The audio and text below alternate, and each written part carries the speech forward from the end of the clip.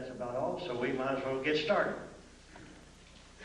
Robin Quayle and I last year about this time, and Sherry McCord sitting over here, with three of us brought Bill in last February, had a real good turnout, and we decided to do it again this year.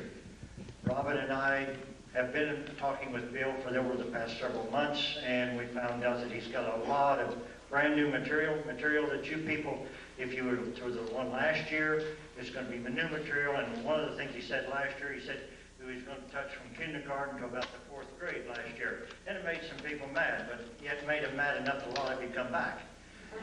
Now, this year, he told me the other night, he said we're going to hit from about the 7th grade to the 10th grade, so we're into junior high.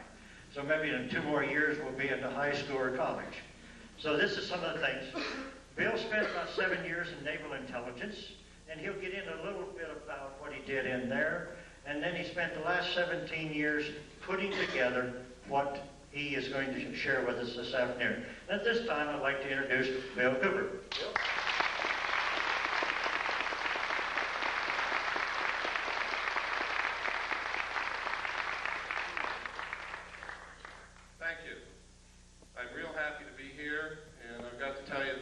Hospitality is wonderful. When they talk about Georgia peaches, they're not kidding. And probably the best breakfasts that you can get anywhere are down south. My mother was from North Carolina, from Charlotte. I was raised on grits and all the good things. And it was funny, I didn't like it much when I was a kid, but now I can't get enough. It seems like we change over the years, and sometimes the poison becomes sweet. What I'm going to talk about today is a lot of how the sweetness has become poison. Just the opposite has been happening. But it doesn't have to be that way. We can change it. I'd like to know how many of you are here from out of state? Good, excellent. We try very hard to notify everybody that we have an address on anywhere around any state that I'm going to be in, and I see that people are appreciating that. So we're not wasting our money on the postage.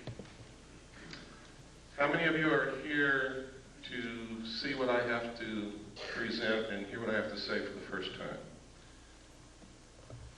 My God, something is working. That's incredible, that's wonderful. How many of you have never seen any tape or heard any audio presentation of mine or been to any of my personal appearances? Okay, that's good. Something is really working. One of the most difficult things about what I talk about is get people to drop their preconceived notions, their preconceived ideas, it can't be happening, this is impossible, Bill Cooper's a nut. Get them to drop those kinds of obstacles and just take a look at the evidence. Because I'm going to tell you right now, I don't want you to believe anything that I tell you today. I don't want you to believe anything that I present to you today. But I do want you to see it. And I do want you to listen, and maybe, just maybe, what I'm all about is just maybe you will see or hear something here today that's going to convince you that something is terribly wrong. And it's going to empower you to become active and help us find out exactly what is wrong and fix it. Because I believe that we don't have too much time left to do this. I hope that I'm wrong. I sincerely hope that I'm wrong. But I have to tell you, ladies and gentlemen, since I have begun telling the world what I know and what I've found in my research, thousands of people have set out to intentionally prove me wrong, to ridicule me, to discredit me, to do all of these things, and no one has succeeded. Everyone who has gone to research the evidence to try and prove that I'm wrong has only succeeded in proving that I'm right. And I have thousands of letters from these people. And they're amazed when they do it. There are people here today who were at my presentation last year who I know didn't believe anything that I told them. They were very skeptical. skeptical and have since become helpers in our crusade because they went out and looked at what's available. Most of the evidence is in the public domain. It's there for anyone to find. That's where I found it. That's not how I got started on it, but that's where I found everything that I'm going to show you today, most of what I'm going to talk about. There is also a lot of deception. There is layer and layer upon layer upon layer of misinformation, disinformation, just plain old ordinary bullshit, and a lot of other things to get in your way. So wading through that can sometimes be difficult. You have to use your gut feeling, you have to use your common sense, you have to dig. But it's important that you learn to do that. For those of you who are here for the first time today, let me give you some background on who I am so that I won't be some mysterious character up here rattling off information, which may or may not be true. I was reared in a military family. My father was a command pilot in the United States Air Force. He is a retired lieutenant colonel. He lives in the state of Texas now. A command pilot means that he literally has flown aircraft for thousands of hours and he's still alive. He started in biplanes and he ended up in jets. When I was a child, I can remember, I think I've scrambled through every airplane that the Air Force and the Army Air Force ever had when I was a child. My dad used to take me out to the flight line to see these planes. I've flown in many of them. I used to eavesdrop on the pilots when they sat around the kitchen table and talked about UFOs and Foo Fighters and dogfights and things that went wrong with their airplanes and everything that you can think of, until they would get sick of me and my brother and sister and send us out in the yard to play. And then we would play what we heard. When I left home, also I was reared all over the world. We lived on Air Force bases in foreign countries. When I left home, I went in the Air Force. I was in the Strategic Air Command. I worked on B-52 bombers, KC-135 refueling aircraft, and Minuteman missiles as an aircraft and missile hydraulic technician. In the Air Force, of course, you have to understand I was a young man at that time. Went in when I was 18. I spent 4 years in. I got out when I was 22. And I met sergeants, people who were over me, but who I became friends with, who sometimes after about 10 or 12 beers would begin to tell me the most incredible stories that I'd ever heard in my life about having participated in teams of Air Force personnel who recovered crashed extraterrestrial spacecraft. Now you gotta understand, if they'd already had 10 or 12 beers, so had I. That's the first thing you've got to know. Second, you have to understand that after 10 or 12 beers at the age of 21, I wasn't interested in extraterrestrial crashed spacecraft. I was interested at the girl, and the girl at the other end of the bar. So I didn't pay too much attention to all of this, and you could never get these guys to talk about it when they were sober, and you still can't today. And in fact, today it's much more difficult because they have means that they have perfected of mind control and memory erasure, to where now some people who work in very top secret projects don't even know what they work on. They know that they go to work in the morning, they get off of work and go home, they don't remember anything that they did all day. The technology for this is well documented, it's in the public domain also, and it's one way that they've figured out how to keep projects secret. If you don't believe that the military can keep things secret, consider this. You just recently heard of the stealth fighter for the first time. This is 1991. I think the first mention of it publicly was in 1990. Did anyone hear of the stealth fighter before 1990? What year did you hear? Early 80s. Early 80s? Would anybody like to venture a guess on when the first flight of the stealth fighter took place?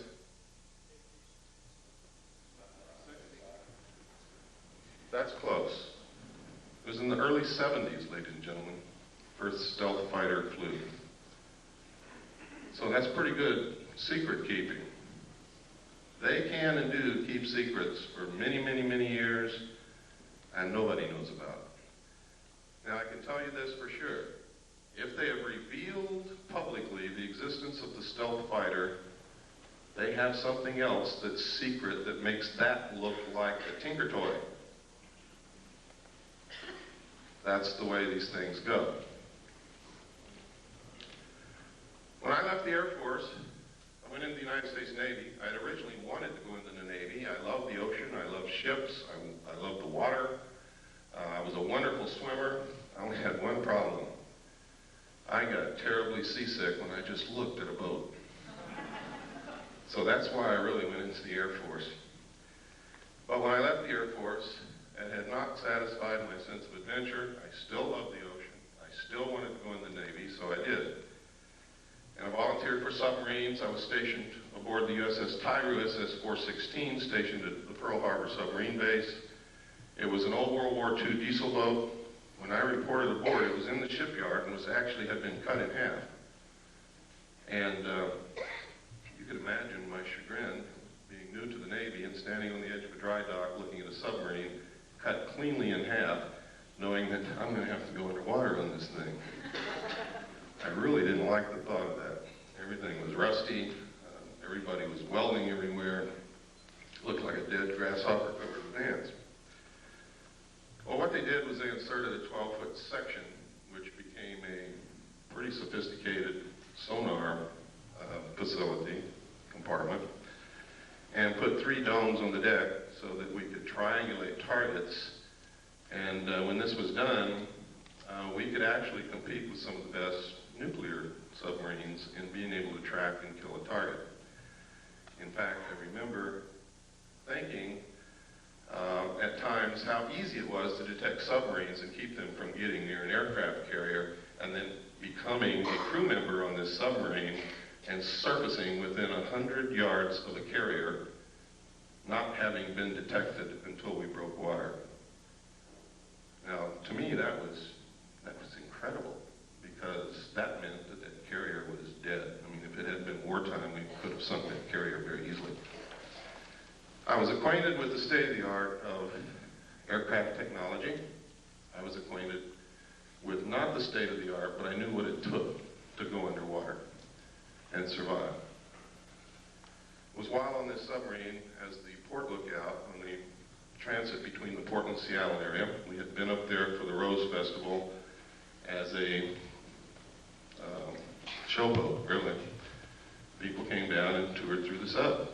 And we met a lot of girls and had some really neat dates, and then we left. And about 1/3 of the way back from the Portland, Seattle area to Pearl Harbor, I was the port lookout. We were on the surface doing about 10 knots when off the port bow, I saw, and I was the only one that saw it, a huge flying disc the size of an aircraft carrier come up out of the water, tumble on its axis, and disappear into the clouds. Well, needless to say, I was stunned, literally speechless. I started to say something, but couldn't talk. Nobody else had seen it, and I knew that they weren't about to believe what I had seen if I told them. And it scared me a little bit too, because I had never believed in these things, even though I had heard stories about them all my life. And I didn't see your little run-of-the-mill 30-foot flying saucer. I saw something as big as an aircraft carrier. But I had a duty to report this because it could have meant a danger to the vessel. My duty was to the vessel and to the crew. But I wasn't about to tell the officer of the deck that I'd seen the flying saucer. So I told him, his name was Ensign Ball, I told him that I had seen something off the port bow at a relative bearing of approximately 15 degrees. Would he help me find it because I've lost it? And you work that way on the bridge of a ship. You work as a team. Everybody helps everybody else out. Since the lookout can't leave his station, officers very often bring them coffee. Well, he looked over there, and the starboard lookout had also heard what I said, and he looked over there too. And I was turning around to look back again, bringing my binoculars up, when the same craft, or another one exactly like it, I don't know which to this day, came back down out of the clouds, tumbled again on its axis, and the most incredible thing happened. There was no splash. It was as if the ocean opened up ahead of it, and then it went into the hole which closed behind it. Now this sounds incredible.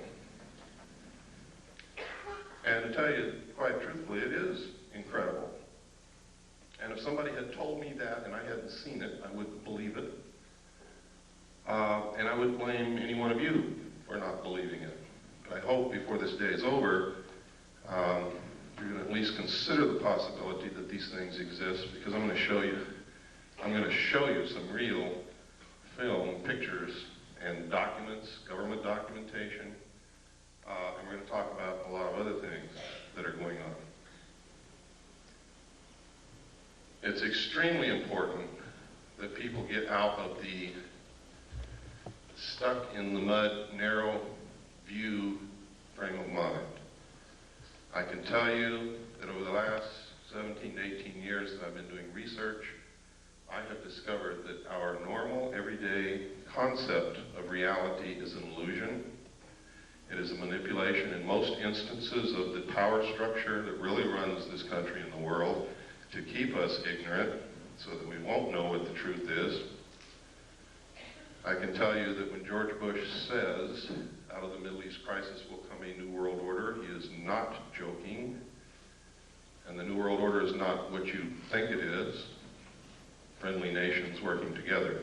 It's going to be a one world, totalitarian, socialist government.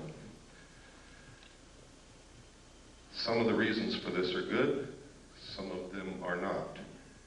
I can tell you that there is a hidden secret technology that is astounding, resembles nothing less than sheer magic, would literally set us free, enable us to cure most diseases, if not all, give us probably a source of, if not free energy, very close to free energy, very inexpensive energy, which we need very badly. And I'm going to talk to you why these things are being hidden, when this all came about, and try to give you a basic understanding of what's going on. All of it's covered in my book, which you may or may not have seen. The name of the book is Behold a Pale Horse. This book has more suppressed information printed in it than any other book that's ever been printed in the history of the world, I can guarantee you. And if they don't succeed in suppressing it, a lot of people's eyes are going to be wide open when they read it. Everything that I have found, I document. So it's not a question of deciding whether or not to believe me, it's a question of whether or not you can accept those documents as proof. Someone once said you can put 10 tons of proof in front of people. If they're not ready to accept an idea, they will not accept the proof. No amount of evidence will suffice to prove anything. It is the jury that will decide. And you are the jury. Smart people know that.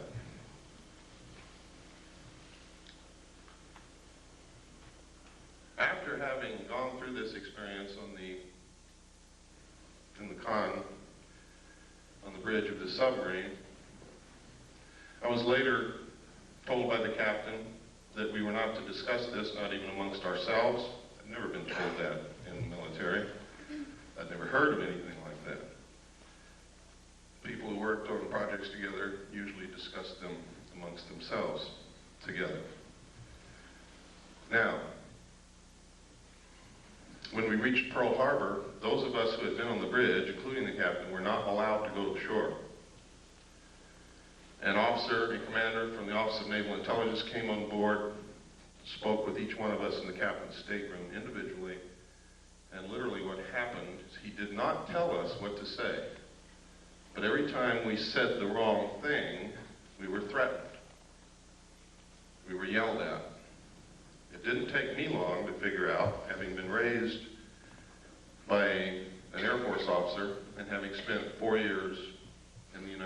Air Force what this man wanted to hear. So I told him what he wanted to hear. Sir, I didn't see anything. I want to get the hell out of here real quick. Please, let's get this over with. That pleased him. I then was given several pieces of paper to read, which literally all said basically the same thing using different words. They were different rules, regulations, and laws governing the safeguard of information pertaining to the national security. And then I had to sign a security oath saying that I would never talk about what it was that I had just told this gentleman that I had not seen.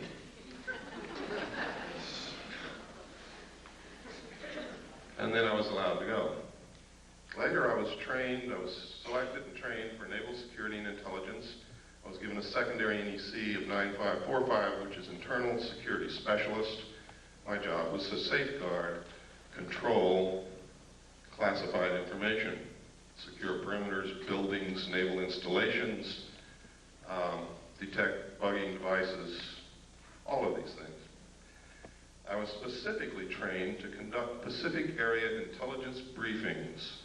And then after all this training, I was sent to Vietnam and made a patrol boat captain for Naval Security and Intelligence. I was attached to Camp Carter, which was the headquarters of Naval Intelligence and I Corps. I was then sent to a division of Naval Intelligence, which was the Da Nang Harbor Patrol. I was given a crew, a patrol boat, and a lot of weapons and ammunition, and they turned me loose. And that was crazy, because I was a young man that didn't know what the hell I was doing. But I did okay, thank God. Some others didn't. Later, I was transferred up to the Dong Ha River Security Group, which was another division of Camp Carter Naval Intelligence. And my job there was to patrol the river, make friends with the people along the banks, gather intelligence, and maintain the safety and security of the river. That river was at the DMZ. It's the Takan River. The base camp was Qua Viet at the mouth of the river on the southern bank. And it was a major supply route for supplies that went to Khe Sanh, which was under siege. While there, I learned that there was significant UFO activity in Vietnam, a lot of it. Why? I don't know. There were rumors flying everywhere. We heard stories of enemy troops firing at UFOs, our side firing at UFOs, UFOs flashing back with blue lights that did crazy things, the same things that you hear happening today. I know of one instance for a fact that after UFOs hovered above a South Vietnamese village all night, the next morning there was not a living soul in that village. Don't ask me where they went because I haven't got the slightest idea. But it's incredible. We were told that any UFO information that we sent in dispatches, messages, or discussed over the radio, we were to use the code word enemy helicopter activity. And that's what we did. The enemy had no helicopters in Vietnam, period. So anything you see in the history of Vietnam that refers to enemy helicopter activity is in fact referring to UFO activity, unidentified flying objects. When I left Vietnam, I was sent to the USS Charles Berry DE-1035 for a short period with NIS Naval Investigative Service to conduct an investigation on board that vessel. 3 months later, I left, was transferred to the staff of the Commander-in-Chief of the United States Pacific Fleet, who at that time was Admiral Bernard Clary, and was specifically attached to his intelligence briefing team. I also stood watches. In the Navy, you have a primary job. Some people don't know this, so let me explain it. In the Navy, you have a primary job, which you do. You also have to stand additional duty, which is called watches in the Navy. My watch station was Petty Officer of the Watch in the Command Center, which meant I was the senior enlisted man in the Command Center, in charge of the Command Center and the information. I was also the designated speak-out operator, which meant top secret, crypto, communications that came in under a specialized, compartmentalized category. I was the only one on watch who was allowed to handle that information and direct it to the specific place where it was to go. Now, normally these things are handled by radio men and communications technicians in a communications center. But in a command center where they have to have information instantly, everything that goes to the communications center also comes to the command center, so that there is not a delay in important information, urgent information getting to the right people who have to make command decisions. It was there that I saw documentation that I have to tell you right now could have been shown to me or given to me, or I could have been put in that position in order to see these documents so that I would specifically talk about them later. I'll tell you why in just a few moments that might have occurred. I don't believe that's the case. I believe that the information that I saw was real, was accurate, and is occurring. The documents stated that extraterrestrials were real, that UFOs were piloted by them and had been visiting this Earth for many, many thousands of years, that there was a project called Aquarius that had researched this history and compiled the history from written human records, starting with the ancient tablets left by the Sumerians, the Assyrians, the Mesopotamians, the Egyptians, right up to modern times. These documents were quite thorough and very convincing, believe me. There was documentation that the United States had actually recovered crashed alien craft. The first one occurred near a small town called Roswell, New Mexico in 1947. The crash site actually covered 2 locations. One location was on a ranch belonging to a Mr. Brazel. The other location was approximately 60 miles from there, where the main bulk of the craft had come down, from which they had removed 3 dead alien bodies. I saw photographs of these bodies, I saw photographs of the autopsies, and I saw photographs of the internal organs of these beings. It stated that in 1949 another crash had occurred, also in New Mexico, from which they had recovered more bodies, and that they had found 1 live alien creature wandering in the desert. Now you have to understand, just because I saw these documents doesn't mean that all of this actually occurred. These could have been presented to me to make me believe that this had occurred. It stated that they had kept this live alien in captivity until June the 2nd, 1952, at which time he died of unknown causes. They instituted a project called Sigma to attempt to contact the race that this being belonged to. Sigma evolved into the National Security Agency. That eventually contact was made. Landings occurred, communication took place, an alliance was agreed upon. This actually was supposedly happened at Muroc, which is now known as Edwards Air Force Base in California, in 1954. President Eisenhower was on vacation at that time in Palm Springs. During this time, you can see by reading the newspapers that he disappeared. The newspapers went crazy. Reporters were combing the countryside looking for the president. They were told that he had suffered a toothache and was flown by helicopter to a dentist. Well, this was not true. The true place where he was taken was Muroc, Edwards Air Force Base. The base was closed. This is also on record for 3 days. No one could go in, no one could come out. There are witness accounts that say 3 unidentified flying objects flew over Edwards Air Force Base and landed. We have a letter, which I'm going to show you later, from a Mr. Gerald Blight, who states that he was there when President Eisenhower was there. He saw the ships, he saw these creatures. And that's just the beginning, but I'm not going to go much farther than that. Right now, we're going to get into some documentation so that your disbelief can start to see that this is not as incredible as it sounds. And I know what some of you must be sitting there thinking. It wasn't too long ago I should have been thinking the same thing. Now, over the years, if this is real, it's been suppressed and covered up and hidden for very good reasons in the beginning. Reasons that don't stand up now. Reasons that have resulted in criminal activity, in erosion of the Constitution, in all kinds of things.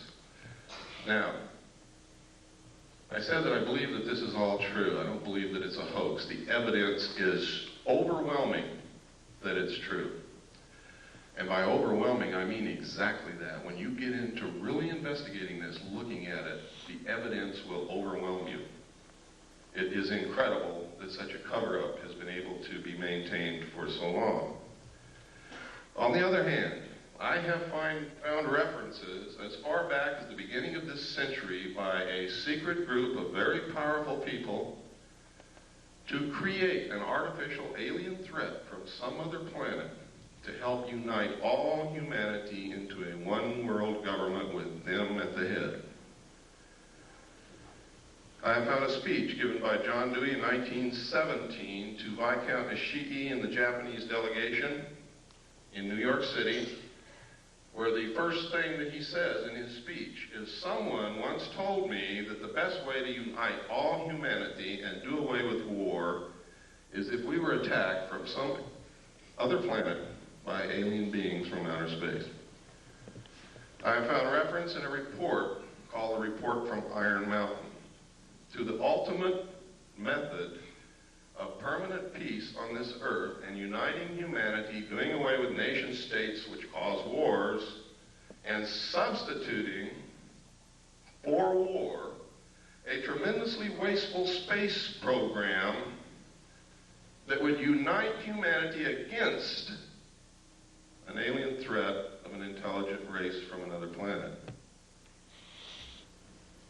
Now, I didn't know all this when I saw these papers back between 1970 and 1973 and the photographs and the records that I saw. This information came out during my research over the last 18 years. So it's something that has to be considered. I have to tell you that the intelligence communities, the powerful people in this world, have the capabilities to do this, to perpetrate such a hoax. They can do it. They have methods and ways to make us believe damn near anything they want to. But I will tell you this. The only question is whether extraterrestrials are real or not. There is no question whatsoever about the craft. The craft are real. They've been seen by millions of people all over the world. Credible people, military people, doctors, lawyers, bag ladies, elevator repairmen, people who work in grocery stores, heads of colleges, politicians, Jimmy Carter, Ronald Reagan, and many others. Now, Jimmy Carter said he saw a UFO before he was elected president. Now, if he's not credible, why did you elect him?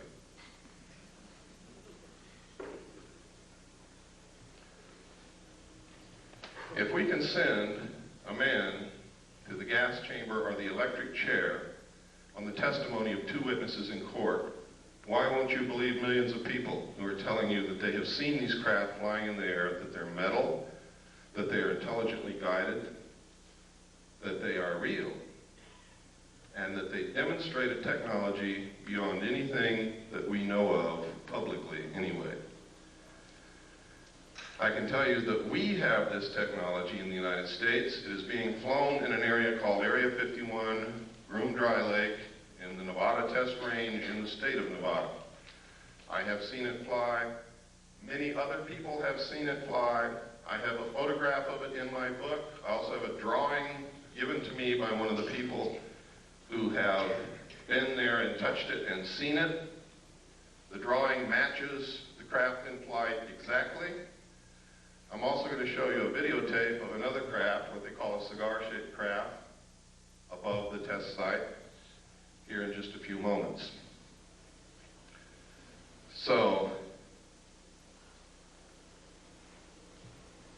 when you hear people talking about secret weapons, when you see the stealth fighter unveiled, what they have behind it in the wings, that you too can also go see, by the way, in Nevada, if you have the money and the time to go out there and stand in the desert all night. If you look toward Groom Lake, between sunset and sunrise on any given night, you can watch them test fly these craft. But you have to be prepared to stay there 2 or 3 nights because they don't always fly every single night. Now, at this time, to show you that I'm not so far out in left field that you could turn it off, I'm going to show you a tape now, and this tape is going to prove to you that the government's been lying to you for a lot of years. Now, when I say the government, I don't mean our constitutionally authorized and legal and lawful government. I mean the men who have infiltrated our government over the years and who are controlling it, subverting it toward their own end. Have been lying to us. Our government hadn't had a chance to work over the last 40 years. And you're going to see why. What I'm going to show you is a tape of the Kennedy assassination. It's not a tape that you've ever seen before. I hope you will pardon the editing because I'm not a professional editor and I have to do this at home because I cannot let this tape out of my possession because that would be totally irresponsible and it would probably disappear. Keep your eyes on the driver of the car. Do not watch Kennedy. Don't look around at the scenery. Keep your eyes on the driver of the car. That's important. They have always known who killed Kennedy, and they have covered it up for all these years.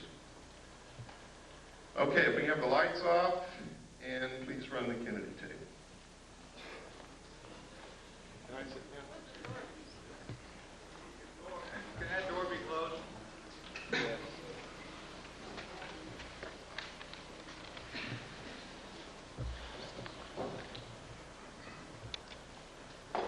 None.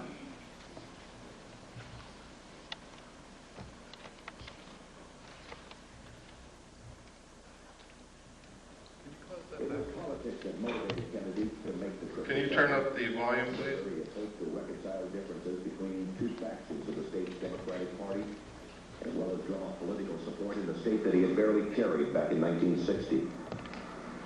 Kennedy, in fact, had felt the visit to be so crucial to his re-election chances that he persuaded his wife, Jacqueline, to accompany him. The first day of the trip, which included visits to Houston and San Antonio on November 21st, had been very successful. Despite his mediocre rating in the latest Gallup poll, overwhelming and enthusiastic crowds greeted the President and the First Lady at every stop along the tour.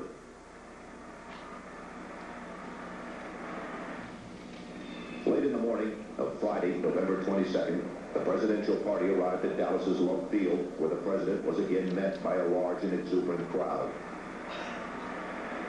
After taking time out to shake hands, the Kennedys, along with Texas Governor John Connally and his wife Nellie, stepped into a waiting limousine which would take them through the downtown district on the way to the city's Trade Mart, where the president was to give a luncheon speech. As the motorcade made its way through the streets of Dallas, it was obvious that Kennedy's trip was a tremendous success.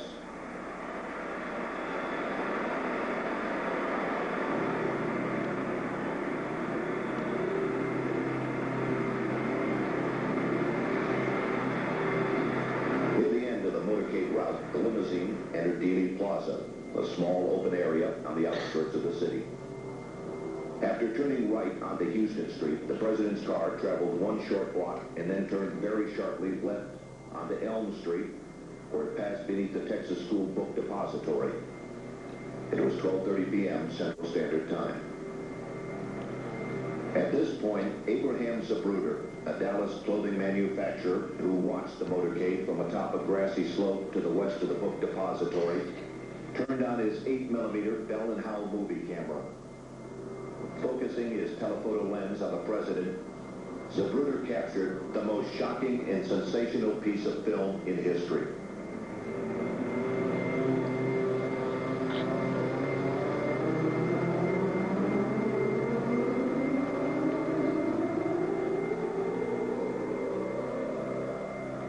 Motorcade in Dallas on November 22nd, 1963. As the presidential car passes behind the freeway sign, President Kennedy is struck in the throat by a bullet that was fired from the grassy knoll. As he's grasping his throat to John Connally, turning around to his right, he at that point is struck. You notice the passenger of the car turning back to see what has happened to the president. As he turns back to the front, the driver of the car turns with his left arm over his right shoulder with a pistol and fires. You see the 45 caliber nickel-plated automatic weapon in his left hand. He's firing over his right shoulder. You see it in relief. You see his head pointing backwards towards the president.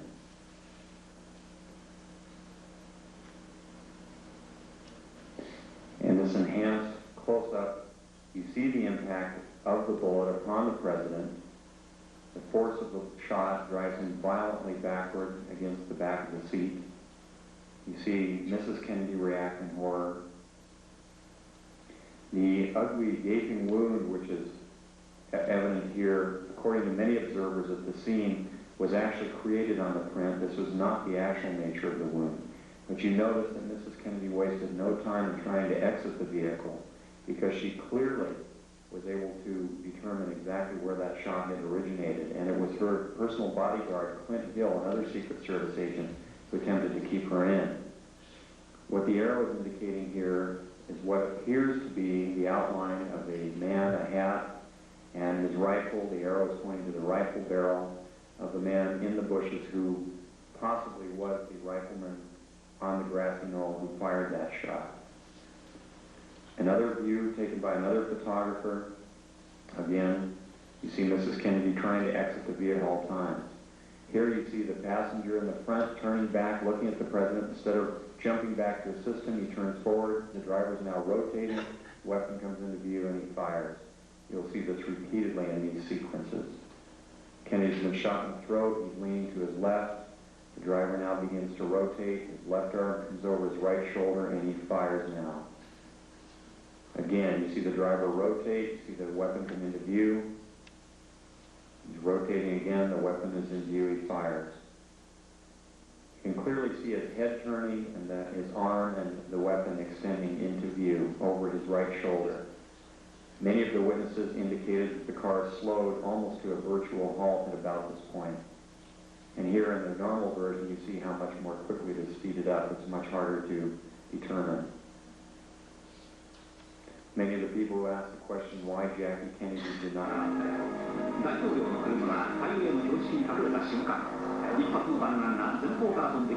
This is the same film that we sent to Japan to have a computer analyzed. The Japanese concurred. They said that I was absolutely right in the outline of what they found from the computer analysis. They also gave us a very clear, beautiful color cut that you will see following it.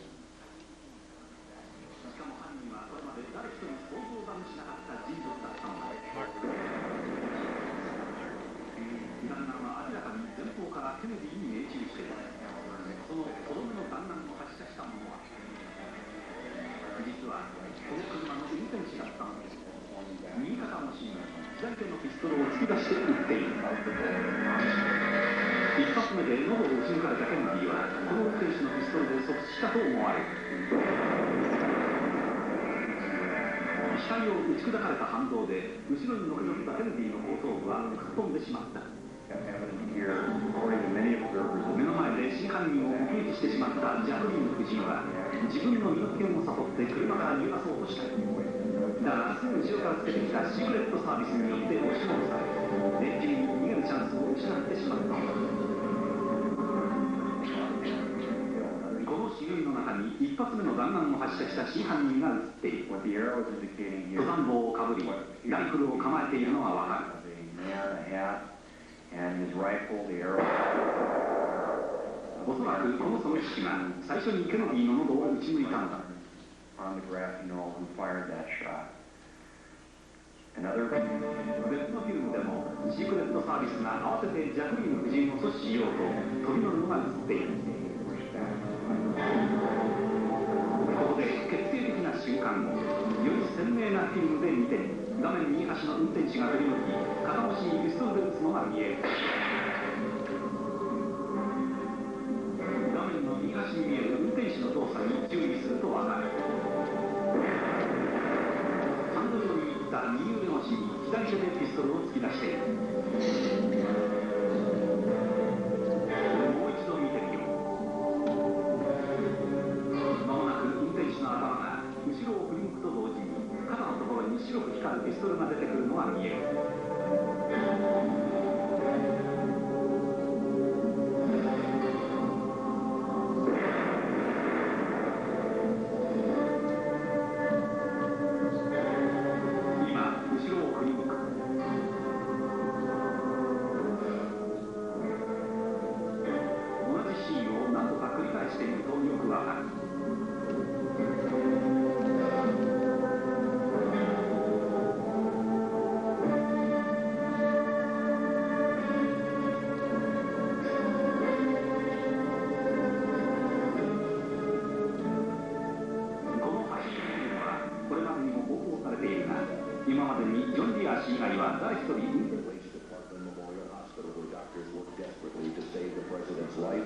and to care for Governor Conley, who was also seriously injured in the shooting.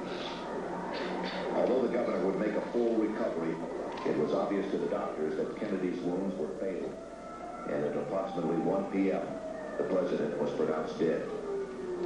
Forth from this time and place to friend and foe alike, that the torch has been passed to a new generation of Americans born in this century, tempered by war, disciplined by a hard and bitter peace, proud of our ancient heritage, and unwilling to witness or permit the slow undoing of those human rights to which this nation has always been committed and to which we are committed today at home and around the world.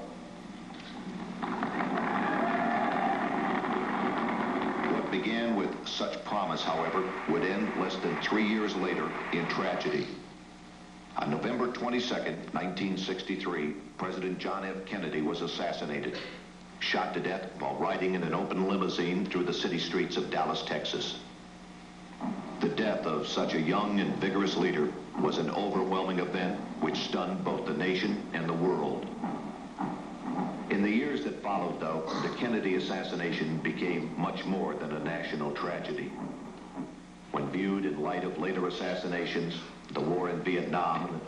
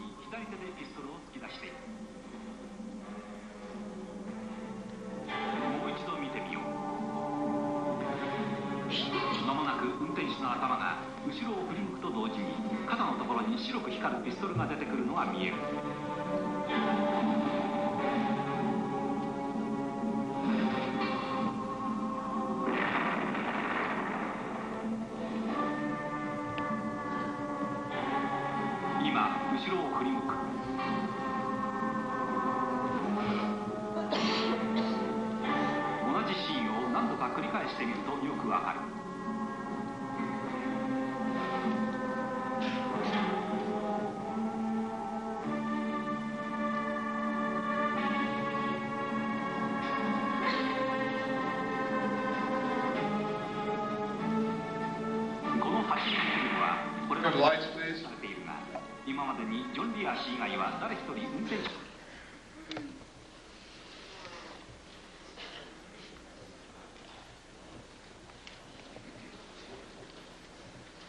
While I was with the Office of Naval Intelligence attached to the Commander-in-Chief of the United States Pacific Fleet staff, I saw documents that stated with no hesitation whatsoever, with clear understanding, that President Kennedy was killed by William Greer, the Secret Service agent driving his limousine in the motorcade.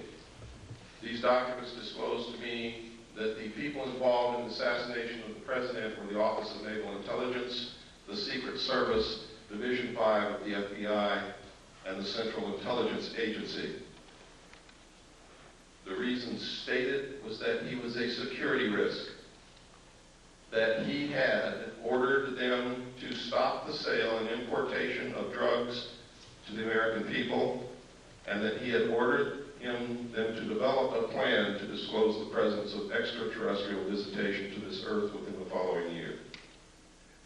He had also ordered a printing of legally constitutional silver-backed money, which is not in the best interest of the world bankers or the power structure or the Federal Reserve, which is not an agency of the federal government, but is a private corporation run, and the stock is held and owned by bankers, most of whom are European bankers controlled by the House of Rothschild. They pay no taxes on the national debt that we pay them and the money that they earn from the interest. So they were dead set against the printing of this money. Kennedy had also discovered what the CIA had been doing for many years. You see, being president, you get to open a lot of drawers that nobody usually gets to open. And he had informed the CIA that he had intended, and he said this publicly, by the way, that he intended to disband the CIA and scatter it in 1,000 different directions. So you see, he made some pretty big enemies. And there were some pretty powerful people who thought that he needed to be killed. Many of you saw this and found this out for the first time today. How many of you are upset by this? I am. I have been ever since I saw those documents. I've been terribly upset. In fact, in my book, I enclose parts of my service record in the appendix. You can see the exact day that I found out that the Office of Naval Intelligence was involved in the assassination of President Kennedy. I went over the hill with no intention of coming back. It was my good friend Robert Swan who talked me into returning so that I can do what I'm doing today. He said, "Bill, you can't help anybody if you're in jail, and that's where you're going if you don't go back." So I went back after 8 days. But you can see the exact day in 1971 when I saw the document that told me who killed President Kennedy. Let's take about a 5-minute break. Let's take a 10-minute break.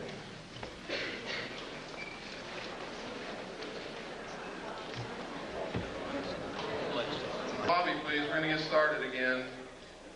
I'm going to show a videotape of a UFO. You're not going to want to miss this because it's extremely rare footage of what they call a mothership, a cigar-shaped craft.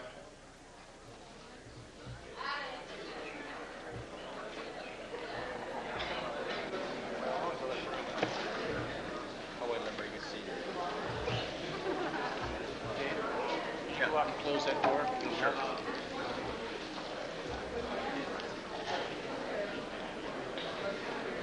I meant to say this in the beginning, but forgot all about it. For those of you who have ordered my book, all the paperback books that were ordered have been sent. They've been sent for over a week. So if you ordered it and haven't got it, it's probably in your mailbox right this moment waiting for you to come home, or will be there in the next couple of days. The hardback books are printed, but they are not bound yet. They will not be sent for another 2 weeks.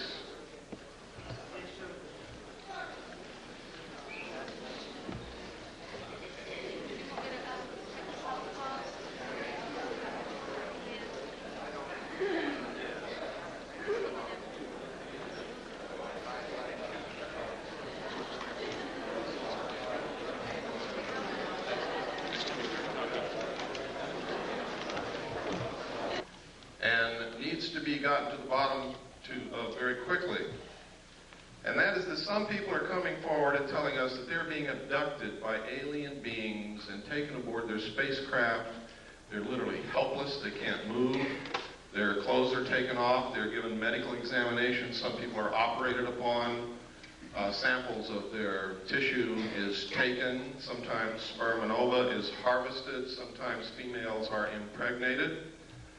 It's all medical fact that these things are happening. It is not a joke. The only question is, was it really aliens and were they really taken into a spacecraft, or did something else happen and this is a planted story that's been put in their mind to disguise it? You see, this is a classic thing that they do in brainwashing. If they want to cover something up, they just put a different memory in your mind. Now that sounds difficult, sounds impossible, but if you go read the books that have been published by people who have participated in mind control experimentation, and the documents that have been released under the Freedom of Information Act, this is not a joke. They can do it, have done it, and will do it again in the future. Now, if this is a hoax, if it's the biggest hoax that's ever been perpetrated in the history of the world in order to create an alien threat from outer space in the consciousness of humanity so that we'll accept the elimination of the sovereignty of nations, the destruction of our Constitution, and will accept a one-world government wherein we may not have the freedoms that we have now in order to face this alien threat together as one humanity. If it's a hoax, that means we're being manipulated on the grandest scale in history, that people are being hurt, that their minds are being screwed with. And if this is happening, we have to find out if it's really happening. We have to be able to gather enough facts to prove it, and we've got to stop it. If, on the other hand, these are really extraterrestrials that are doing these things, we have to find out why. Because these people are being implanted with very small devices, about the size of a small BB, that are literally microchips in the brain.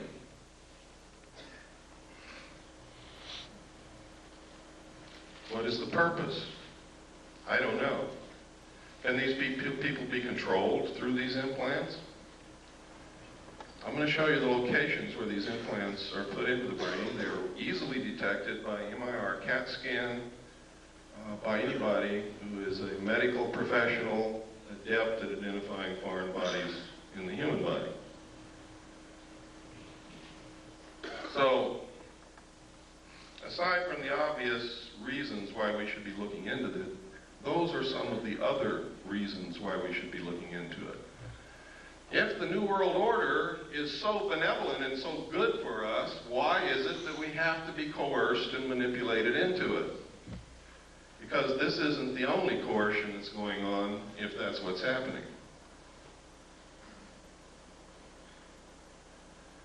Now I'm going to preface what I'm going to say next, because I'm going to talk about the war in the Middle East for a few minutes. I'm going to preface what I'm going to say next with this statement.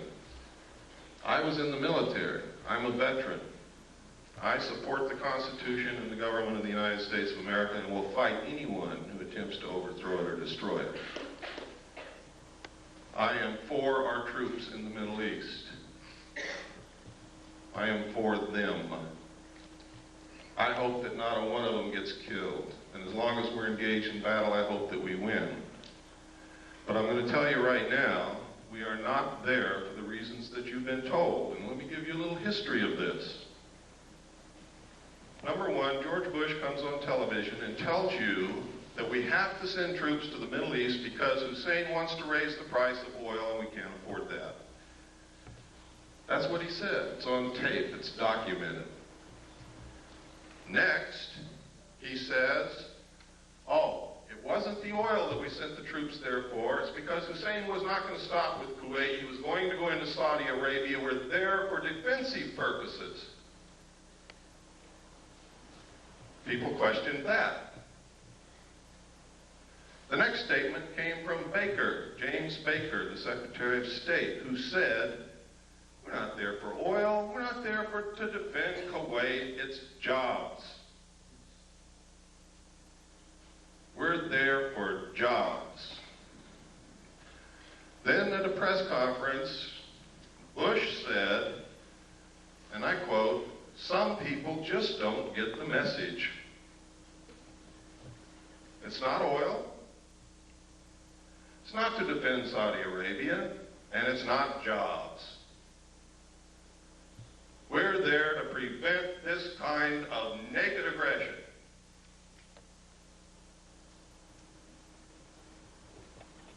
Now, I submit to you that if the President of the United States and the Secretary of State don't know why the hell we're there and they change their mind every minute, that none of the above is true.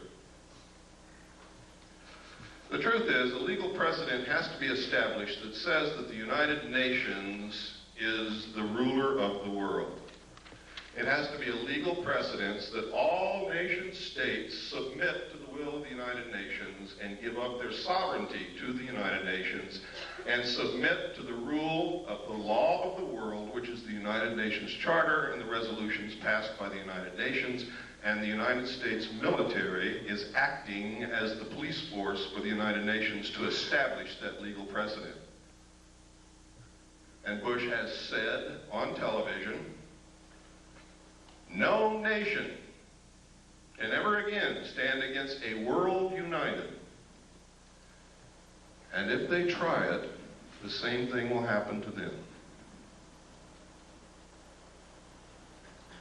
Margaret Thatcher was the last world leader who was opposed to the one world government.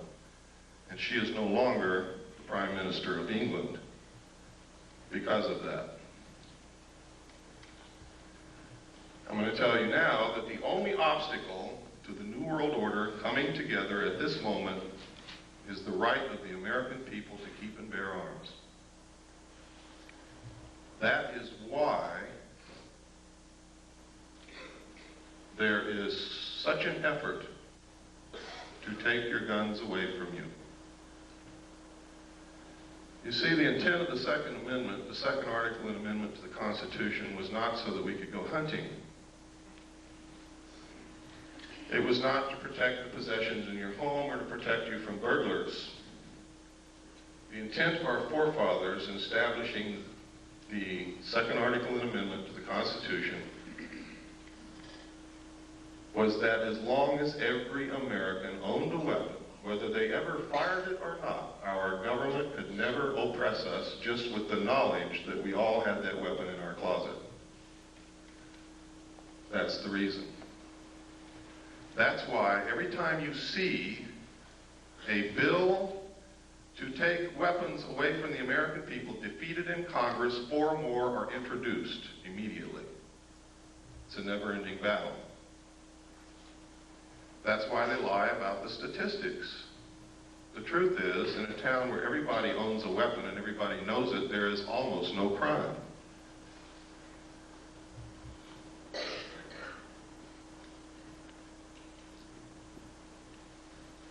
I'm going to show you this next videotape while you're thinking about that, to show you that these craft do in fact exist. This was taken above the Nevada test site. This is what's called a cigar-shaped craft. They are very large. They're also called motherships. Every time they're seen, except in this photograph, usually you see other smaller craft exiting and entering these craft, like scout ships or something. I don't know what you would call it. But it's absolutely incredible. This piece of footage you're going to see is so rare. I've only seen one other piece of film footage on this particular type of vehicle, and it wasn't even 1/3 as good as what you're going to see here. So what you're going to see is extremely rare, and you'll probably be a long time before you ever see any footage like this again. It's very difficult to get. Go ahead, there's no sound.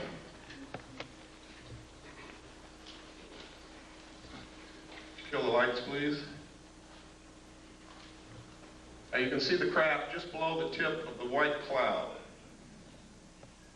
And if you watch, it's going to move from right to left and then turn into the clouds and disappear.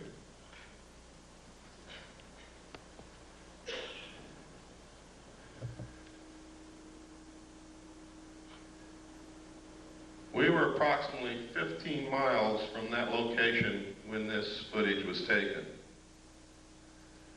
Which means that what you're looking at there is approximately 2 to 3 miles in length.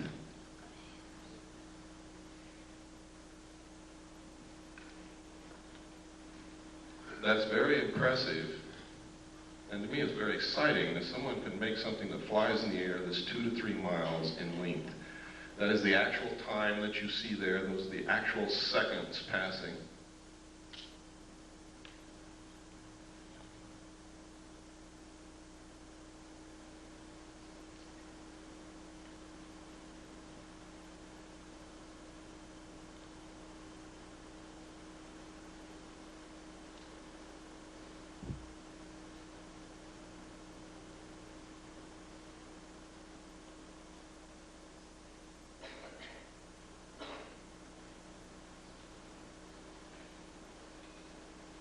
And it's almost gone now. Now it's into the cloud bank. You can stop the tape.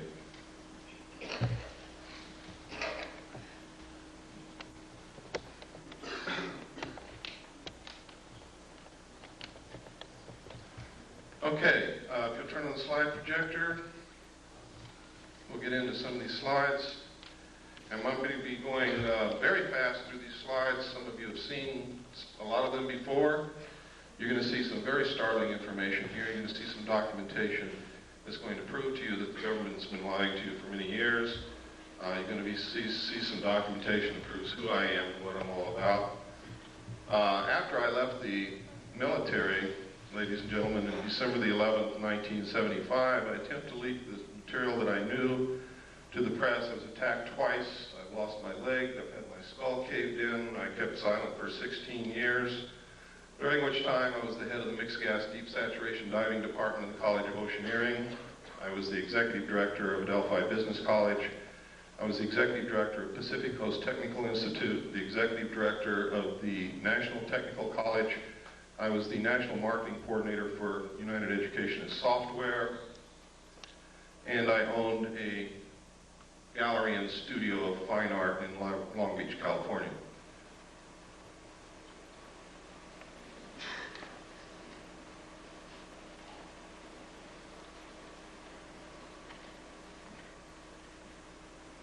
Is it on? It's on. Maybe just go forward one.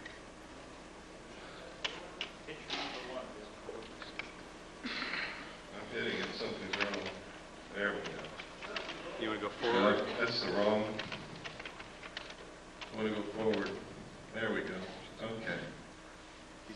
This is a letter from Jim Joyner, who's the head of the Mixed Gas Deep Saturation Diving Department of the College of Oceaneering. And basically what he's saying in this letter is I worked for him, I was the head of the department, I was an instructor, and I'm a good guy.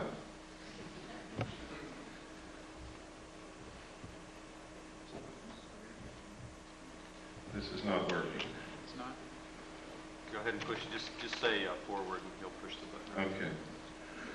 This is a piece of research that was done by Bob Exler. In his own research, he verified something that I had not told anybody, and that was that when I was with the Commander-in-Chief of the United States Pacific Fleet, I worked directly under Bobby Ray Inman. He verified all of this, verifies that I was there, and that I had reported seeing UFO-related documents under that command. And it goes through to outline Bobby Ray Inman's career path, which is incredible. He believes that Bobby Ray Inman is very much connected with the cover-up group, is one of those in the know, knows everything about the alien situation. Born April 4th, 1931, graduated from college at the age of 19 with a BA from the University of Texas in 1950. He entered the United States Navy in 1952, advancing to the rank of Admiral in 1981. 20 years after entering the Navy, he graduated from the National War College in 1972. He was the assistant to the Naval Attaché in Stockholm from 65 to 67, and no records are available for his service assignments from 68 through 71. From 72 to 74, he was assistant to the Chief of Staff of Intelligence Office of the Commander of the Pacific Fleet. Inman was the director of Naval Intelligence from 1974 to 1976 before moving on to become the vice director of the Defense Intelligence Agency. You can see what he did? I mean, he skipped over some pretty senior people, and he's going right straight to the top. And only people who are considered to be of the inner circle do that. He became the director of the National Security Agency in 1977, holding that post until 1981 when he attained the rank of admiral and became the deputy director of the Central Intelligence Agency. He retired from government service in 1982 and became the CEO for MCC. Remember what I was telling you about implants? Microelectronics and Computer Technology Corporation. MCC is a private sector joint venture supported by and share funded by the government and corporate shareholders. The venture was motivated by the Japanese fifth generation artificial intelligence computer project. Yes, next. This is a letter from Bob. Remember I told you Bob Swan was the one who talked me into going back after I went AWOL. Later, I got married on June the 2nd, 1972. On June the 1st, 1972, I sat down with Bob and a bottle of scotch and I told him everything I knew and gave him a set of documents to prove it. Bob acknowledges that conversation in this letter. He acknowledges what I told him about alien installations on the moon, about the Kennedy assassination, about the fact that I gave him documents that were highly classified, and he says that he doesn't know what happened to them, he doesn't have them anymore, and it's exactly what he should say. Next.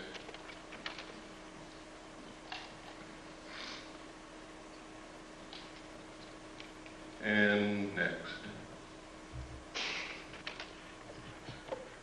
This is a document known as the Eisenhower Briefing Document. It was brought out by a research team of Moore, Chandray, and Friedman.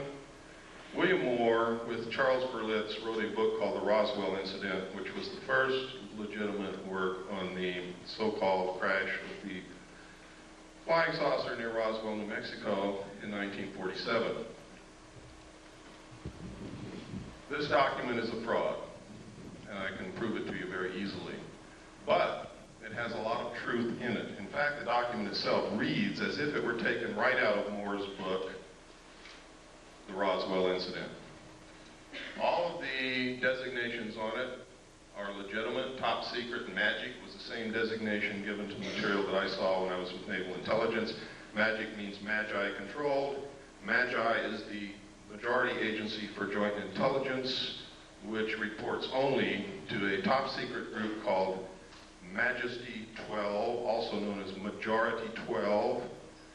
It is made up of 19 members. There are 6 from government, 6 from the Executive Committee on the Council on Foreign Relations, 6 from the Jason Scientific Group administered by the MITRE Corporation and Dr. Edward Teller. This briefing document calls it Operation Majestic 12. The documents that I saw said that it was Operation Majority. Also, look at the date, 18 November 1952. Eisenhower was not yet president, and if this is truly one of the highest held secrets in this country, he would never have been exposed to this information until he actually took the oath of president. He was not even in government service at the time he was elected. He was the president of a college. Next, please. I can tell you that of those listed there, those names, Admiral Roscoe Hillenkoetter was the director of the CIA when this group was supposedly formed. If in fact it was formed at that time, he would have definitely been a member. Secretary James B. Forrestal, according to the documentation that I saw, was a member and was the man responsible for the operation of the recovery of the craft at Roswell, New Mexico. And it is really his story that is outlined in Whitley Strieber's book called Majestic. The main character in that book was an abductee, carried the bodies from the crash site to Los Alamos National Laboratory. In the documentation that I saw, that actually did happen at James B. Forrestal. Next slide, please. And next slide. We don't have time to go through every sentence and every paragraph, so I'm just going to hit the major points. Next. Next. On this page, you can see, without any doubt, that this document is a fraud. In enumeration of attachments, you'll see attachment A, special classified executive order number 092447 TS/EO. TS is top secret, EO is executive order. Executive orders are numbered consecutively from president to president, from executive order to executive order, no matter who occupies the White House, for the purpose of continuity and record keeping. Truman wrote executive orders in the 9,000 range. Eisenhower wrote executive orders in the 10,000 range, and so on and so forth. President Nixon wrote in the 11,000 range, and some of the ones that he wrote were actually signed by Carter. This is 92,447. Any way that you look at it, it can only be a date. 09, which would be what month? September the 24th, 1947. Executive orders are not listed by date, they are listed by number. Next slide, please. This is a memorandum for the Secretary of Defense. This also is a fraud. Next slide, please. This is legitimate. This came directly from the National Archives. It is legitimate. One thing that makes it important is it does mention NSC, National Security Council / MJ-12 Special Studies Project. In the documentation that I saw, Majesty 12, also known as Majority 12 for security reasons, where I got the name Majority 12 is that they had to have a majority of 12 votes to carry on any motion or any operation or anything that they wanted to do. If they didn't have 12 votes, they couldn't do it. It was abbreviated MJ-12. I also saw documents that there was a special studies group made up of scientists and prominent people belonging to a secret society called the Jason Society, which actually makes up the core of the Council on Foreign Relations. And under them is a Jason scientific group administered by the MITRE Corporation to study all the facts, lies, evidence, disinformation of the alien question and arrive at what the truth was. It was a 3-year study. Dr. Zbigniew Brzezinski headed the study group for the first 18 months. The second 18 months was headed by Dr. Henry Kissinger. During that time, Dr. Henry Kissinger, this is historical record, wouldn't even speak to anyone. He was gone, get up early, he'd leave, he'd come back very late at night, didn't talk to anybody, didn't care about anybody. He was so engrossed in whatever he was doing that it was like he was living in another world. His wife actually divorced him for this. So it fits. If he was really studying the alien question, I think that's the only thing that I can think of that would engross me so much that I would neglect my wife. Something of such historical and monumental consequence as that. Next slide, please.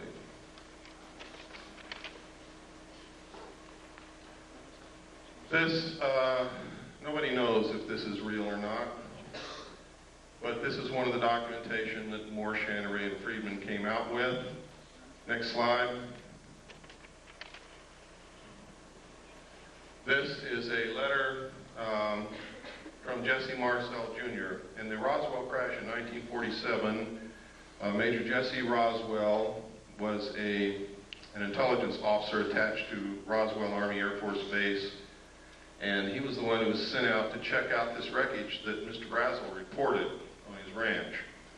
When he got there, he determined that this wasn't anything he'd ever seen before, didn't know what it was, gathered it all up, put it in his car, took it home, showed it to his wife and child that night, and the following morning took it into the base.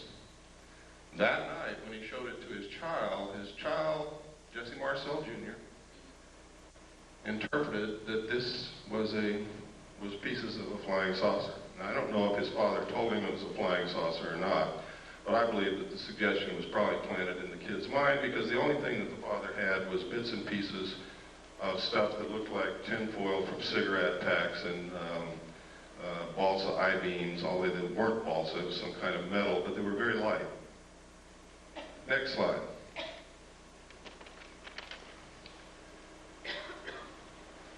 In this letter, he recounts that he saw the pieces and it wasn't the remains of any kind of aircraft that he knew of and that he thought it was a flying saucer. Next slide. This is the results of an interview from Jesse Marcel himself, the father. The father goes through and he makes several interesting points. He said that he was familiar with all air activities and it was not a weather balloon, nor an aircraft, nor a missile. It was something else and we didn't know what it was. There were just fragments strewn all over the area, about 3/4 of a mile long and several hundred feet wide. We proceeded to pick up the parts of whatever it was and load it in the vehicles. It was one thing obvious to me, that whatever it probably exploded above the ground and was strewn over the ground, traveling in a easterly direction, probably northeast to southwest. We filled the vehicles and then proceeded to come back home to Walker Air Force Base, which is now called, or was then called, Roswell Army Air Force Base, where I was stationed, and that's how it was. Now notice that Jesse Marcel, the father, doesn't say that that was a flying saucer. He just says he didn't know what it was. And that's significant, and it's never been pointed out before. Everybody cites this letter as proof that he picked up pieces of a flying saucer, and that's a lie. He doesn't say that anywhere in this interview. Next page, please. And he goes on here, and he talks about the metal and the pieces and what it did. He said they tried to burn it, could not be burned. Would not burn. The same with the parchment we had. The metal was so thin, just like the tinfoil in a pack of cigarette paper. I didn't pay too much attention to that at first until one of the boys came to me and said, you know that metal that was in there?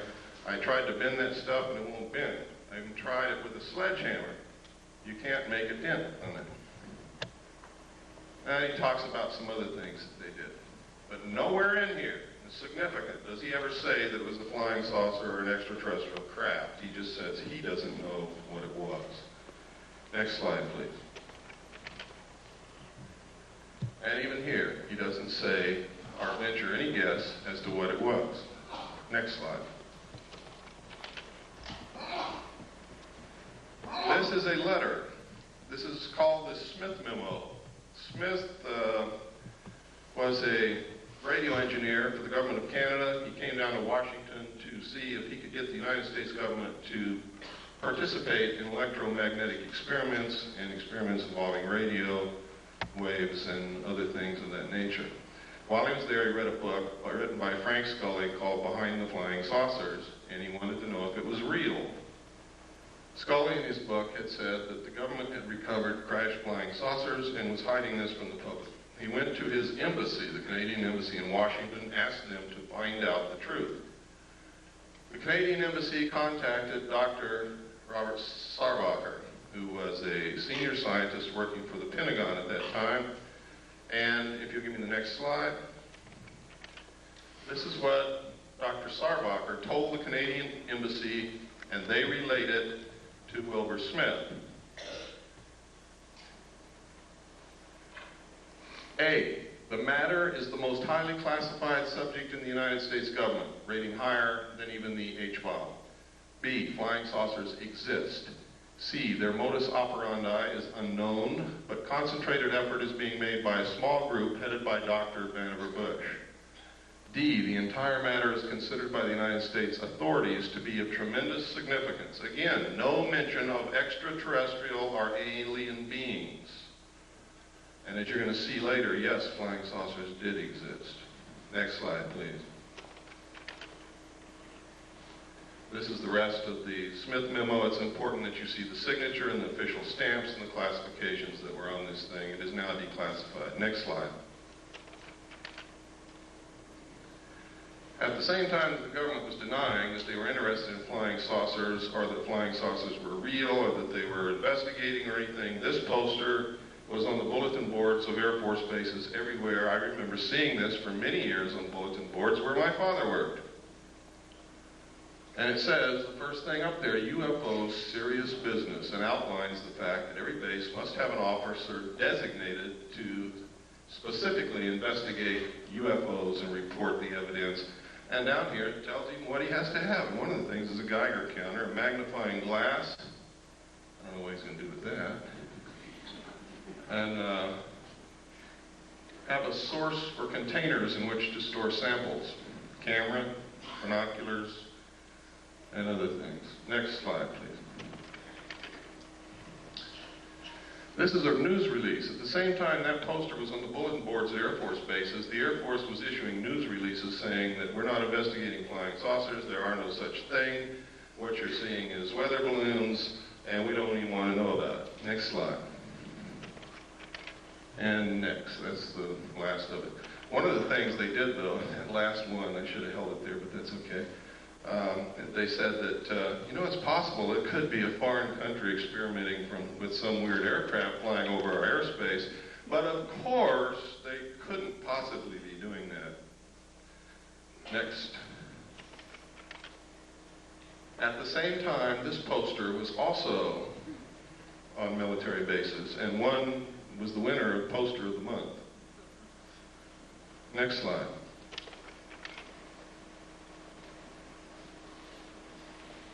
These are cows.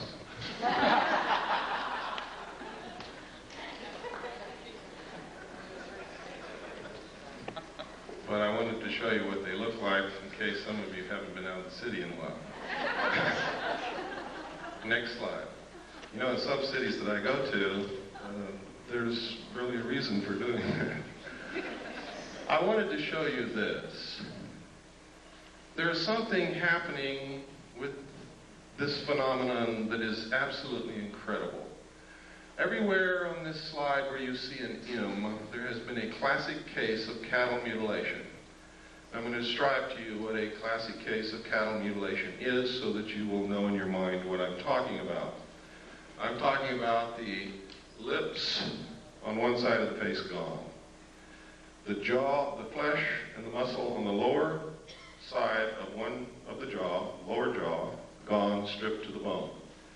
The tongue missing, one eye missing, one ear cored out and missing.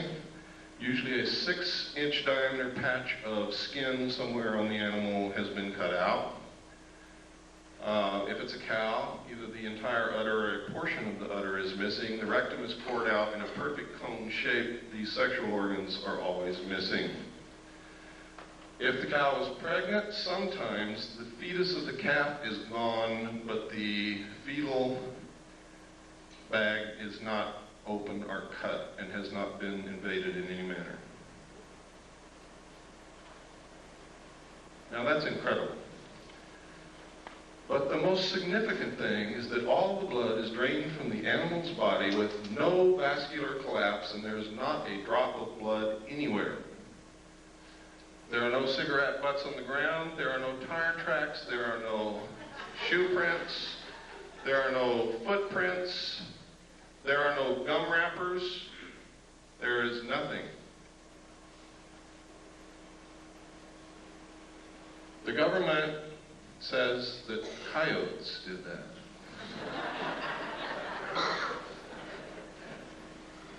Now, I'm not going to pretend that I know who or what it was, but I do know one thing, it wasn't coyotes.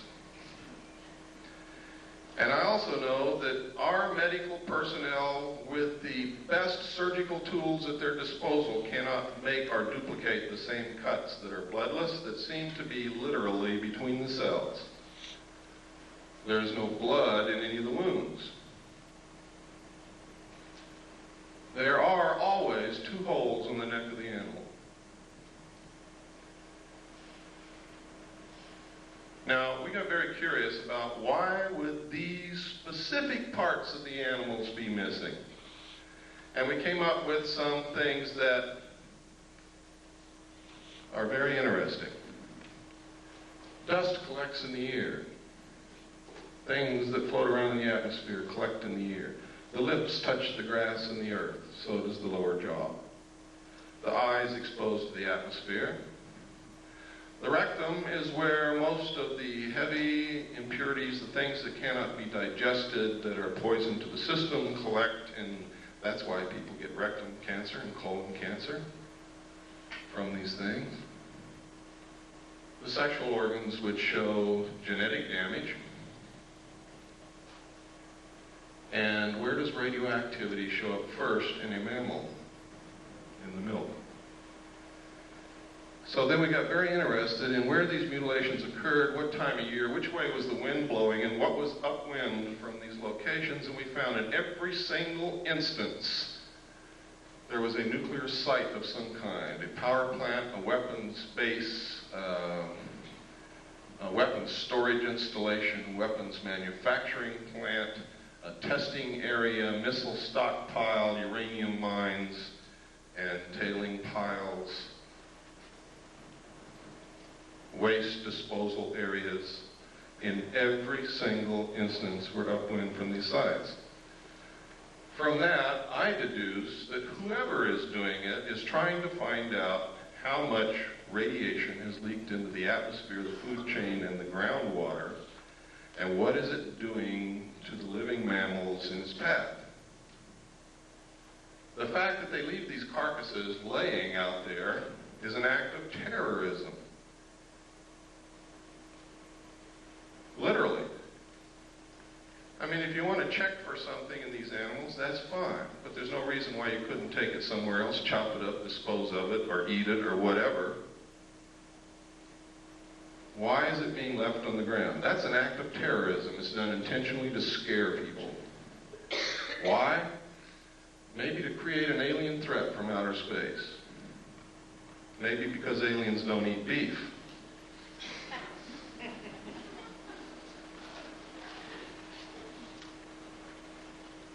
Next slide, please. Sometimes these are seen in the sky over the areas where these things occur. Next.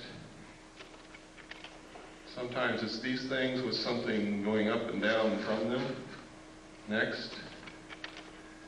Sometimes these things are found, they're being found all over England. One of the incredible things about the crop circles in England is they are literally a vestige of some kind. There's a book called The Father of Lies. In the back of that book, it gives an example of the cipher that the secret societies used in ancient times to communicate with their members so that people who were not initiates would not learn the secrets of the society. The symbols of their cipher match exactly the crop circles found in the ground in England. Now, this was by accident that I ran across this. There's a woman in California who lives in Victorville, who is a wonderful woman, discovered this. She had been looking at pictures of crop circles. She had the book, Father of Lies, and she was reading the book, and it struck her all at once. These are the same. And so she let us know, and we have verified it. They are exactly the same. Secret societies have a lot to do with what's going on, believe me. Next slide. Sometimes these things are seen. Next slide. Always they find this. Next.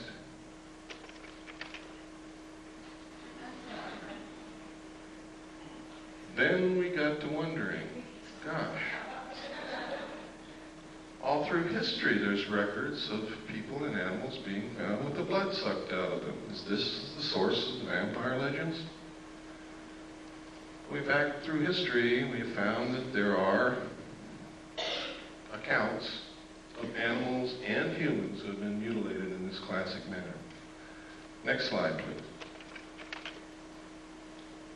This is some of the information a man by the name of Bill English has released. It is some of the exact information that I saw while I was in naval intelligence. He was working as he was working in England at a national security agency, listening post really, and he saw the same documents there. Next slide. This is UFO observers' instruction from the Air Technical Intelligence Command, which tells you how to report UFOs at a time when the United States Air Force said they were not reporting UFOs, didn't care about UFOs, they didn't exist. Next. Next. These are all official Air Force forms. Next. Next. Next. Now this is part of Air Force Regulation number 200-2 Alpha, unidentified flying objects, intelligence. Now, this is significant. The Air Force is not supposed to lie to us, but they were telling us, no, UFOs do not exist. We're not interested in UFOs. There is no evidence of UFOs, and anybody that says they say a UFO is crazy. We don't care about UFOs. Yet they have written a U.S. Air Force regulation called 200-2. And this says on the cover sheet, direct communication is authorized between ATIC and other Air Force activities in matters pertaining to UFO investigation. Specifically, the ATIC may call upon the commander of the 1127th Field Activity Group, Fort Belvoir, Virginia, to conduct further field investigations if review of the initial report indicates such a requirement. In this event, the headquarters, 1127th U.S. Air Force Field Activity Group, will prepare the final report by order of the Secretary of the Air Force, Thomas D. White, Chief of Staff. Next page. This tells how to report it, what forms to use, identifying information, weather and winds, comments of preparing officer, classification, time and date of sighting, manner of observation. Next. General information, releasing information. That's funny. Releasing information, it says under here. All information of releases concerning UFOs, regardless of origin or nature, will be released to the public or unofficial persons or organizations by the Office of Information Services Office of the Secretary of the Air Force. This includes replies to correspondence, except congressional inquiries, submitted direct to ATIC and other Air Force activities by private individuals. Exceptions. In response to local inquiries resulting from any UFO reported in the vicinity of an Air Force base, information regarding a sighting may be released to the press or the general public by the commander of the Air Force base concerned only if it has been positively identified as a familiar or known object.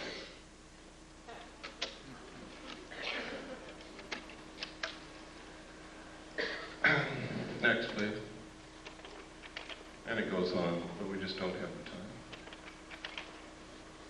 This is how to report one that moves around in the sky. Next. Next.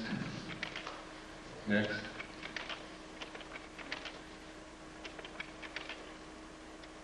People always ask me, why don't they just fly around the White House? Well, there's a UFO. This photograph was taken in the early 50s, and that's certainly the White House. Next slide. Those are not butterflies. The truth is, in the early 50s, there was extensive UFO activity in the immediate area of the White House on an almost nightly basis over a long period of time. It is in the headlines of the newspapers. Pilots were scrambled in their aircraft to go and get them out of the airspace around the White House because it's prohibited airspace. And every time they would scramble, get in their planes, take off, the UFOs would disappear. The pilots would go back and land, the UFOs would come back. This kept happening night after night after night until the pilots got so disgusted and so frustrated they wouldn't even get in their planes anymore. Next slide. This is another, this is 200-2 identified flying objects UFO. This is the rest of it. Go ahead, next. All Air Force regulations. Next.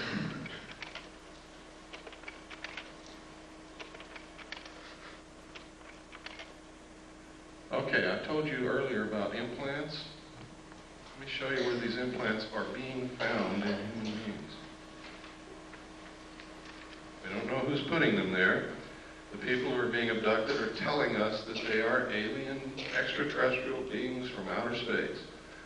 They all tell the same story. They all describe the craft exactly the same. They all describe the beings in the craft the same. They all have describes the same things that have not been made public knowledge, and they don't know each other. And these are people from all around the world. One of the best abductee researchers that I know is here in this room with us, Robin Quayle. One of the implants is inserted up through the nose and is lodged next to the optic nerve in this region. Another implant is inserted beneath the skull cap next to the medulla oblongata in this region. Another implant is found subcutaneously behind usually the right ear and can be seen and felt. I always like to watch everybody feel behind their right ear when I say that. Implants have been found in the wrist, in the calf, and in the lower arm. Next slide. Now, this is very strange because just before these began happening and after we began finding these implants, we began noticing newspaper articles like this. Computer chip implants can help find lost pets, and it goes to outline how this happens. And it tells us that the sheriff's department or the police department in the cities are given electronic equipment to communicate with a satellite that the government has put up. And if you put an implant in your pets, this satellite can find your pet wherever it is when it's lost, and your local law enforcement people, by tuning into this satellite with their electronic equipment, can tell you where your pet is and go get it.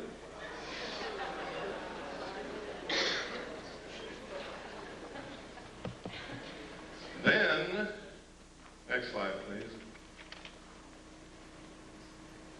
Then you hear Dan Rather on the 6 o'clock news say that the pet implant program has worked so well that 97% of all lost pets that have been implanted are being found and returned to their owners, that you should have your children implanted. He said this in 1989.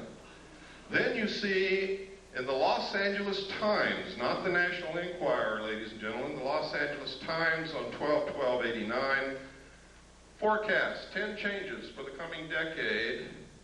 And one of those 10 changes, number 4 in fact, will become necessary in the future with the availability and widespread use of electrical and chemical implants that will allow 24-hour-a-day control of individuals' behavior. Now are you beginning to get interested in the abductee experience? I hope that you are. You might be next. Next slide. This is just a letter to me from another researcher. Next slide. Who sent me this? It's in my book. It's the Foreign Broadcast Information Service, Foreign Press Note. Foreign Broadcast Information Service is a division of the Central Intelligence Agency, which monitors foreign broadcasts on radio, television, military, civilian broadcast waves, and gleans information. This entire report, each paragraph, is a separate report of flying saucer or UFO reports in the Soviet Union during the period covered by this report, and this report was issued 22 November 1989. You never heard of any. Every paragraph. One of these paragraphs refers to a crashed craft on a hill from which they recovered pieces of technology that we're not capable of manufacturing. Next page, please. All of these. Now you see at the top is what they found up here. You look closer so I can read it. Some of the scientists have concluded that the object that crashed into Hill 611 was an extraterrestrial space vehicle constructed by highly intelligent beings. Doctor of Chemical Sciences V. Vysotsky, it's a good thing I'm not Russian, I couldn't talk, stated that without doubt this is evidence of a high technology and it is not anything of a natural or terrestrial origin. He cited the fact that the remnants of fine mesh included bits of thin threads with a diameter of only 17 microns and that these threads in turn were composed of even thinner strands twisted into braids.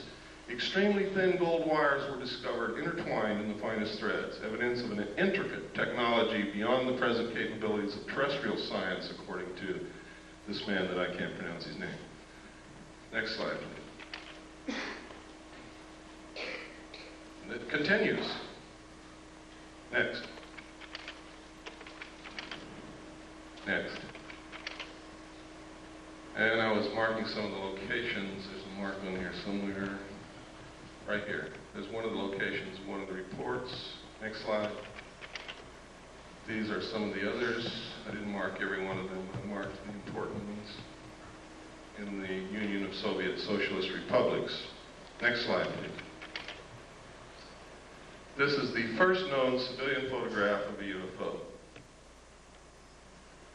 Next slide. This is a letter, the Gerald Light letter. This letter is absolutely astounding. It confirms everything that I've been saying. Nobody knew that this letter even existed until Bob Exler presented it at the 1989 MUFON Symposium in Las Vegas. He presented this on July the 1st. I had already issued my information that this confirms on May the 23rd of the same year. In here, he says, "My dear friend, I've just returned from Muroc." Remember, I told you Muroc is Edwards Air Force Base now. "The report is true, devastatingly true. I made the journey in company with Franklin Allen of the Hearst Papers and Edwin Norse of Brookings Institute, Truman's erstwhile financial advisor, and Bishop McIntyre of LA. Confidential names for the present, please. When we were allowed to enter the restricted section after about 6 hours, in which we were checked on every possible item, event, incident, and aspect of our personal and public lives, I had the distinct feeling that the world had come to an end with fantastic realism. For I have never seen so many human beings in a state of complete collapse and confusion as they realized that their own world had indeed ended with such finality as to beggar description." Can you get the sense of what this guy had gone through? The reality of other plane aeroforms is now and forever removed from the realms of speculation and made a rather painful part of the consciousness of every responsible scientific and political group. During my 2 days visit, I saw 5 separate and distinct types of aircraft being studied and handled by our Air Force officials with the assistance and permission of the Etherians. Notice he calls them Etherians, which means that he attaches some spiritual significance to them. And notice also that he capitalizes Etherians, signifying that he may have viewed them as gods. I have no words to express my reactions. It has finally happened. It is now a matter of history.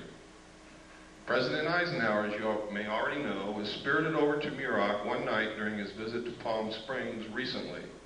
And it is my conviction that he will ignore the terrible conflict between the various authorities and go directly to the public via radio and television if the impasse continues much longer.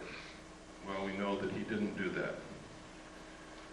And it goes on. We don't have time to read it all. It's in my book in the appendix. Those of you who get the book, you can read it at your leisure. Next. This is the second page. Next. This is Bishop McIntyre. Next. There's old Ike. Remember the slogan, "We like Ike"? Ike started this crap. Next. There he is again. Remember what Ike said to us when he left office? Does anybody remember that? He tried to warn the American people against a group, a powerful group within the defense industrial complex, which might seize unwarranted power and destroy this country. And nobody listened to him. Next.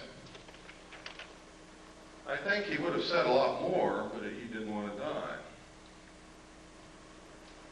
Was this one of the little guys he met? Or is this for our entertainment? Next. Is this one of the little guys? Now, this is a very well-known photo that's been leaked out to the public. It's been thoroughly debunked by everybody in the world, but it's never been proven false. Never been proven to be a fraud. Nobody knows where it came from. Now, I hope you all know what debunked means. Let me show you what debunked means. What's your name, ma'am? No, it's not. What's your name? No, it's not. What's your name? No, it's not. That's what debunked means. Next slide. One of the things that I saw and I talked about earlier was that there was an elite group of scientists called the Jason Group, administered by a corporation which at that time was not the MITRE Corporation, but is the MITRE Corporation now.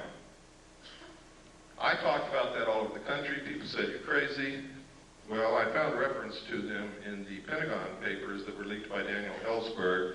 And in the Pentagon papers, it said that the Jason Group had invented and come up with the electronic barrier that was placed across the DMZ of Vietnam to detect and prevent the North Vietnamese regulars from coming across the border.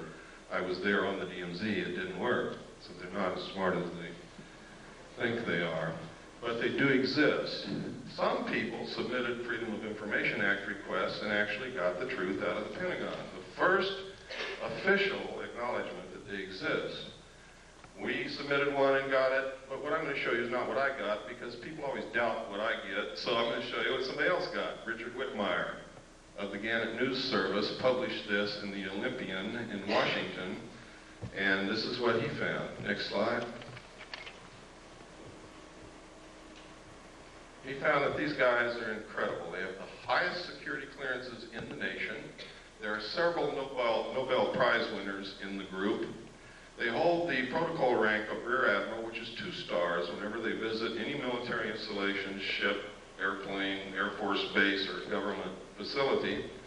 They are paid $500 a day consulting fee, and they are literally some of the best brains in this country. Next slide. Next. And these are some of the lists. These are some of them. There is only one woman among them. Her name is Claire Max. Let me see if I can find her. I think she's on the next slide. There she is, Claire E. Max, Institute of Geophysics and Planetary Physics, Lawrence Livermore National Laboratory. What do they need with a planetary physicist in a government consulting group? Next. Next. I always try to point out what's happening with women because I'm very sensitive to women's needs nowadays. I think, really, truthfully, if the world were run by women, we wouldn't be in this situation. Next.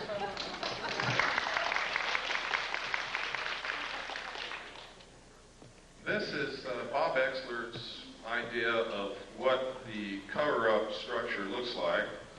He believes wholeheartedly that to have a cover-up of this kind, involving this kind of technology, you would have to have full support from what we call corporate America. Now, this would be very easy in this country because who is corporate America? It's literally the Council on Foreign Relations. And I'm going to show you later that not only is this possible, it's probably absolutely right on. Next. Next, we've already looked at this. This is a piece of film that was sent to Leonard Stringfield, who is another researcher, who, the person who sent this film said that this was an alien extraterrestrial body recovered from a craft that had been burnt. I've looked at this at every angle that I possibly can think of, and I can't tell what in the world it is, except that you can sort of get a sense that it's probably biological something. Next. This was also sent to Leonard Stringfield, and the same thing was purported to be said. They said that this was the burned body of a crashed extraterrestrial being from a crashed spaceship. And this one is a fraud. Because right here, under the body, is a pair of Air Force flight glasses.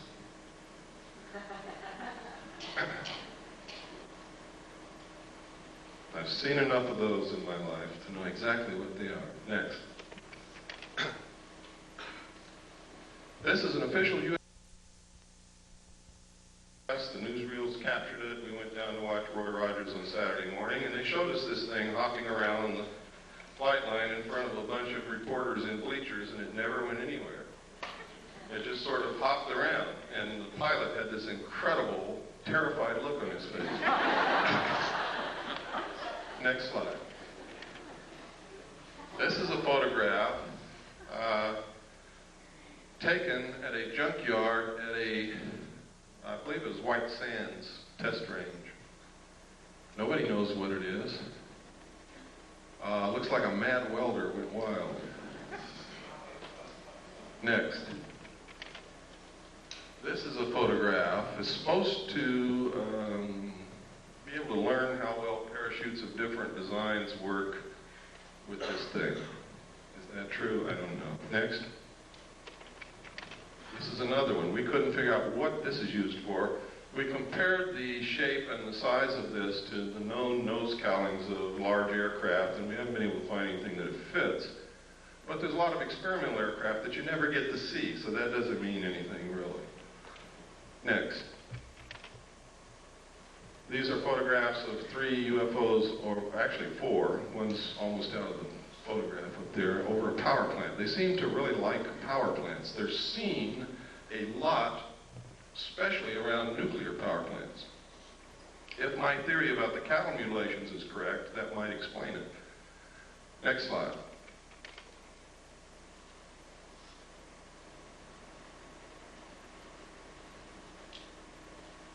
February 27th, 1951. Isn't Lassie beautiful? Next slide. This advertisement was in this magazine. Flying mobile camper of the future may be electric powered, plugging into any electric outlet for recharging. Now this is during the period of time when people like Herman Oberth, the world-renowned rocket scientist who was the teacher to Dr. von Braun, was saying that we couldn't take credit for all the technology that we've developed in the last decade. And when the reporter asked Dr. Oberth, "What do you mean? What other nations helped us?" He said, "It wasn't another nation, son. It was those little guys from out there." And security people grabbed him and hustled him right out of the press conference. That was at his retirement. It was also the same period of time when William P. Lear, John Lear's father, said on a television talk show when asked what he could see for the future, he said, "You will be able to get into a phone booth in Los Angeles and step out in New York City." And he wasn't joking, and the audience laughed at this man. This was one of the bigwigs in the defense industrial complex who knew exactly what was being researched in our laboratories at that time. Next slide. And also in this magazine, this scientist, Richard Wilson, exposes flying saucers. He says what they've been saying for day one, they're weather balloons. Next slide.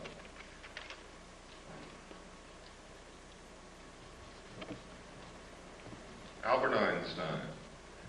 If, in fact, extraterrestrials were real and we had recovered that technology, I'm sure that Albert Einstein would have known about it, would have been in on it in one way or another.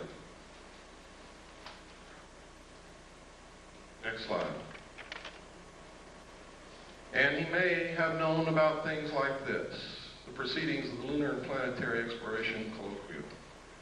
May 13th, 1958. Look at that date because it's very significant when you look at what's in this book. And I'm going to show you a few pages. I've got this book at home. I guard it carefully because it's the only copy that's ever been able to be located, and I've got it.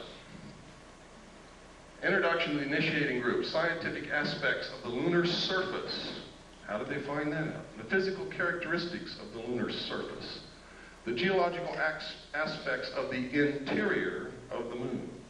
Evolution and nature of the lunar atmosphere. Didn't someone tell us that there was no lunar atmosphere? Isn't that correct?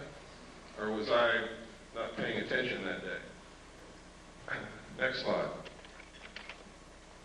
In this paragraph, they say the introduction to the initiating group is that this is a lunar-based planning group.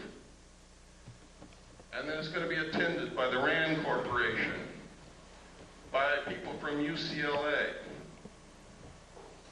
by North American Aviation. Next slide, please.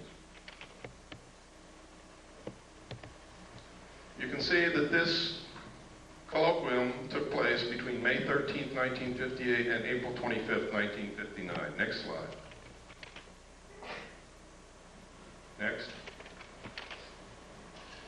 Here's another contents of a separate section of the same document. The chemistry of the moon, chemical resources on the moon, power for a lunar colony, where to land on the moon, observations on Mars and Venus. It doesn't say observations of Mars and Venus.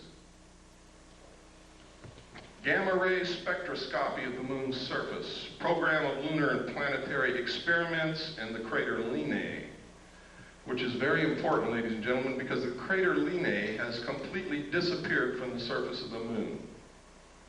You cannot find it. It's as if bulldozers have covered it up. Next slide. But in 1958, in this document, there may have been someone on the moon at that time. Next slide. Are orbiting the moon who took these photos of the crater Linnae.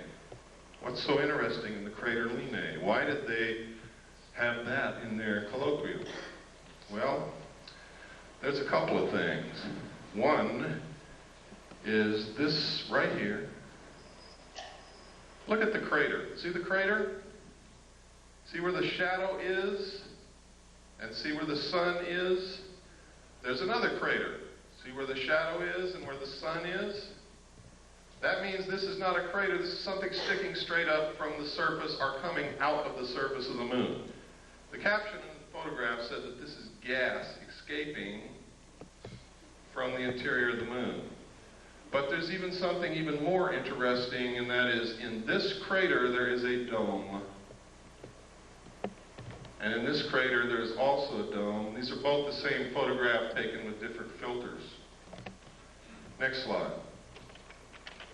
Now supposedly we had nothing up there in 1958 and 59 orbiting the moon, and there was nothing on Earth that could take a photograph like that from the Earth. This is the Tonopah area of Nevada. Tonopah Test Range is out in this area. Next. Down here you can see Nellis Air Force Base. See again up here, Tonopah Test Range. Down in here is Mercury. Over here is Groom Lake. Next slide. This is the Tonopah Test Range with some revelations on it. Stealth fighter flight path, turn off to TTR, rocket on stand, radar road, large radar facilities, unmarked runway used by stealth fighters is here. We could go on and on, but we don't have the time. Next. This area is also the test range. Nellis Air. Over here it says Force Base. Gold Flat. You see over here is Tonopah. Right up here it says Saucer Mesa. See that? Saucer Mesa. I don't know if that means anything, but I think that's a hell of a coincidence in an area where they're testing flying saucers that you've got a name on a map called Saucer Mesa. Next. This is a letter from a man who worked in, this is in my book, so I'm just going to brush over it lightly, who worked in Area 51 and saw the saucer fly. Next. That's just a lens cap for my camera. We cover up names to protect the identity of people so that they don't get hurt. But in here, he talks about seeing crates labeled Project Red Light. Project Red Light is the name of the project that I saw that flew crashed alien discs and the technology that we had for flying saucers. He also talks about the fact that when a certain siren would go off, they were supposed to run into a building and they couldn't look out the windows. Or if they were caught outside, they all wore a little pouch on their belt that contained a black hood. They were to take the black hood out of the pouch, put it over their head, and lie down on their stomach on the ground and not move. Next. And he goes through, he talks about, he says he saw the pilots, they were human and they were just slightly larger than he was. Next. And next. This is a photograph of one of the craft flying above Area 51 in Nevada. Next. This is a photograph of some craft. I forgot where this was taken. It was not in Nevada, but this symbol, some people say that this symbol belongs to a group of aliens called the UMO group. Now, I did a lot of research to find out if there's anything in this earth named UMO. I found an UMO corporation in London, England, that was a KGB front company. Just like the CIA has front companies. One of them is Gray Advertising in New York City. Belongs to the Central Intelligence Agency. They are the ones who pay the expense checks for UFO Cover-Up Live. Next. This is a saucer developed and flown by the French. It is real. It flies. It's not a joke. Next. It's another view of the same saucer. You can see the hatch down here. This is significant. That is a watertight, airtight hatch. What kind of technology is that based on? Boy, you got me. It says here, it says 3 135 horsepower engines would supply the power. Doesn't say that it did, and it doesn't say what kind of engines. Next.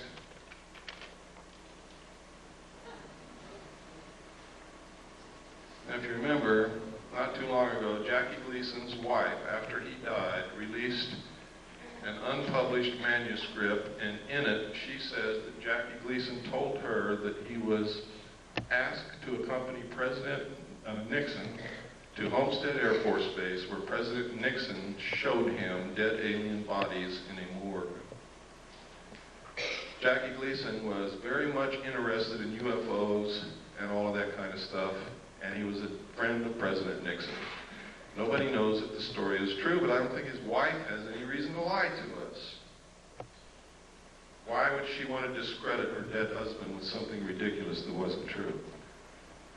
Next. And that was the cover of this magazine, June 14th, 1955. Next. In which this story appeared. This was information leaked by a general. And he gave them a scoop. These are actual drawings of a United States Air Force flying saucer. Tells how it worked. Shows the air base of the future. And what is it? I'll be damned if it isn't an underground base. Where they can go in and out this way, out cliffs like they do under the Archuleta Mesa near Dulce, New Mexico, or up out the top. What a coincidence. Next.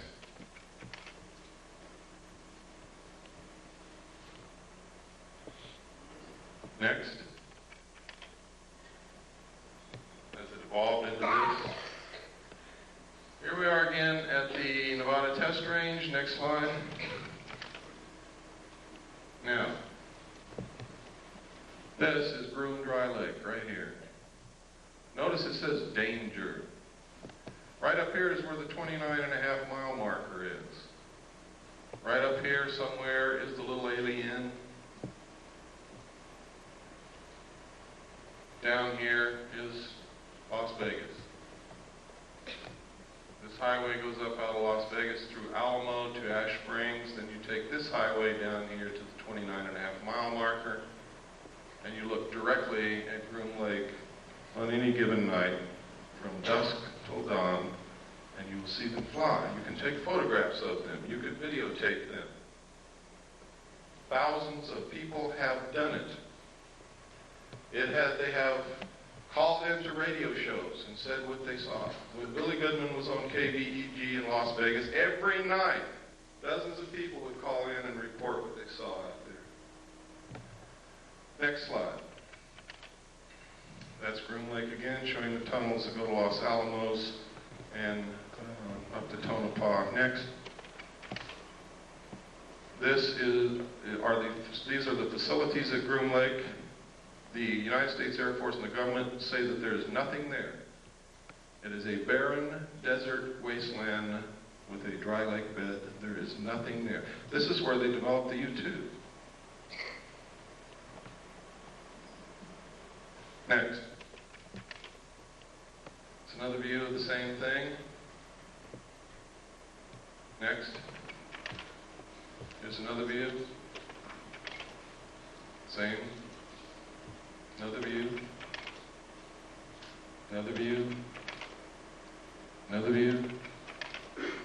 I guess by now you all know there's something there. The runway is over 30,000 feet long. That's 6 miles. It's really closer to 7 miles from the people that I've talked to. This is a satellite, an SR-71 photograph. Next, this is, no, the other one was a satellite photograph. This is an SR-71 photograph, I'm sorry. Next slide.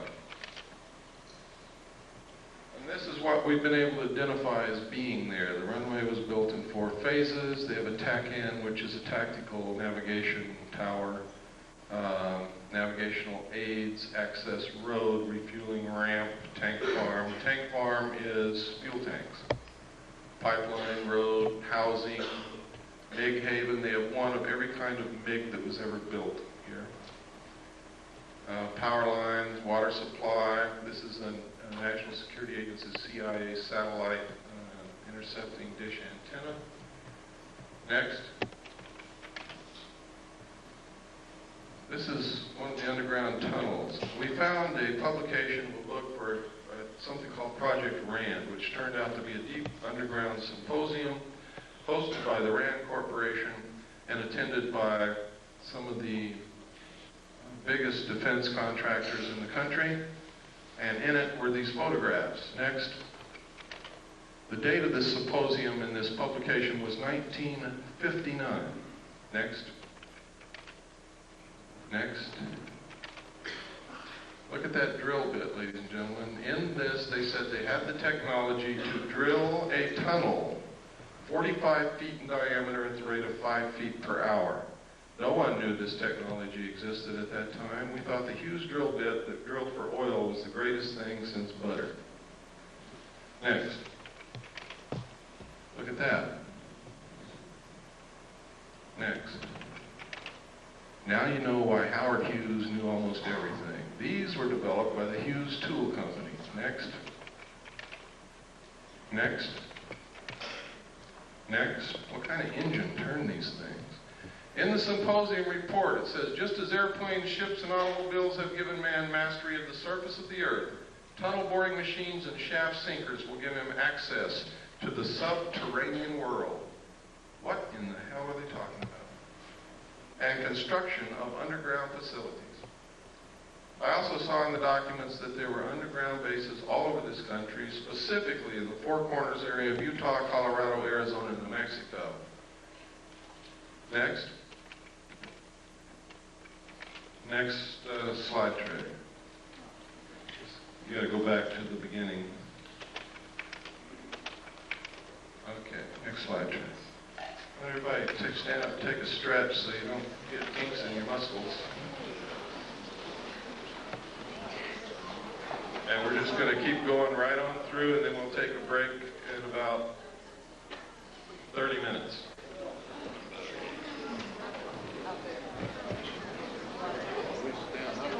Wrong, and you need to help us find out what the truth is. I don't pretend to know all the truth. I think I have some of the answers. I think I have reached some pretty good conclusions, but again, those are my conclusions, not yours.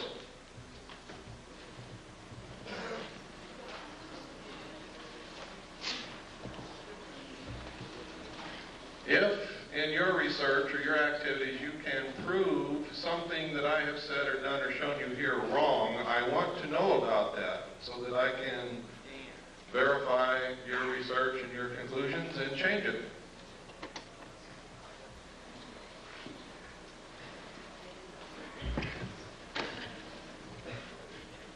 Just go ahead and put the first slide in.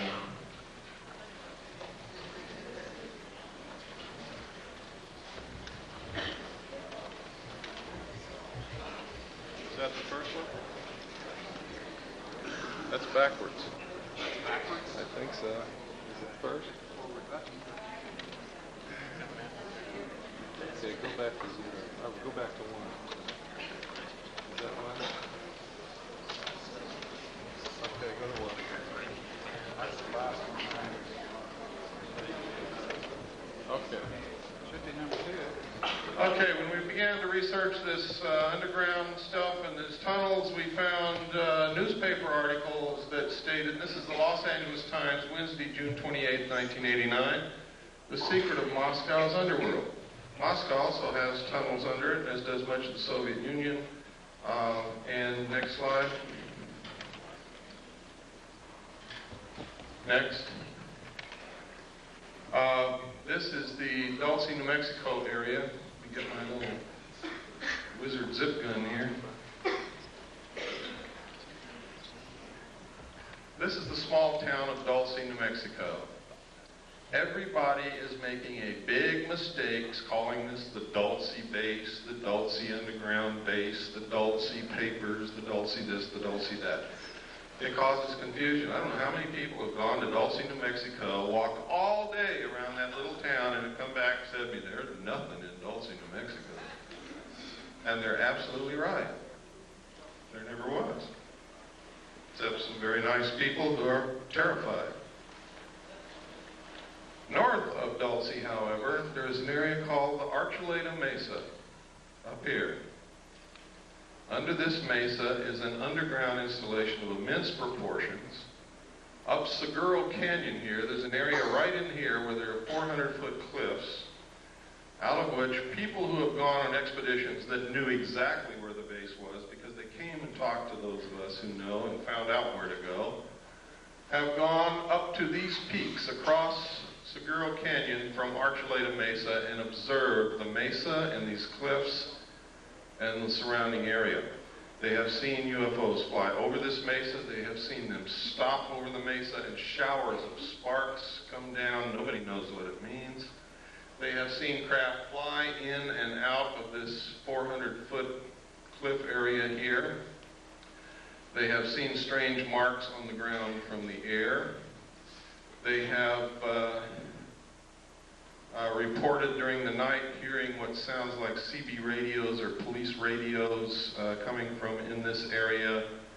And I'm sure you've all heard what that sounds like. But there's nothing up there. There's not supposed to be anything up there.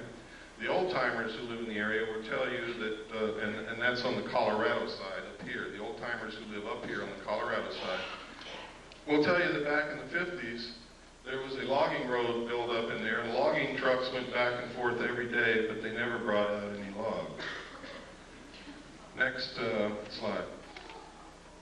This is the Colorado side of Archuleta Mesa. Here's the logging road that they built. You can see it. Went all the way up here and then up into the mesa. It's not being used now. This is all under the Jicarilla Apache Indian Reservation, and Archuleta Mesa is considered to be their holy land, their holy ground. It's an excellent security proposition for them. They didn't have to build fences or anything. The Indians keep people away. The Indians see the strange lights and the craft flying back and forth, and they attributed this to their religious beliefs that they have seen all through their history, that it's in their writings, in their tales, in their stories. You can get some of the most incredible stories about UFOs from American Indians, when they will talk to you. Next slide, please. These are some more of the photographs from the Rand Symposium. Next. Oh, This is a page from an Air Force textbook. Space, let me see. I forgot the name of it.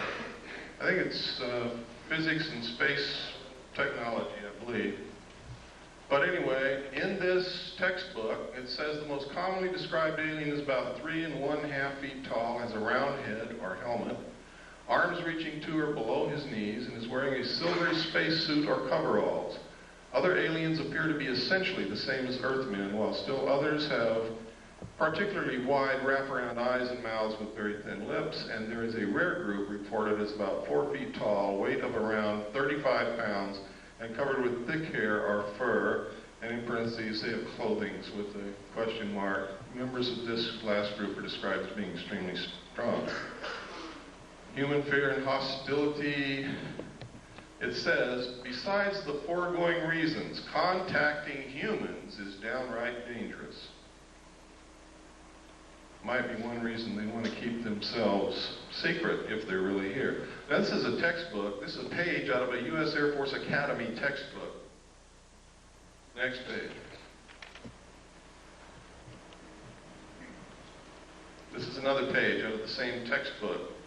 It says, this leaves us with the unpleasant possibility of alien visitors to our planet, or at least of alien-controlled UFOs. When this textbook got into the hands of researchers, they excised the entire chapter from the textbook.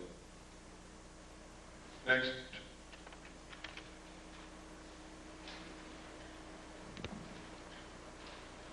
See if the name is on here. Nope. Okay, next. This is Janet 146D. You want to know why people don't report these things? Want to know why more airline pilots don't speak up? Why more captains of ships don't speak up? It's because of Janet 146, Joint United States-Canadian Communications Instructions for Reporting, and notice it says vital intelligence sightings. Now, in this regulation, it says, if you make this report, you can be thrown in jail for talking about any of the information in the report. You can be fined. You can lose your license. But if you don't make the report, it's okay to talk about it. Next. And this just goes through telling you what's in here. Next. Next. Next. Wait a minute, go back to the last. Oh, here we go. Stay on that. Unidentified flying objects. Just want to make sure that you know that this specifically stated in this report that they are to be reported. Next. Okay, let's go through this. Go ahead. And go ahead. We just don't have time to cover every paragraph and all of the pertinent information. Go ahead. Keep going. Keep going. You can see how extensive this is. Keep going. Keep going. This is some footage that I put in here because someplace I get to where I'm going, and they have assured me they will have a video projector, and they don't. So you'll see a little bit on Kennedy assassination here.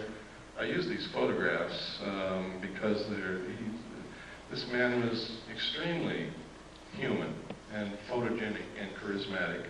So much so that if you hated his politics, you still couldn't help like John Kennedy. Most of the pictures you're going to see came out of this magazine, next, this magazine, next, and this book, next.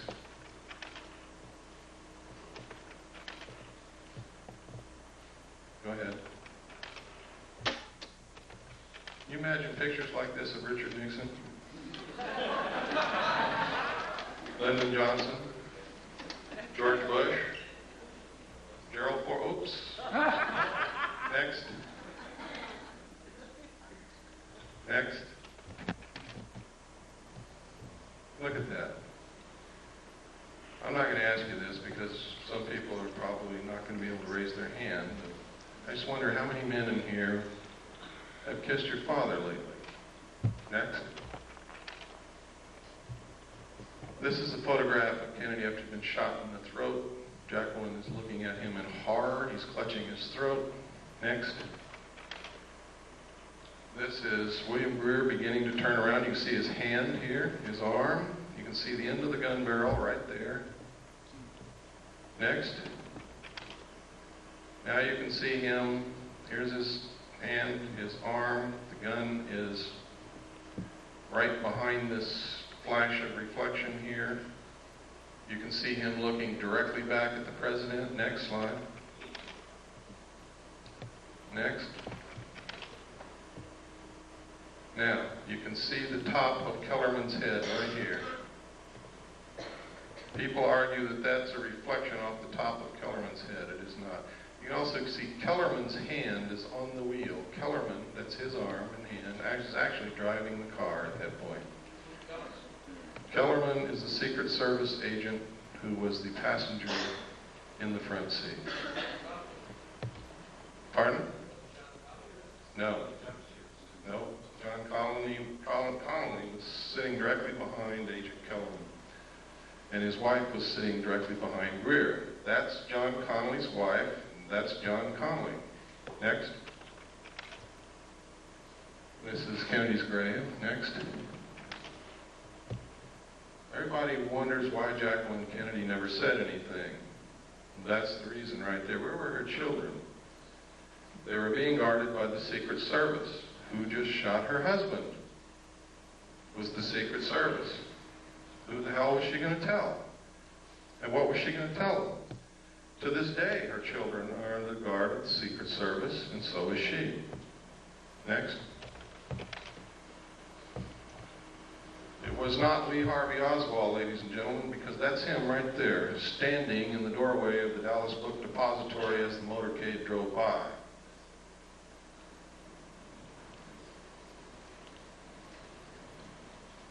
The Central Intelligence Agency has agents in the civilian community writing books and making statements to keep you confused. They will tell you that's not Lee Harvey Oswald, it's somebody who looks like him. What was Jack Ruby's part in? I don't know, but he certainly had a part. Next. There he is again. Lee Harvey Oswald. We have done body proportion measurement comparison. We have studied the clothing.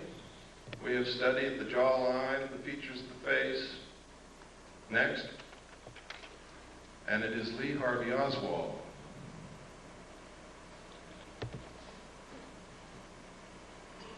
Next.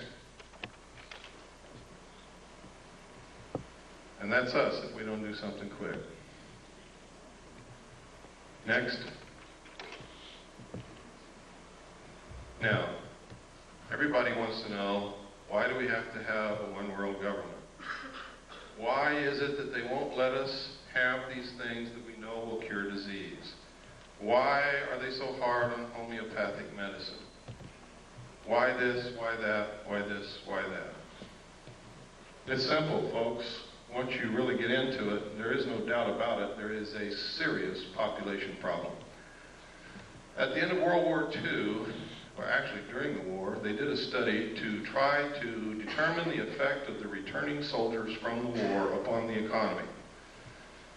What the people who made the study projected was that there was going to be a whole bunch of babies born.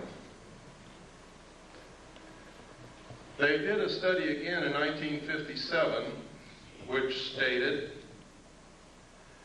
that the exponential increase of the population would ensure that the population would double between 1957 and 1990, and it did. They said that if something wasn't done, the increase in the use of insecticides, toxic chemical waste, effluent sewage, the pollution of the air, the use of fossil fuels,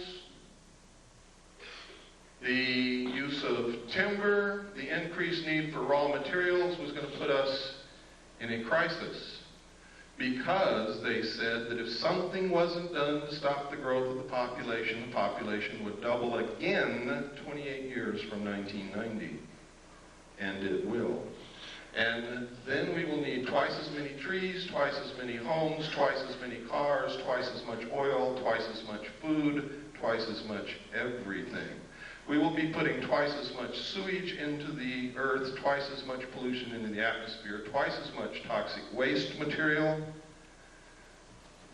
And the study said if we don't stop this, if something isn't done, the human race will cause itself to become extinct shortly by or after the year 2000. Some people still didn't believe it. So the Club of Rome was formed secretly by Dr. Aurelio Pacheco in Rome, Italy. He got together a group of elite men and scientists, and they did another study and came up with exactly the same answers. They then commissioned a group of people in the United States at MIT. They put together a team to establish a computer model to determine what can be done to stop this, what can be done to ensure that it doesn't happen again, what can be done to ensure that the human race survives. And the answer is some of the things that I'm going to show you. All of this is in my book. It's thoroughly documented. It's going to really upset some of you, but it's true. The first indication publicly was this book written by Dr. Paul R. Ehrlich. Now, y'all wonder why is Dr. Paul Ehrlich writing these books? That's because his wife, ladies and gentlemen, is a member of the Club of Rome. Next slide. This was copyrighted first in 1968. It was the first indication of the results of the secret studies. This was published by Paul Ehrlich. Next. It says here, probably accurate to say that if all the food produced in the world today were in some sense equally distributed, that everyone would have an adequate diet. Does that mean that those who claim that there is no population problem, only a problem of distribution, are correct? Absolutely not. Population pressures are a product of animals as they exist, not as they might be. If lions ate grass instead of antelopes, the plains of Africa could support many more of them before the plains would be overpopulated. Similarly, the carrying capacity of Earth for saints is considerably higher than the carrying capacity for Homo sapiens. In theory, the problem of human overpopulation could be solved by a reduction in population size or by a change towards more saintly behavior.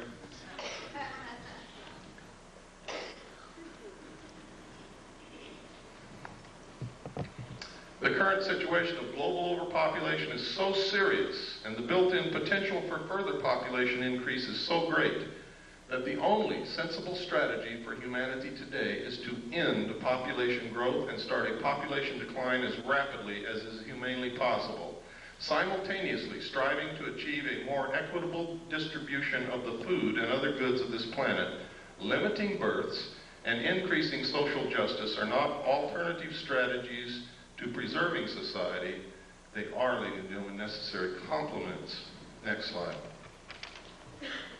Now, here is the key. In this book, Paul Ehrlich told us that they had already decided on the solution because they had tried zero population growth and we didn't buy it. We didn't buy it. It worked in some small areas, but it didn't work in many, and it certainly didn't work worldwide. This paragraph tells you everything that you ever need to know about what is happening today and will answer a lot of your questions. Basically, then, there are only two kinds of solutions to the population problem. One is a birth rate solution, in which we find ways to lower the birth rate. Didn't work. Didn't work. The other is a death rate solution, in which ways to raise the death rate, war. You asked me about the Middle East. You asked me about what happened to Iran. You asked me about El Salvador. You asked me about Nicaragua. You asked me what's going to happen in the future. This paragraph tells you what's going to happen. Famine, pestilence, find us. They have just shut off the water to all the farmers in the San Joaquin Valley. They produce 50% of all the vegetables that are consumed in this country. Do you believe that's an accident after reading this?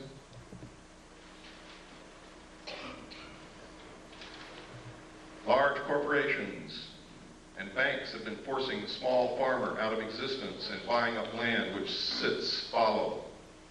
Do you think that's an accident?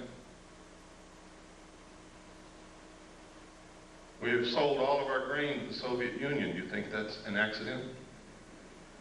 There's not 20 days supply of grain in this country if we needed it in an emergency. Now listen to this. The problem could have been avoided by population control, in which mankind consciously adjusted the birth rate so that a death rate solution did not have to occur. He's telling us, ladies and gentlemen, that they have already decided upon it and that it is in effect. Next. The next warning was the limits to growth. This was published by the Club of Rome. Next. The conclusions are, and this is only what they revealed to the public, what they told to the power elite of the world is an entirely different story and is much more radical.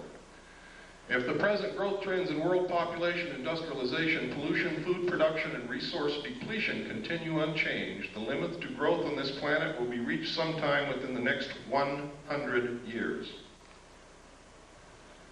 The most probable result will be a rather sudden and uncontrollable decline in both population and industrial capacity. And what they don't say here that they said in the secret report is that the masses of people in the world will result to the overthrow of their government and anarchy will reign as they try to feed themselves and their families and find jobs. It is possible to alter these growth trends and to establish a condition of ecological and economic stability that is sustainable far into the future. The state of global equilibrium could be designed so that the basic material needs of each person on Earth are satisfied and each person has an equal opportunity to realize his individual human potential. Who would suffer the most under such a plan? Not the rich, ladies and gentlemen. They are in control. It's going to be us. Americans consume most of the raw materials in the world. 50% of the energy supply is consumed in this country.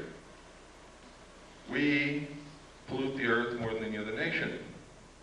It is us who are going to have to go back and live like our ancestors did, and they're going to make us if we don't learn how to do it on our own. I'd rather be a volunteer than a slave. I don't know about you. If the world's people decide to strive for the second outcome rather than the first, the sooner they begin working to attain it, the greater will be their chances of success. And down in the last paragraph, something really important. These conclusions are so far-reaching and raise so many questions for further study that we are quite frankly overwhelmed by the enormity of the job that must be done. We hope that this book will serve to interest other people in many fields of study and in many countries of the world to raise the space and time horizons of their concerns and to join us in an understanding and preparing for a period, and listen to this because they're not kidding, it's coming very soon, for a period of great transition, the transition from global equilibrium.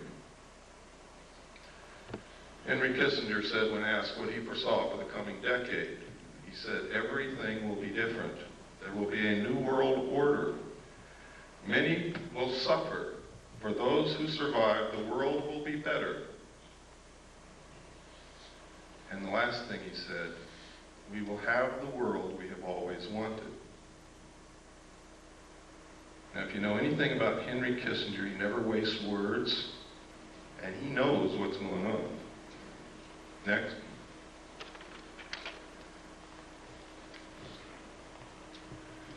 This is the regionalized and adaptive model of the global world system from the computer model at MIT, designed for the Strategy for Survival project of the Club of Rome. Patriots in this country have been running around calling the Club of Rome a subversive organization. They've been trying to ensure our survival. They're a study group, a think tank. That's all they are. They don't make the decisions. Next.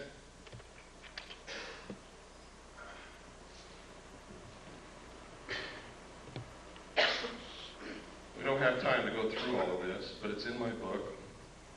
That chapter is going to be the most interesting chapter that you're going to read in my book. And everything that I say in there and here is thoroughly documented. Next. And next. And next. These are the New World regions. There is already a new constitution has been made for the United States of America. It's called the New States Constitution. It was paid for by your tax dollars over a 10-year period. It was developed by the Center for Democratic Studies in Santa Barbara, California, and it cost $25 million. The entire Constitution is also in my book. Next. You could see by there, Region 1 was the combination of the United States and Canada, and that's the real reason for the lowering of the trade restrictions between the United States and Canada. We are fixing to be merged.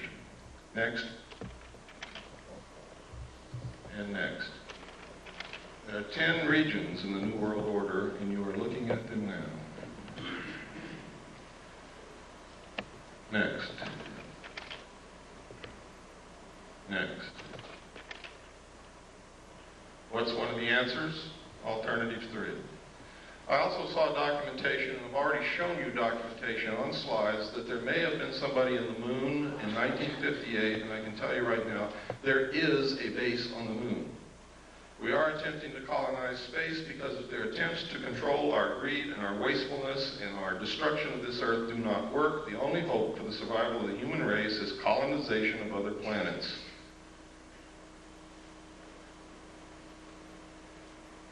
Next.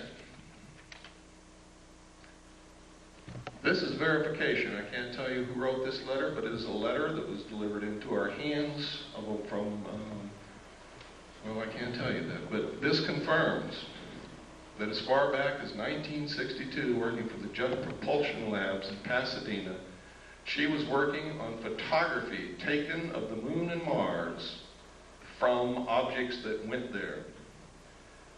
I can tell you that the first landing on Mars of a probe occurred on May the 22nd, 1962, sent back photographs and verified the existence of an atmosphere that could support life.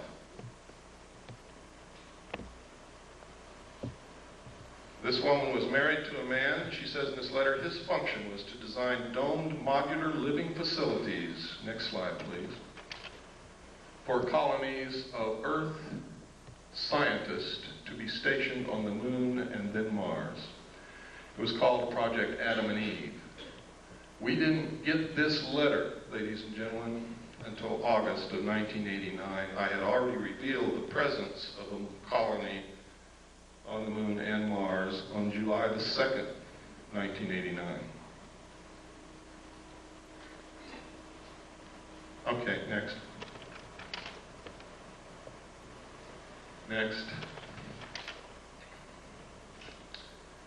Next. Report from Iron Mountain on the possibility and desirability of peace. Next. This is really important. Though not yet expressly put forth as the development of a long-range sequence of space research projects with largely unattainable goals, this kind of program offers several advantages lacking in the social welfare model. First, it is unlikely to phase itself out regardless of the predictable surprises science has in store for us. The universe is too big. In the event some individual project unexpectedly succeeds, there would be no dearth of substitute problems. For example, if colonization of the moon proceeds on schedule, it could then become necessary to establish a beachhead on Mars or Jupiter and so on. Next.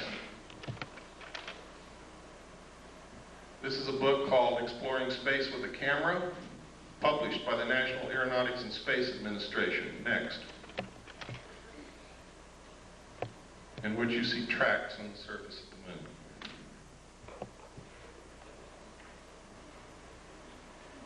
Now I want you to notice where these tracks go. They start way up here, they go down, down into this valley, up over this hill, down in this valley, up over this hill, down in this crater, up over this hill, and down here, and NASA says it's rocks rolling downhill. Next.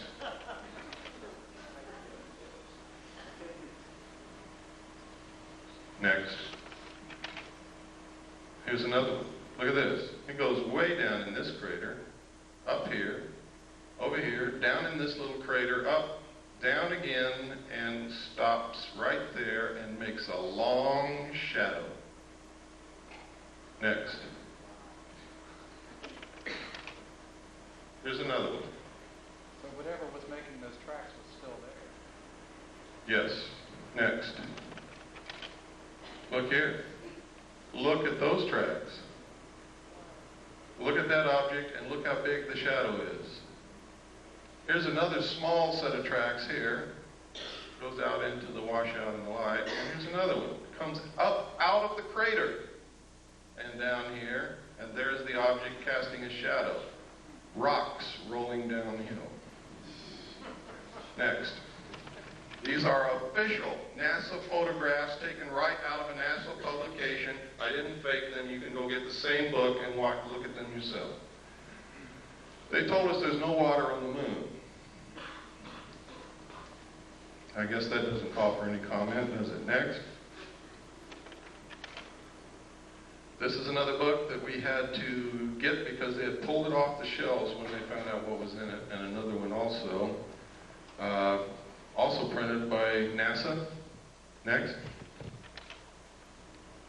There's the title page. Next. And this is the other one, Atlas and Gazetteer of the Near Side of the Moon. We have located one in the library of the Jet Propulsion Laboratory, which the title is The Lunar Base, and we are trying to get someone in there to photograph it now. Next. Next. Next. Right here, you can see a machine inside the crater throwing dirt out of the crater, and right there you can see a saucer sitting on the rim. Over here you can see a crater that's already been artificially mined and is just left vacant. Next. That's another view of it. You can no longer see the disk that was sitting on the rim. It's gone. Next. Pardon? I don't remember. We've already passed that page. Does everybody want to go back to it? Got to be quick. Go ahead. Next. Down in this crater, you see all kinds of artificial objects. We have no idea what they are. They are not natural. It's really strange. You can see here a building with a ramp coming this way and then up to the top, and then a flattened off top here and square corners all around it. You never find anything like that in nature anywhere. There are other objects, I won't go into them. That is the most obvious. It has square corners all the way around. Next. Here you can see the antenna from the lunar orbiter here. Look at these weird things in this crater over here. These are the ones we just looked at, and that's where the mining is going on, or what appears to be mining up there. And this is the artificial crater that we looked at. All of the other photographs that you saw were macro photography taken from this photograph out of the book. Next. Anybody see anything strange there? It's right out of the book, folks. Don't see anything strange? What's that? Next. I don't know. What is it? Give me the next slide. What is that? Give me the next slide. Okay, go back one. This looks exactly like a B-24 Liberator bomber. Is it? I don't know. Look over here. Here's another one. There's a wing, there's a body, there's a tail section, small plane. Next. Look here. See this mountain that has been shaved off the top is flat and there are 4 domes on it. Can you see it? Give me the next slide. I know there's somebody out there that's faking. They don't see it yet. Okay, give me another slide. Now can you see it? Right out of the book. Look at this dome here on this flattened off area. It looks like a piece of pie. There's a dome. 4 domes on this mountain. And we're talking from way, way up. Those domes are big, even though they look small to you. Next. This is the crater Kepler. Anything unusual there? Right out of the book. Look at this. You see those 4 domes lined up in a row right there? You see where the side of the crater has been cut out? You see where somebody's built it's either a road or a wall beside a road that goes from here down into the crater.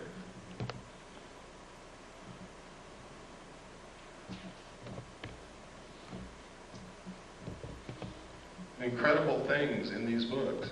Now, we only had a short time to look. We didn't have any magnifying glass of any kind, and we had to take these pictures. If we had had the time, we probably would have found a lot more. But we had to do what we had to do and get out of there because of the restrictions put upon us. Next. There's a close-up again. You can see the 4 domes right in a row. You can see the crater's been artificially cut out. Next. Look at this. What is this? This is the weirdest thing I've ever seen. We don't know what it is, but it resembles the freeway interchange in Los Angeles, doesn't it? We don't know what it is. We didn't know what it is. But look what's in this crater right here, and you see it all over the moon. If you look real good in these craters, it's a big, giant, T-shaped object that can bend itself to conform to whatever it's sitting on, and you see them in all of these photographs. Next.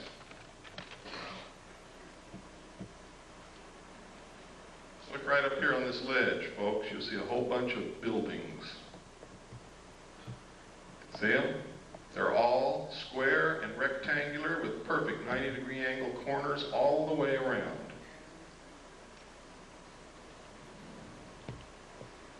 Next. This is what we were looking at, the freeway interchange. I don't know what it is. I just call it that because... Next. Oh, go back. I'm sorry. There's something I want you to see. What is this? Next. And you can see that a little bit better there. Next. This is one of my favorite photographs. Something crawled over this lip of that crater, gouged out the lip, crawled down, gouging the earth away, made a turn here, came back, crossed its own path, and went back over the lip of that crater. I guess it could have been a rock rolling downhill. Next. There's a close-up of it. There is no doubt about this, ladies and gentlemen.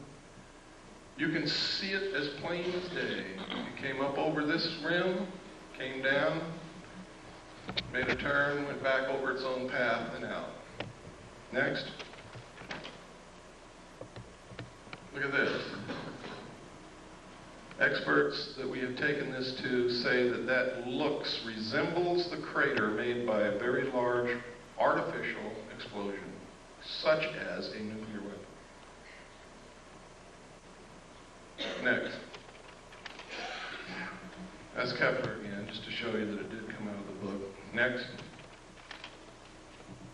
Next. Next.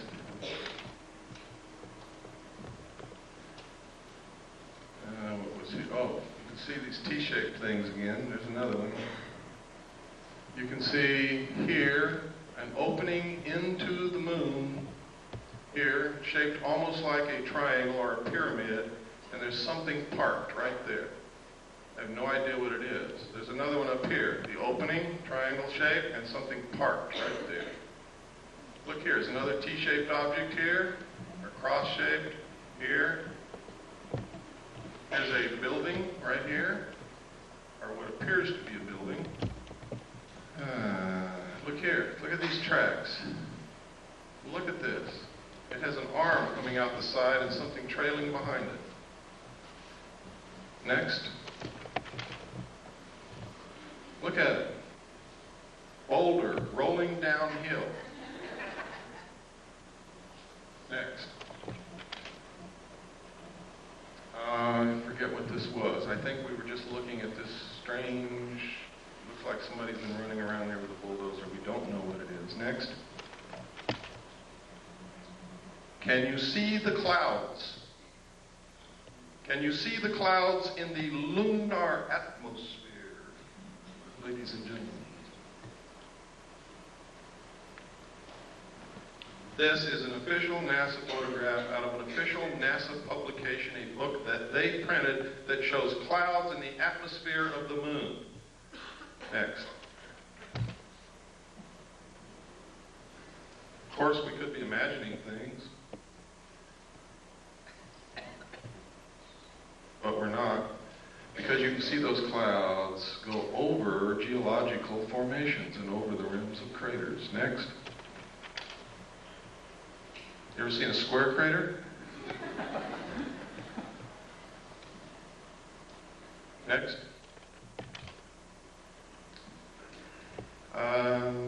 Oh, look here, folks. What is that? Doesn't that look like a triangular-shaped lake or reservoir with an island in the middle? Is it? I don't know. Next. That's the same picture a while ago. I kept trying to get a better picture of this object because you can sure see that thing sticking out with an arm trailing behind it. Next. Yeah, we saw it. This is, and this is incredible that they would allow this to be published. It says here, they resemble many steep terrestrial slopes, including those of some man-made craters produced by explosives. Next. Here are again 2 triangular-shaped openings into the moon. They are not the same location as the other ones, and they have a platform at the lip, but there's nothing sitting on these as there was on the other ones. Next. Anybody see anything unusual here? What we're looking at is across the entire crater Copernicus. What I'm looking at is a page of the book in which, in a very small portion of that photograph, I have taken this with macro photography, and in this you can see a base in that crater across on the far side of the crater, and you can see towers, you can see buildings, you can see tanks, you can see another tank or tower over here, and you can see it even better. Next slide. Check it out. Next slide. Look at this. Look at this big Christian cross right here. Look at these buildings here. Look over here. It looks like what's a building up under this ledge. These are all perfectly square corners. They do not occur in nature. Any expert will tell you that. Next. This right here is a pyramid, exactly to the same scale of the Pyramid of Cheops. This is a Christian cross. Now, this is so far away that this cross has to be hundreds of feet high. A rock. Next.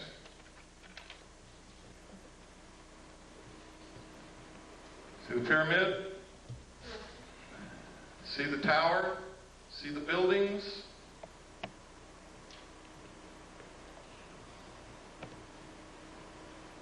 Next. Again, there's the cross. It is huge. You can see tanks right along here. They look like oil tanks. Here's another tower over here. See it? Next. Again, you can see the pyramid, you can see this tower, you can see the cross, you can see looks like a city here. These are buildings. All have perfect 90-degree angles, all over the place. Again, here's the tanks, look like oil tanks. Next. What was this? Sometimes if I don't look at these all the time, I lose what the heck I was even looking at to begin with. Oh, right here. Look at this. This is some kind of an artificial installation that has been built. Look, here's a perfect square. Here's perfect right angles. Here are two arches. Here is an arch that goes over something that goes underneath it. What is it? I don't know. But I can assure you that it is artificial. It is not natural. Next. Look at how this has been flattened out here.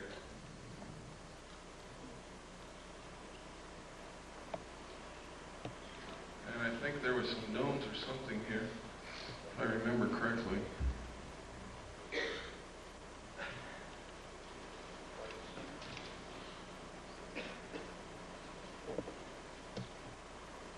I can't see it now. Next.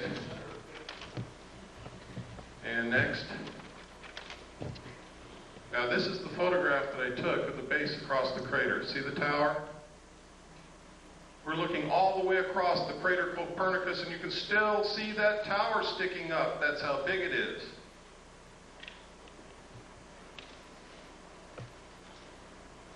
That's what caught my eye. And then I began to take macro photographs. It wasn't until we really developed the film that we knew that we had anything from that, because this is the photograph that I was photographing. That's why NASA put it in the book. They overlooked it. Next. That's Kepler again. Next. That's the crater Copernicus. That's the one. This is the photograph that I took the pictures over there.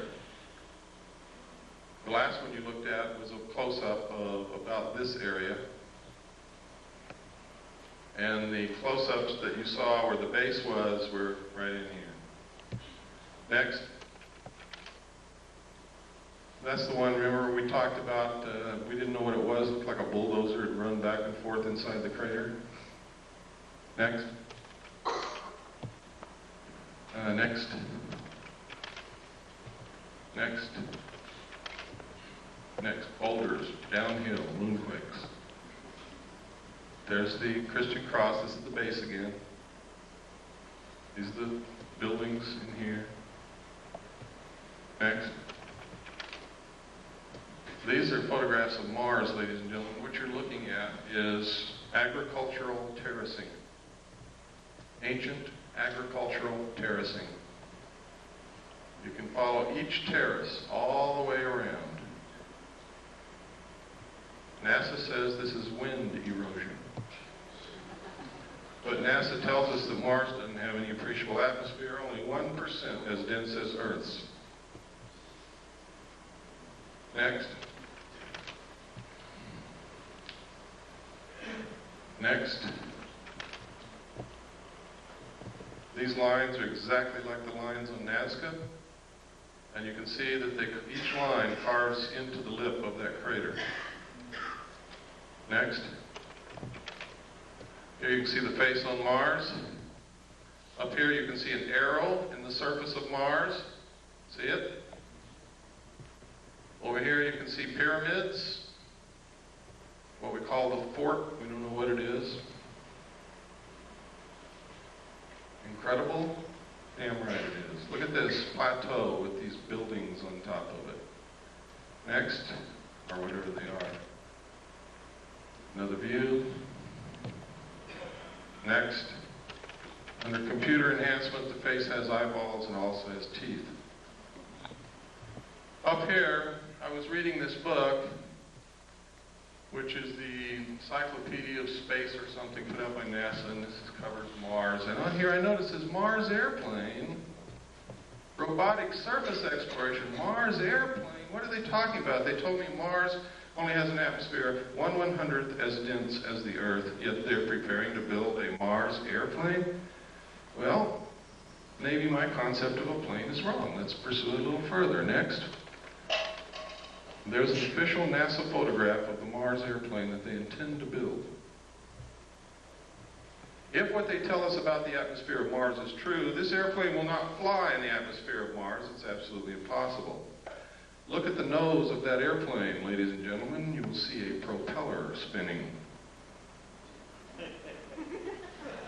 Next. Now, this confirms the alternative 3 scenario. Franklin D. Martin, NASA's Associate Administrator for Exploration, has the host of reasons for sending humans to Mars, but after he gives all those reasons, he says, science is one of the reasons you do these things, but it's not the driver. The driver is the survival of the human race. Next. These are some more of those lines like Nazca on Mars. Here you see the arrow.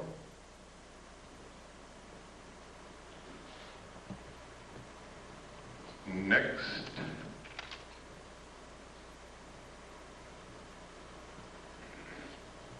Next.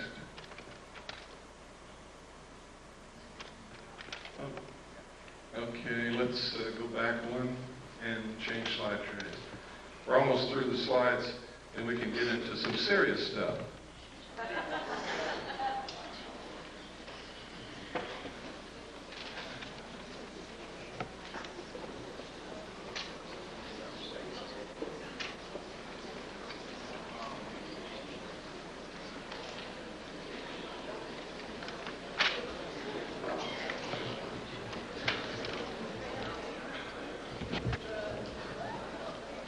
Robin Quayle told me if I came to Georgia and did this, that she would take me to dinner tonight.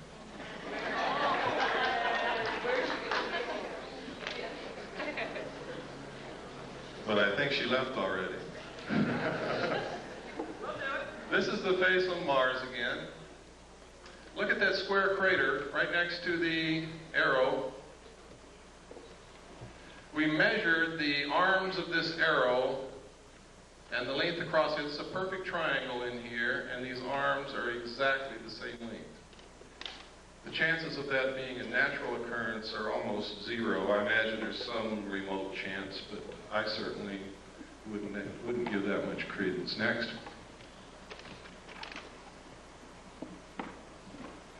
And look at this down here. It's almost boat-shaped, with what appear to be buildings on top. They may not be buildings. We can't get perfect 90-degree angles on it, but that could have been eroded away over who knows how many centuries. Next. The black dots. Those are places where the spacecraft was sending back the information and it didn't make it to Earth. They're not freckles, they're not painted dots on Mars. They're just where the bits of information didn't make it from the spacecraft to the Earth. Yeah, the face is approximately 1 mile across. Next. I really don't know, ma'am. I try not to guess at things, especially if it doesn't even remotely look like what we might guess it might be. You have to understand, when we're trying to interpret something totally alien to this Earth, we have to understand the concept of what the word alien means. What we might perceive as a landing strip might be a carnival to them. Who knows? Look at this. This is the Martian probe that we landed in 1976, I believe. And it took this picture of something flowing from up here down to here. Could be sand. Sand does flow under the right circumstances, or it could be water. If that's flowing water, then that's significant. If it's sand, it means nothing. Next. Government scientists call newly discovered heavenly object a stray asteroid. Sounds kind of interesting, doesn't it? Until you read the subhead Astronomers worldwide in disagreement with official explanation call phenomenon an intelligently guided object. London Evening Standard. I think that's 7/10/60, page 3. Next. Now, if you won't believe all this other stuff, how many people in here believe that Gordon Cooper, the astronaut, is a credible individual? Can I see a show of hands? He's an astronaut. He's also a colonel in the United States Air Force. Now he's retired. He wrote this letter to the United Nations, and in the first paragraph he says, "I wanted to convey to you my views on our extraterrestrial visitors, popularly referred to as UFOs, and suggest what might be done to properly deal with them."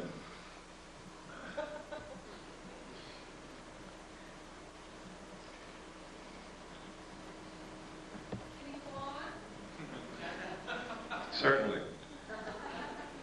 I was waiting for the gasps to die away. I believe that these extraterrestrial vehicles and their crews are visiting this planet from other planets, which obviously are a little more technically advanced than we are here on Earth. I feel that we need to have a top-level coordinated program to scientifically collect and analyze data from all over the Earth concerning any type of encounter and determine how best to interface with these visitors in a friendly fashion. What's another reason for a one-world government? I'll tell you why. If people can't get on a bus with black people without causing incidents, if they can't accept a Chinese person who moves into their neighborhood because they're a chink, how in the hell are we going to interface with a completely alien race from another planet?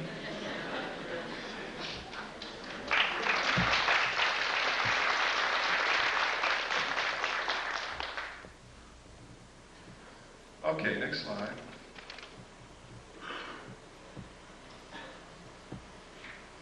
This is in my book too. A lot of this stuff is in my book with a lot of stuff that you're not seeing here. In fact, there's a lot of stuff in my book that nobody has ever seen before in their life outside the secret government. This is an accident report that occurred at Ellsworth Air Force Base, South Dakota. 7 miles southwest of Niland, South Dakota. They got an alarm situation that at a missile site called L9, there had been a security breach. They sent a SAT team out that consisted of Airman First Class Jenkins and Airman First Class Reiki. There was SAT alert team, or security alert team called SAT. Next slide. When they got out there, they saw these crazy little guys running around in silver suits with helmets on their head and something hovering real bright above the missile silo. Reiki went up the hill, challenged them, told them to stop. They didn't stop. He raised his M16, and they blasted him with some kind of a light and melted his M16. They never even found a piece of it, and gave him second and third degree burns all over his hands and arms. He called back to Jenkins, who came from the vehicle. Jenkins saw 2 of them, fired at both of them, hit one in the helmet, one in the chest. They both fell to the ground. A few seconds later, got up and ran off and went up into this craft, which zoomed away into the sky. Further investigation showed that the nuclear components of the warhead was missing from the missile. Next. And next. UFO photographed over Disneyland, that's it down there. In the space of clicking the shutter of the camera, this thing moved back and forth about 12 times and then caught it here. That's how fast it was moving. And the reason I included this, because while people who go to Disneyland may be interested in fantasy, they're usually families, they're usually middle-class people, they're usually respectable, they're usually credible, and thousands of them saw this. Next. There it is.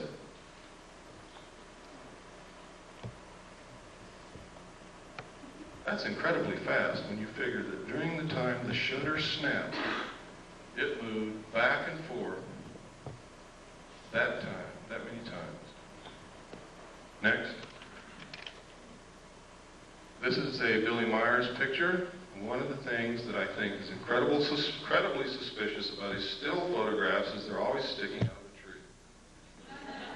However, I must caution you because he has produced some movie film which is incredible. It's been analyzed by different countries, different people, different scientists. They can find nothing wrong with it. Shows craft way out in the distance with trees in between, flying over cars that are moving on the ground and all kinds of things. Next. This is one sitting on the ground. Looks like, never mind. Next. This is a drawing that an abductee made of the craft that they were supposedly abducted and taken up into. Next. This is one of the best of the historical, genuine photographs of UFOs that exists. Because of the different things in the photograph, you're able to obtain perspective, depth, and you're able to triangulate and compute the size and shape and distance away from the camera of the saucer. Next. This is another very good one. Next. This was over Phoenix, Arizona. It was seen by hundreds of people. Next. This was taken over Mount Rainier in 1948. It's original Kodachrome slide, which we made the prints from. And I made slides from the prints that we had then, and we also made 4x5 negatives and transparencies in case something ever happens to the slide. This was given to us by someone who works in the government whose identity cannot be revealed. This is perfectly symmetrical. It is not a meteor. It is moving exactly parallel to the ground. This is ionized air. It is not fire or flame. Next. This is commonly what's known as a lenticular cloud formation. This red haze over here is the test firing of a rocket at the Rocketdyne facility at the west end of the San Fernando Valley. I only know that because I used to live right on top of the mountain next to it. Next. Somebody's hat blew off. Next. Notice that photograph was taken by the local barber. These are photographs that were taken in New Mexico and Colorado during a particularly heavy, what they call a flap. There's a lot of sightings by a lot of people in one area. And there were a lot of photographs came out of that. These are some out of the newspaper. I tried to photograph them so that they can be identified as not something that I made up. I have been accused of being the most rotten bastard that ever lived, making up everything, phoning photographs. So I have to be very careful. Next. This photograph was taken over London. It's one of my favorite. I have a degree in photography, and this is a very artistic photograph. It's a very rare photograph, and it is a very unusual subject, and I have to like it. Next. This is another part of what I call Project Snowbird, to make the public think that what they're seeing can be explained away by technology like this. And you saw some of it on the news about the war. They said they had things that can fly over the enemy and do recon with no pilot in them, so no loss of life if it gets shot down. That's what that is. Next. And next. And this is just about the Aurora spacecraft that they fly in Nevada. It's what they call a TAV, Trans-Atmospheric Vehicle, which literally takes off from Groom Lake, flies completely out of the atmosphere, can orbit the Earth, and I believe that it can do more than that, but that's where I'll leave it. Next. This is the first photograph that we had of the UFO over Mount Rainier taken in 1948. The man at first would not allow us to even touch the slide. So we took a camera and made a picture of the slide, blew up the slide, made a print, and made Polaroids from the print, and then we're photographing the Polaroid. That's how crazy we were getting, until finally he agreed to allow us to use the slide, and we were able to make the prints that we have and the transparencies and the 4x5 negatives to preserve that image. Next. We go through a lot of work to produce the material that we have, believe me. It costs a lot of money, it takes a lot of time, it takes a lot of searching. Sometimes it takes begging and pleading and everything else. Next. And next. Next. This is what's called a cigar-shaped object. This appeared in Omni magazine, and this is a photograph taken photographed of the photograph in Omni magazine. Next. Next. This is a classic UFO photograph. It's considered one of the best ever taken and is considered by every expert to be absolutely genuine. Next. This is the man who took Albert Einstein's place, Stephen Hawking's. How many of you read his book? Anybody here? I would suggest that you read it. Next. Another lenticular cloud formation. Is there really a cloud? Or could they possibly have the ability to generate what looks like a cloud around them? I don't have the answer to that question. Next. I read in documents when I was in naval intelligence that they do have the ability to generate clouds of what appear to be clouds around them. I guess water vapor. I have no idea in the world what those are except clouds. Next. And next.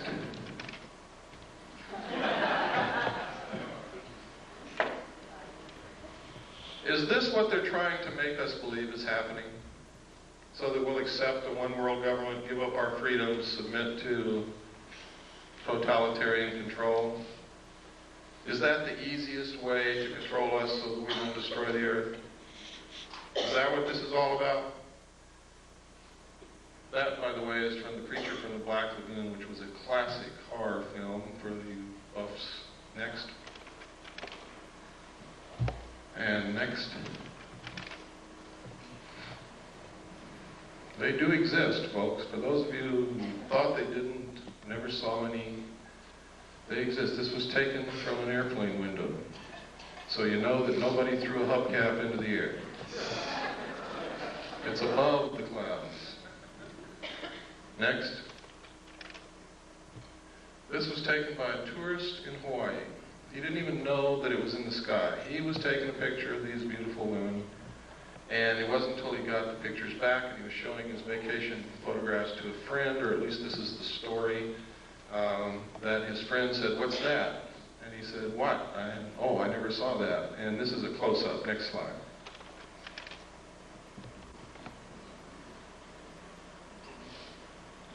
Incredible. Next. Now, they say this is a UFO. I spent a lot of time in Vietnam, and it sure looks like a flare to me. Next. Anybody know what this is? This is the Russian space shuttle. What's it look like? It looks like the U.S. space shuttle. Now, I'm going to tell you something that for some of you is just going to shatter your whole world. The United States and the Soviet Union have been secret allies ever since World War II.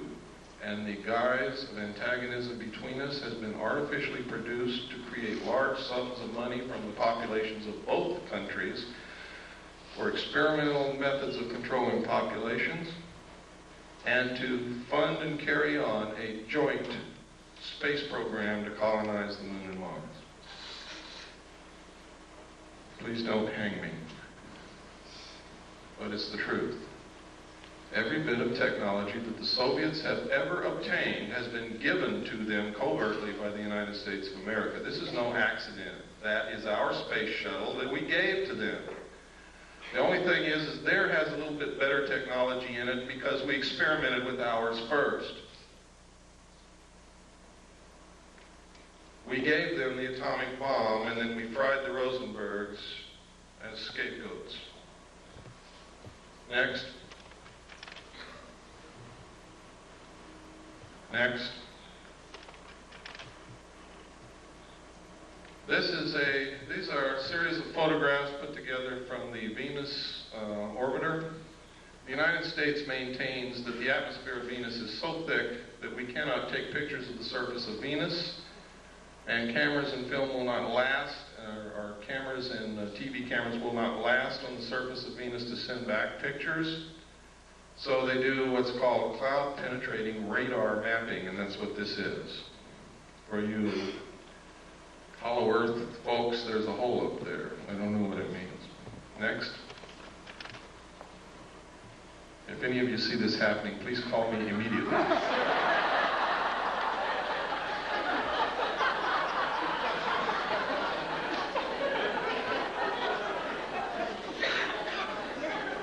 Next. This is a photograph of the Russian Venusian lander sitting on the surface of Venus, sending back pictures of a sun-drenched desert landscape. Somebody's lying. Immediately after the Russians released this photograph, officials and government people from Washington called a high-level meeting with the Russian space program people, and you never saw it again. Next. These are comparisons of the two, the Russian photographs and the photographs that we get. Now, I want to give you some food for thought. Recently, they had a flyby of Uranus. Remember that? And most of us were glued in the middle of the night to our TV set, hoping to see something strange that we'd never seen before and get a little bit of illumination from what was happening out in space. The target of the probe was the planet. Does anybody remember that? The target was the planet. The main interest for the flyby was the planet. What did we see? Anybody know? Did anybody stay up like I did and watch? We saw the moons of Uranus. We saw one long-range shot of the planet, and we never saw it again. But we saw the most incredible close-ups of the moons of Uranus that you could possibly hope for. Why? Why wouldn't they show us the planet? And it happened elsewhere also. Next.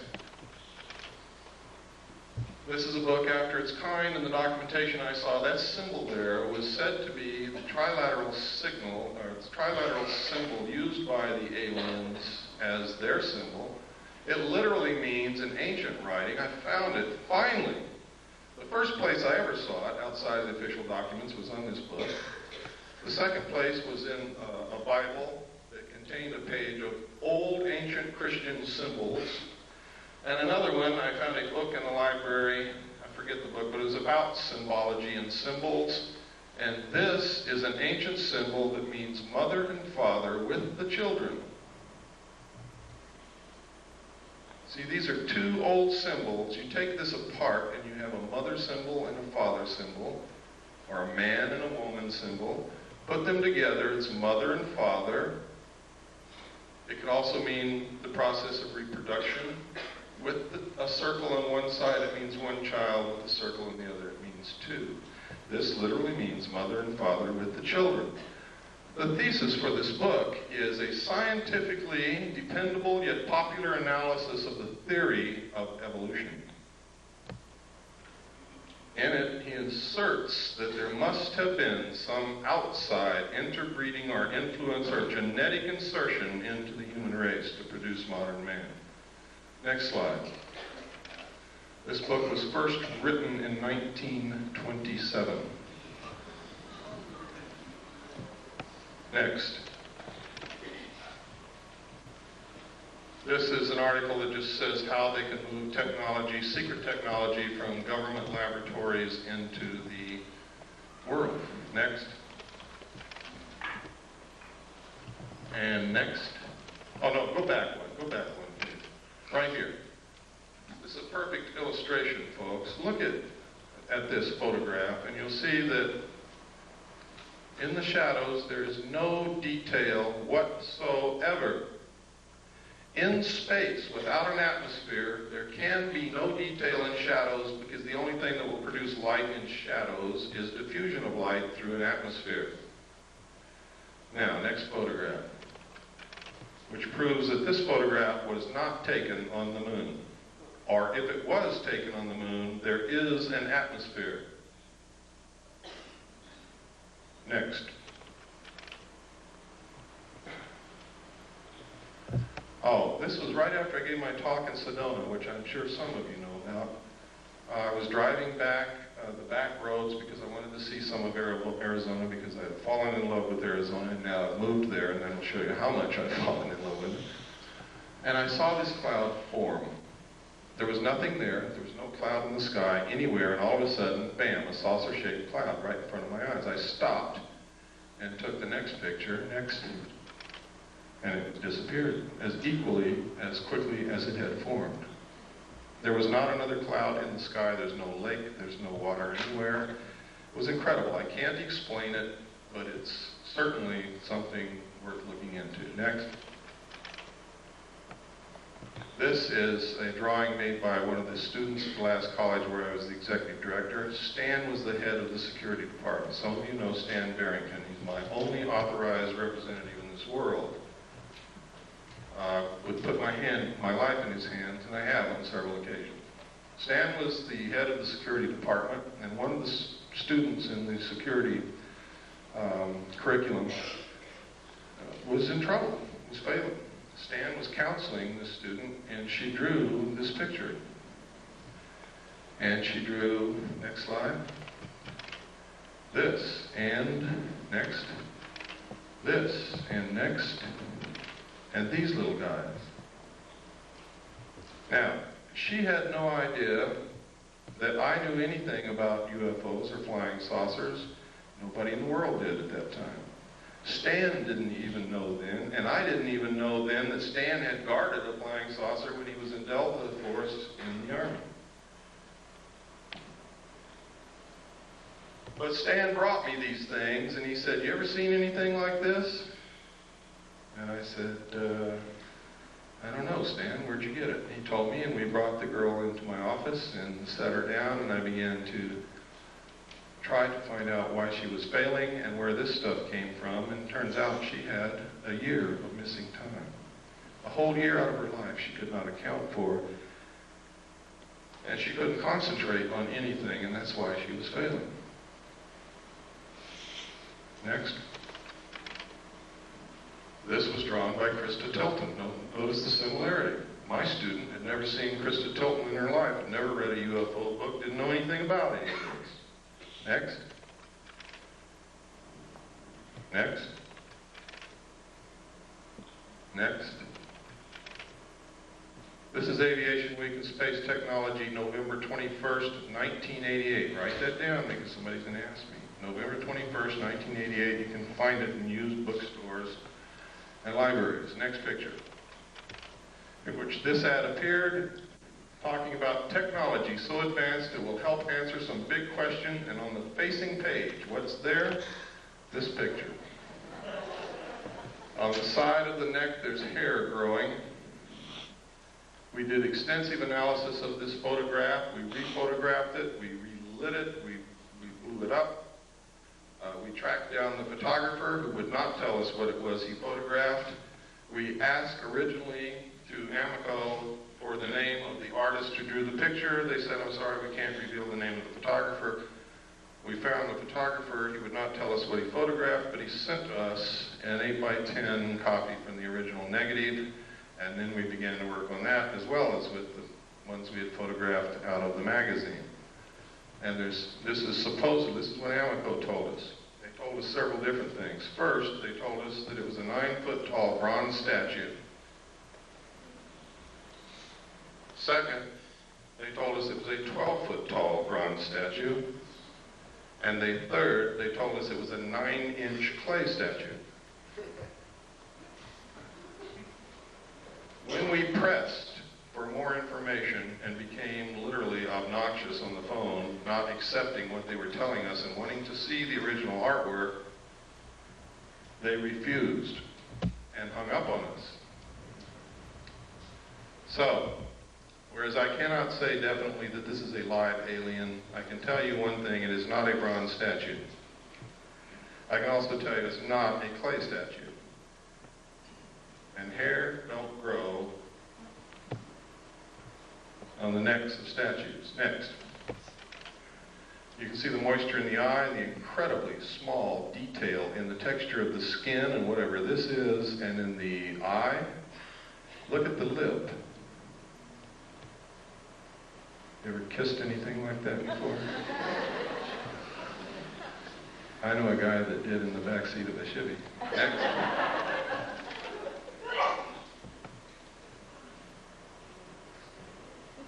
Look at the incredible detail.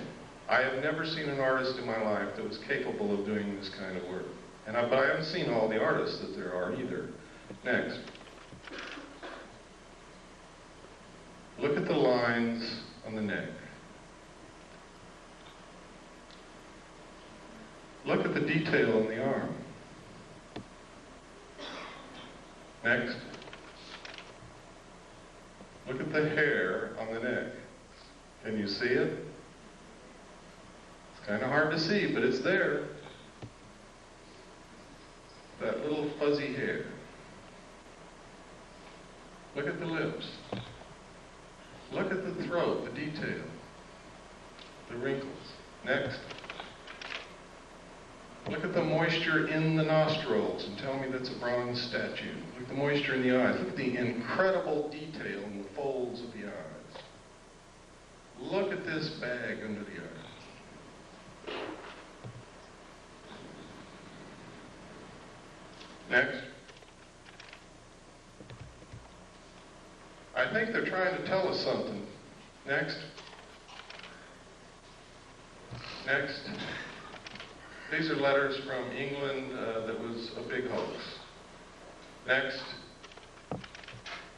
It purports that a alien craft crashed in the Kalahari Desert of South Africa is perpetrated by one guy named James Van Grunen. It's a total hoax. Don't believe it. If you want proof, write to me. If you think you're going to waste your time pursuing this, I'll give you the proof. Next. Next. Next. Next. Next. Next. Next. Next. Just keep on going right on through.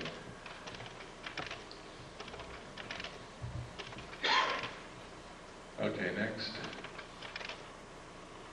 Oh, this is significant. 1917, the Imperial Japanese Mission, record of the reception throughout the United States, the special mission headed by Viscount Ishiki. John Dewey, professor of philosophy at Columbia University, he's the one who built our education system that is not teaching our kids anything. He said, first sentence in his speech, someone remarked that the best way to unite all the nations on this globe would be an attack from some other planet. In the face of such an alien enemy, people would respond with a sense of their unity of interest and purpose. Next. Knowing who John Dewey was, and knowing what he's done to our educational system, and knowing that this was written and planned a long time ago, this is probably going on. Next. This is from the report from Iron Mountain. Credibility, in fact, lies at the heart of the problem of developing a political substitute for war. This is where the space race proposals, in many ways so well suited as economic substitutes for war, fall short. The most ambitious and unrealistic space project cannot of itself generate a believable external menace. It has been hotly argued that such a menace would offer the last best hope of peace, etc., by uniting mankind against the danger of destruction by creatures from other planets or from outer space. Experiments have been proposed to test the credibility of an out-of-our-world invasion threat. It is possible that a few of the more difficult to explain flying saucer incidents of recent years were in fact early experiments of this kind. Next.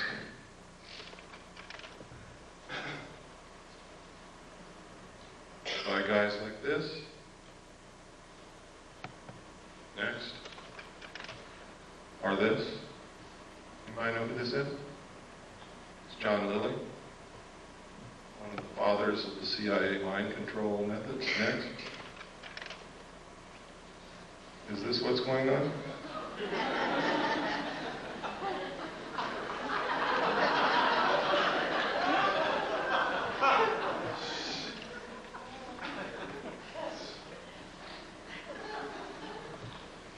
Next. Silent Weapons for Quiet Wars is the first chapter in my book. Once you read that, you will have a complete understanding of what's happening in one very important area. And you will get an understanding of what the elite think of us, the common man, the mass of ordinary, everyday people, which is what most of us really are. We're all special in our own way, but we are a part of the masses of people. They believe that we are cattle, that we do not use our intellect, that we are easily manipulated, that we will not solve the problems of the world because we are greedy scumbags. And because of that, we are nothing but stakes on the table for those who will use their intellect. And until we change that, they're going to treat us like cattle. And I've got to tell you right now, on a daily basis, we prove them right. Next.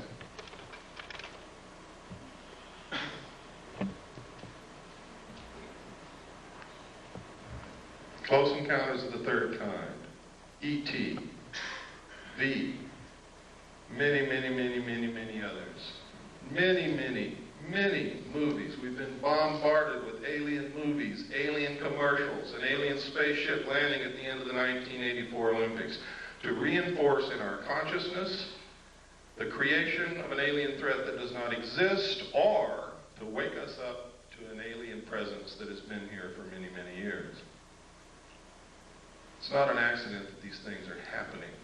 It's not an accident that you're seeing on your TV. Was ITT or ATT? AT&T, one world, one card. These aren't accidents. Right out here in the lobby of this church, you see a picture of the world on the bulletin board. And go, when you leave, just look what it says. Next. Don't get me wrong, ladies and gentlemen, I'm not opposed to a one-world government at all. I think in the evolutionary future of mankind, it is absolutely necessary and unavoidable. What I'm opposed to is being manipulated into something I know nothing about, and knowing the fact that if I have to be manipulated into it, I'm not going to like it. And knowing that the best government that's ever been created on the face of this earth is going to be destroyed in the process. And that we're going to lose our Constitution and our Bill of Rights in the process. That's what I'm opposed to. I want to be included. I want to help them decide what this is going to be so that I can be satisfied with whatever it turns out to be. Stephen J. Kurzweil, MD. I've met this man, I've talked to him, I've researched this case thoroughly. This is his credentials, his curriculum vitae. Look at who this man is. This is no flake. This is a medical doctor with many degrees, a lot of credentials and memberships in many of the medical society, what do you call them?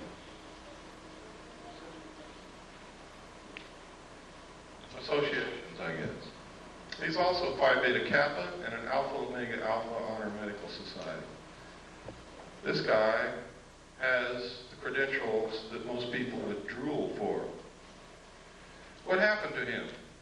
I'm going to show you his testimony here in a couple of minutes. What happened to him, he was approached by someone named Joan Thompson at not at a UFO meeting, to attend a UFO meeting. He said he really wasn't interested, but went because she was a pretty woman, and he wanted to meet her. He went with her. It was like a date.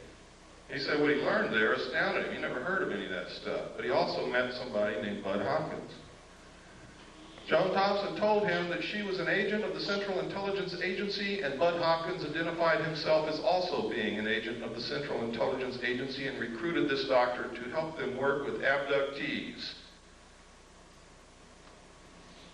and report information to the Central Intelligence Agency.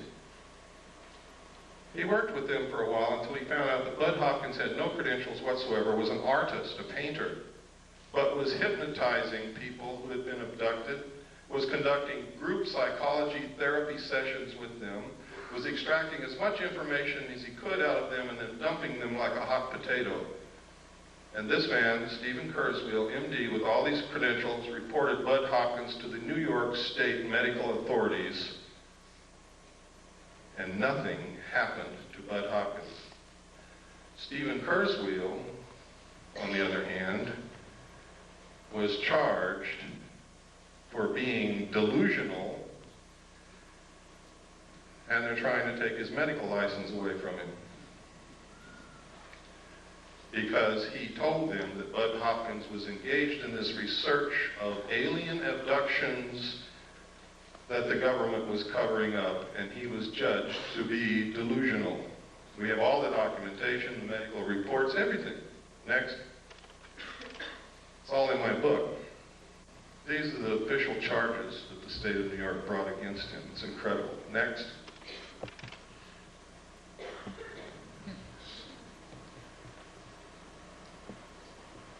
Schizoid personality disorder. Grandiose and paranoid type. Next. This is his testimony, sworn under penalty of perjury, signed and notarized. It's in my book.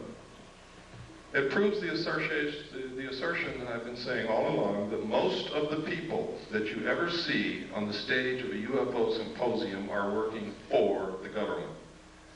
When they have a show on TV like UFO Cover-Up Live, which William Moore participates in, who is an admitted government agent,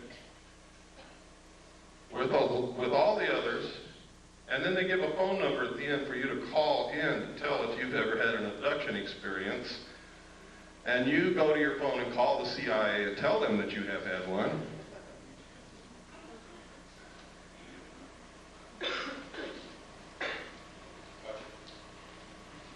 That's right, gotcha. You guys better start being careful, and you better start listening to those of us who are really looking for the truth and not trying to bullshit you. We are being manipulated on a grand scale by people who know what the hell they're doing. And if we don't wake up, we're going to be wherever they want us to be, and only we're going to discover that that's not where we want to be. Next. This. In my original paper, The Secret Government, which I published May the 23rd, 1989, I said that there had been a military coup in the United States. I documented in my book. 3 other people have confirmed that they saw the same message that I did, and the message was, before Nixon resigned. Nixon was not going to resign. He didn't think that they could impeach him. And I don't know whether he could or not. Nobody will ever know because no trial occurred. But the Joint Chiefs of Staff sent a message to all military commanders of all the military forces, and the message said, upon receipt of this message, you will no longer accept any orders from the White House. Acknowledge receipt. That's unconstitutional. That is a military coup. Nixon was forced to resign because they yanked the military out from under him. They cut off his communications to his commands because those communication centers are under control of the military. In my book, it's documented. You no longer have to take my word for it. Nobody believed me when I published that at first. But now 3 other people have come forward and stated that they saw exactly the same message that I saw. And that's in my book. Their names, everything. Their statements, sworn statements. This is the sworn statement of David Race. It is notarized on the original. You can see the notary seal, which didn't photograph very well. Next. He also named 4 other witnesses that saw it with him. Richard Doty. This is extremely interesting. Richard Doty. Richard Doty was the agent in shadow called Falcon on UFO Cover-Up Live. I also found reference to a project called Project Mogul, which you have to remember that it was in July 1947 that the Roswell crash supposedly took place. You have to remember it's William Moore, a confessed government agent who researched and wrote the Roswell incident. It's Richard Doty Falcon who's been working with Moore for years to supply him information. Richard Doty is the counterintelligence agent for the Air Force Office of Special Investigation at Kirtland Air Force Base. These are the notes of an interview that Barry Greenwood did with Richard Doty. It's funny that Project Mogul, a project that released balloons on July the 3rd from Holloman Air Force Base, which floated in the direction of Roswell Air Force Base on July the 3rd, 1947, and these balloons were coated with thin aluminum sheathing. Now go back and remember the description that Jesse Marcel gave of what he found in the field on Brazel's Ranch. And the man in charge of that Project Mogul was Richard Doty's father. That's significant. We are now in the process of getting documentation through the Freedom of Information Act to prove this. Next.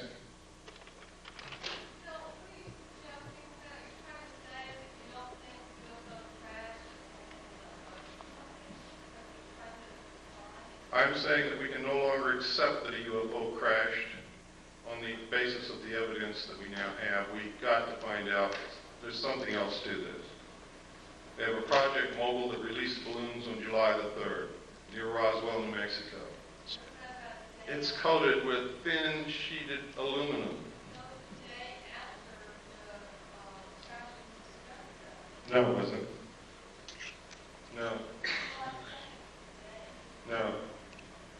They also released balloons from Project Mogul also in June, on several dates in June of 1947. What I'm saying is that Richard Doty is participating in putting out phony flying saucer information to the world, and his father was in charge of Project Mogul, that we need to look at this more closely. That's what I'm saying.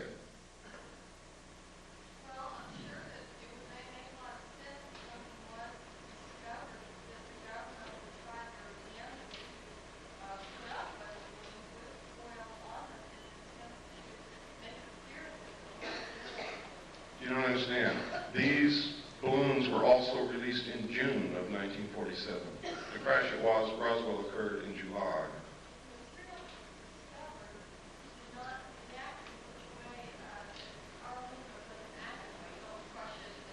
Well, you have to also understand that you're taking the word, you have no evidence, you're taking the word of an intelligence officer who may be participating in creating something for you to believe that doesn't exist.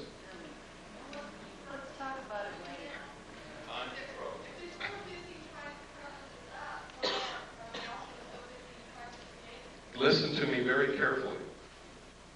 One of the best ways to bring about a one-world government and get you to accept the destruction of your Constitution and the loss of the sovereignty of this nation is to create an artificial alien threat from outer space so that all humanity will give up whatever they have to and band together to face this threat.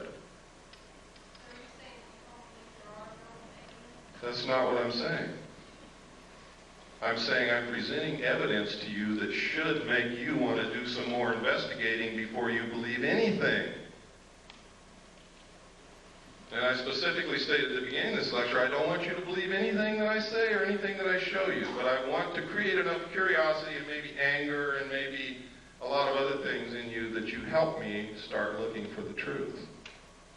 That's what I'm about. Earlier, you said that you would explain why the government's spent billions of dollars on stealth aircraft and other conventional aircraft with this technology that we have. Why are they so ignorant of the fact that we have this kind of technology, if that be the case? I've already explained it to you, sir. Some people can't, and I know it's hard to put all this together.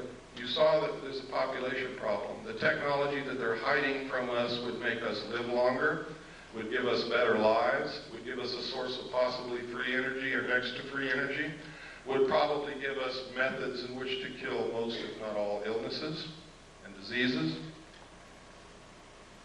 And their goal is to cut back the population. They're not suppressing cancer cures so doctors can get rich.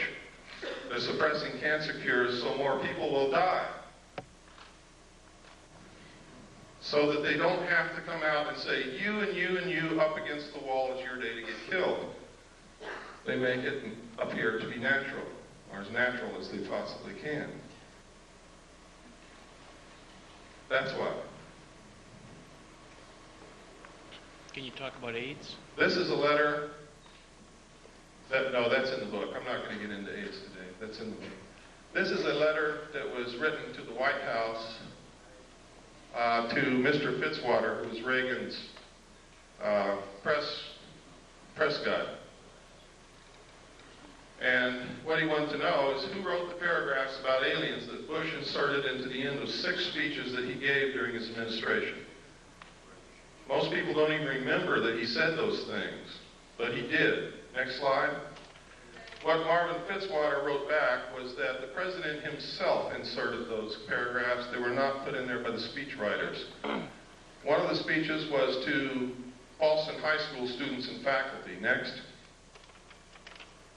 In which he said, I couldn't, but one point in our discussion privately with General Secretary Gorbachev, when you stop to think that we're all God's children, wherever we may live in the world, I couldn't help but say to him, just think how easy his task and mine might be in these meetings that we held if suddenly there was a threat to this world from some other species, from another planet outside in the universe. Do you think all this stuff is coincidence? I hope you're beginning to wake up. He said this 6 times in 6 speeches in his administration. This is come together one world government stuff. This is alien threat from outer space stuff. 6 times the president said. Next. To the General Assembly of the United Nations. Next. In our obsession with antagonisms of the moment, we often forget how much unites all the members of humanity. Perhaps we need some outside universal threat to make us recognize this common bond. I occasionally think how quickly our difference worldwide would vanish if we were facing an alien threat from outside this world. And yet I ask you, is not an alien force already among us? What could be more alien to the universal aspirations of our peoples than war and the threat of war? What would a one-world government do? Abolish war. What is the threat that will bring it about? An alien threat from outer space. Please wake up. Next.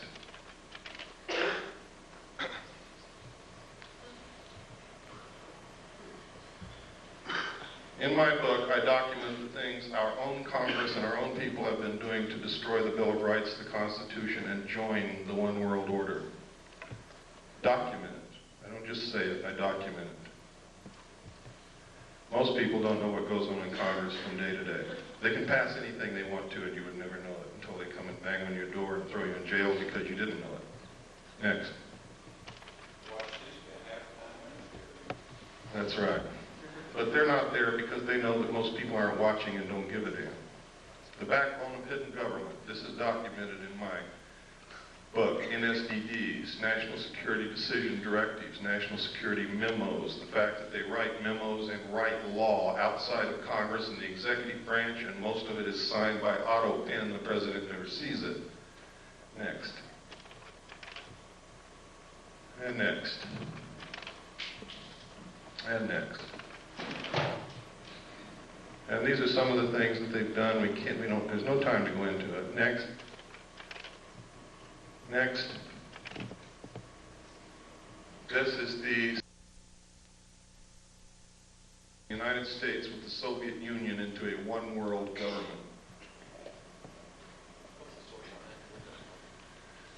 That's from an organization called Free, put out by Johnny Stewart. The address over there, it's in my book. You want to know why you can't get the truth off of television, radio, or the newspapers? CFR owns, controls them. Barbara Walters, all of them are members of the CFR. Next slide. This is the super world government. I have the Bush administration. It's updated in the book of all the membership in the Bush organization. Next.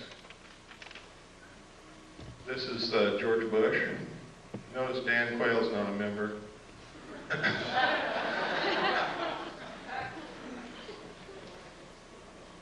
Now this is serious. Their goal is a one world order, one world government, the destruction of the sovereignty of the United States and the merger of the United States and the Soviet Union.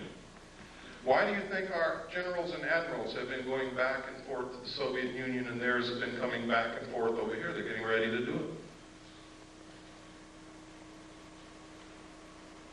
Why do you think the Soviet Union began giving some more freedom to their peoples? The people didn't bring that about. It was given from the top down because it's time to solidify the New World Order when the European states come together. Why do you think that there are so many attacks upon our Bill of Rights right now? Because we all have to be on an equal level. We can't have all these freedoms if the rest of the world doesn't. How does Israel fit in this world pattern?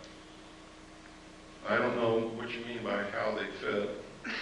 There's certainly a thorn in everybody's sides, but not because they're Jewish, but because they will not settle the Palestinian question. There'll never be peace in the Middle East until they do.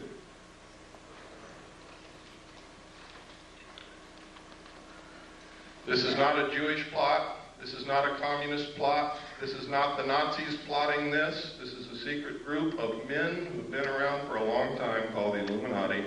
They are made up of all different religions, all different political viewpoints. They believe in reason. They believe in solving problems. They believe in controlling the populace if the populace won't control themselves. What's wrong with it? Do you like being a free person? I'm being serious. Who's the person who asked that question? Where at? I'm saying we don't know what goes on in our government now as it is. Whose fault is that? I'm not trying to pick on you. I'm trying to get at an answer. Really, I'm not picking on you. But I have to... I don't know, I'm just questioning. Okay. The reason that this is happening is because we've all abdicated our roles as responsible citizens in this country. We bought a business. Here's what we did. We bought a business. We hired everybody that's going to work in this business. We stocked the shelves with merchandise, and we went on a permanent vacation. What do you think is going to be left of our business in 20 years when we come back?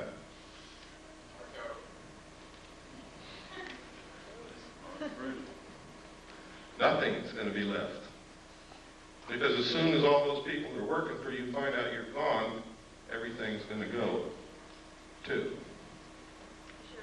Oh, yes. Well, let me get through this because I've got a time limit and I've got to get through all this information. It's important that you know it. The United States was set up so that each individual citizen is a sovereign king. It's the first time in history that's ever happened. A king. Can you imagine that? A king. The government, for the first time in the history of the world, worked for the citizens. We sent representatives to represent our will in our state government and in our federal government. And while they were gone, we took care of their family and their business for them, and we sent them along a little stipend to live on. And they really represented us up until a certain point in time when all of a sudden somebody created professional politicians. And we quit watching what they are doing. How can we tell our politician what we want out of him if we don't even know what the hell he's doing in Washington, what bill he voted on, even what's coming up in front of him, and we never read the bills anyway? H.R. 5210 was introduced as the omnibus drug bill of 1988 to help get drugs off the streets, and everybody said, yeah, support it. But when you read it, inside it, it establishes funds to develop a national identity card. It establishes military installations as mental treatment centers that legalized concentration camps.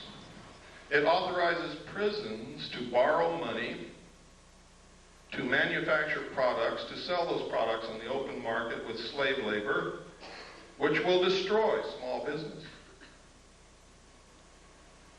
I can go on and on and on. H.R. 4079 is in front of Congress, which will allow the President to create a national emergency for a period of 5 years, which will literally allow him to suspend the Constitution of the United States and declare martial law. Thanks to Newt Gingrich. That's right. Could you explain that bill that you had That's it. That's it. Yes. So what I'm saying is, this is our government, our country, and we're going to lose it if we don't get smart real quick. And we're going to find ourselves a part of a one-world totalitarian socialist state merged with the Soviet Union and the other countries of the world in a cashless economic system. Bankers already know it.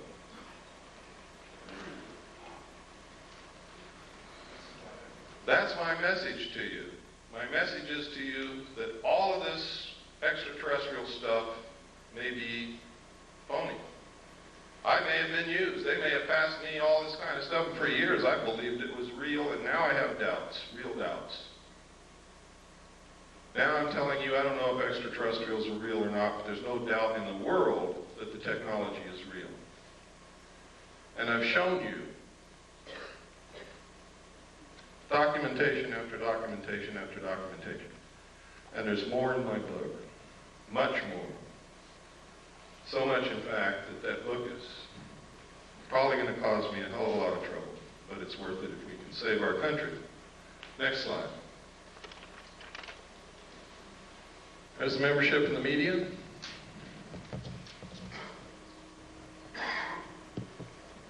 The only one that's relatively free is Cable News Network. Daniel Shore is the only member. And that might be why you see a little bit more on CNN than you see in any other network or station in this country. Next. But you only see it when Daniel Shore is off that day. Military. They have been teaching interdependence, one world order, one world government is the solution to war in the Naval Academy, the Military Academy at West Point, and the War College since the end of World War II. I'm a little confused. I thought the war was one of the things they were trying to promote solve conflict. No, war has traditionally been used to solve the problems. They want to bring about a one-world government that will eliminate war altogether, but they have to have a replacement for war. The replacement would be a tremendously wasteful space program to repel an enemy from outer space that may or may not exist. What we got to do is find out what the truth is. How would that reduce the population?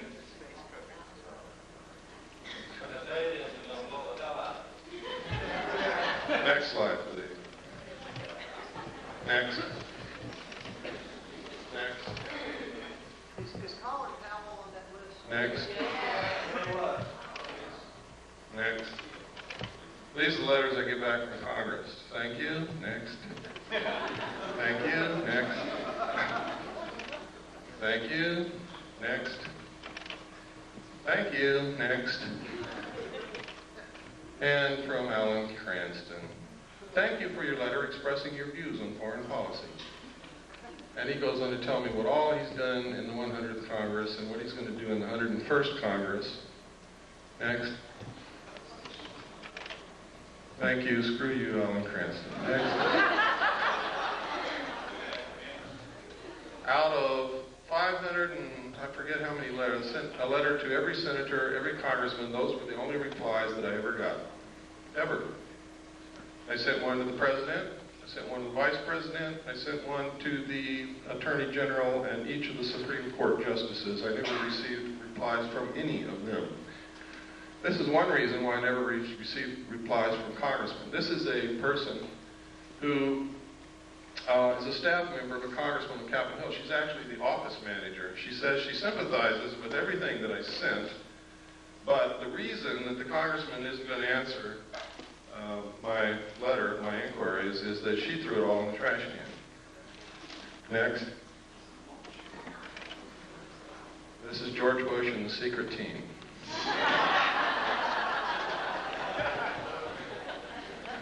Next. Another reason for a new world order is if extraterrestrials are real, who speaks for planet Earth? Who? I mean, if they're really real, who's going to speak for all of us? Who's going to represent the Earth?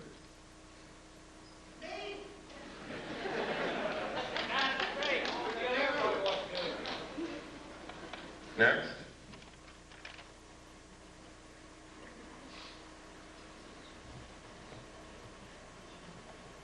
For all of those of you who were going to tell me that you're just one person, there's nothing that you can do, I think this says it all. That young man stopped 17 of the most dangerous killing weapons of war that have ever existed right in their tracks, and they didn't move again until he walked away. That's a real hero. He has not been executed yet. He is a real hero. He's the only real hero that I know in this whole world. In this whole world. That's him right there. He's Chinese, and most of us would say, here comes the chinks into the neighborhood. That man is my brother. I don't care who he is. And I hope that you learn that he's yours. His heart's probably bigger than all of ours in this room put together. But that's your answer when you come to tell me that you're only one solitary little person. There's nothing that you can do. This is our country. It belongs to the people. And we can do whatever we want to do with this country, but we have to do it together. I hope that we can all find a way to do that. If we could have I believe that's the last slide. If we could have the lights, we'll have some questions and answers. Or we'll have some questions. I don't know how many answers.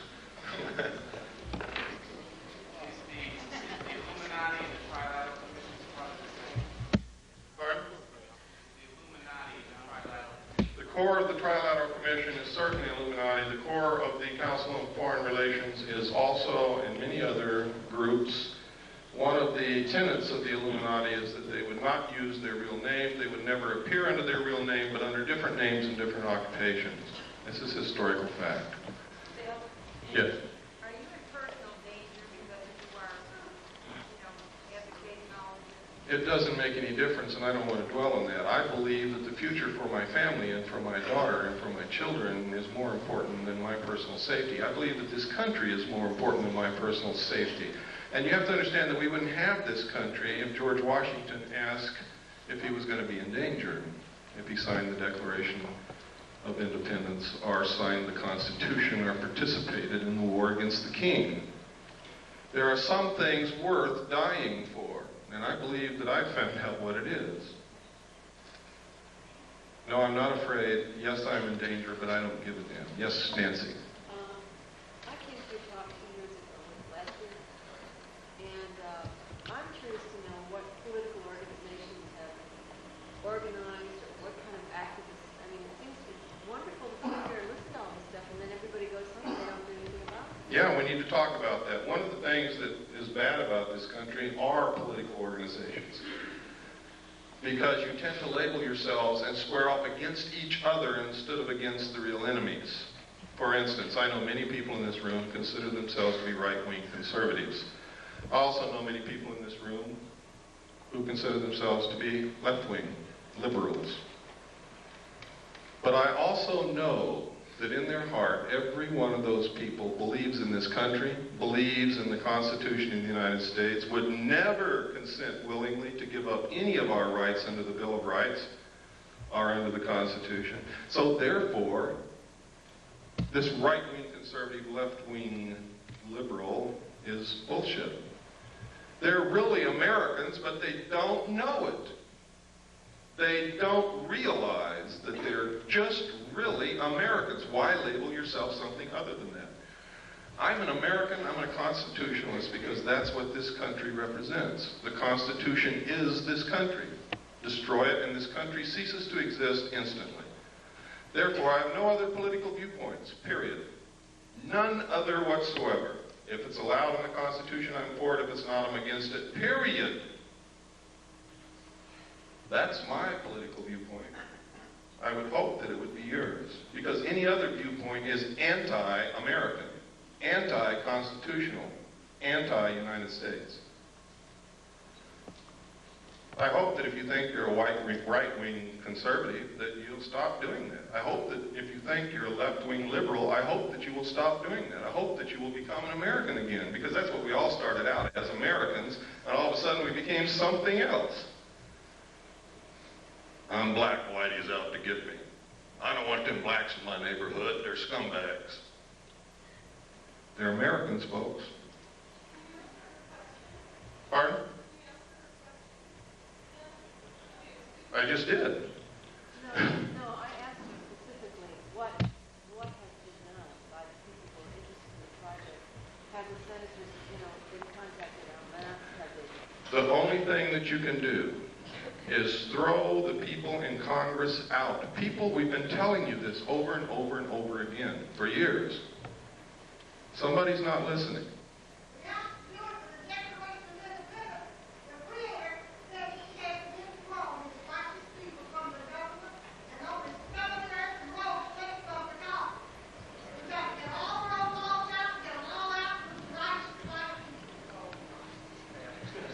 Well, I will not support any racist attitude from anyone, but you have to get the professional politicians out of Congress, out of office, out of the presidency, out of the governorship, out of the state houses, and you have to send citizens who will truly represent us, who truly will do what's needed, and only send them for one term, and that's the only thing that's going to work. If you think you're going to change the minds of these people who are so ingrained into, well, it's not politics, it's the destruction of this country. They're bent on it. If you think you're going to change their minds and all of a sudden they're going to start representing you, you're wrong. They're not. Yeah.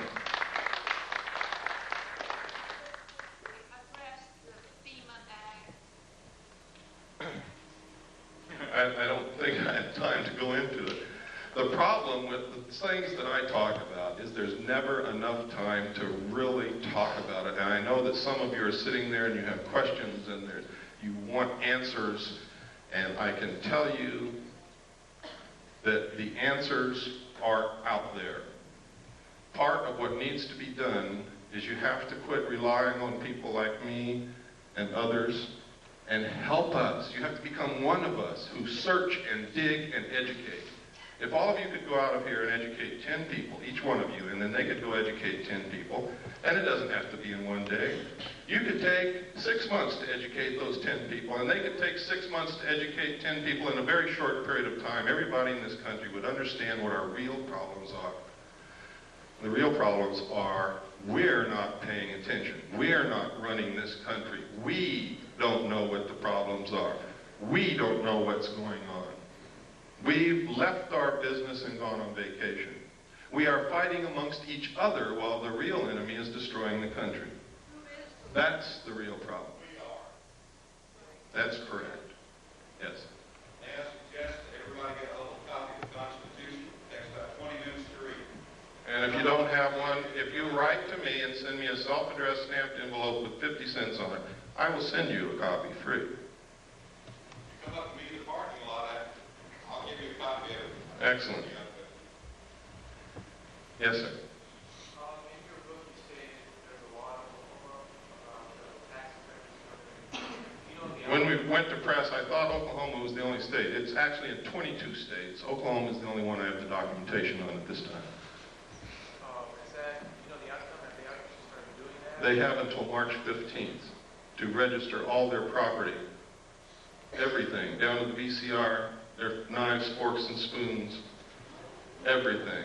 If they don't, a tax man will be sent to their door with a warrant who will take inventory of everything in their home, Anything they find that was not declared on the list, or if they never submitted a list, they will be taxed 20% over and above what they normally would have been taxed.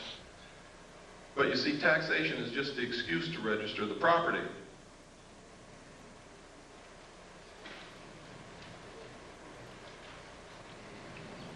For those of you who want to order a copy of my book, I'm not a salesman. I didn't bring books with me. I never do that.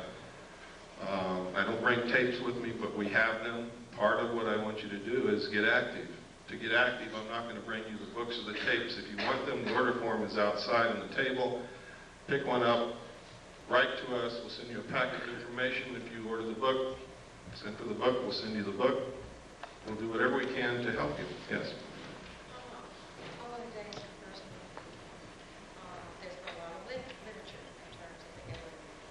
The animal mutilations, Yes. human mutilations, the genetic things. Do you feel that probably this is a fabrication in terms of creating a fear in which, like you're saying, would come as an attitude of one planet against an alien? It's exactly what I believe. Now, you have to know that when Hitler got ready to go into Europe, to invade France and the other countries of Europe, he began broadcasting Nostradamus' predictions. What did you see on television last night? Why do they use these predictions and prophecies? Why all of a sudden are you hearing that the book of Revelations is coming true in front of your eyes? To get you to give up. If it's been prophesied and it's going to come true, you're not going to fight it. To neutralize the Christian community so that they won't fight the new one world government. Hitler dropped the prophecies which said Hitler was going to win and was going to be the ruler of a 1,000-year time of peace. So the French dropped their weapons and ran. Pay attention to what's happening. AT&T, one world, one car.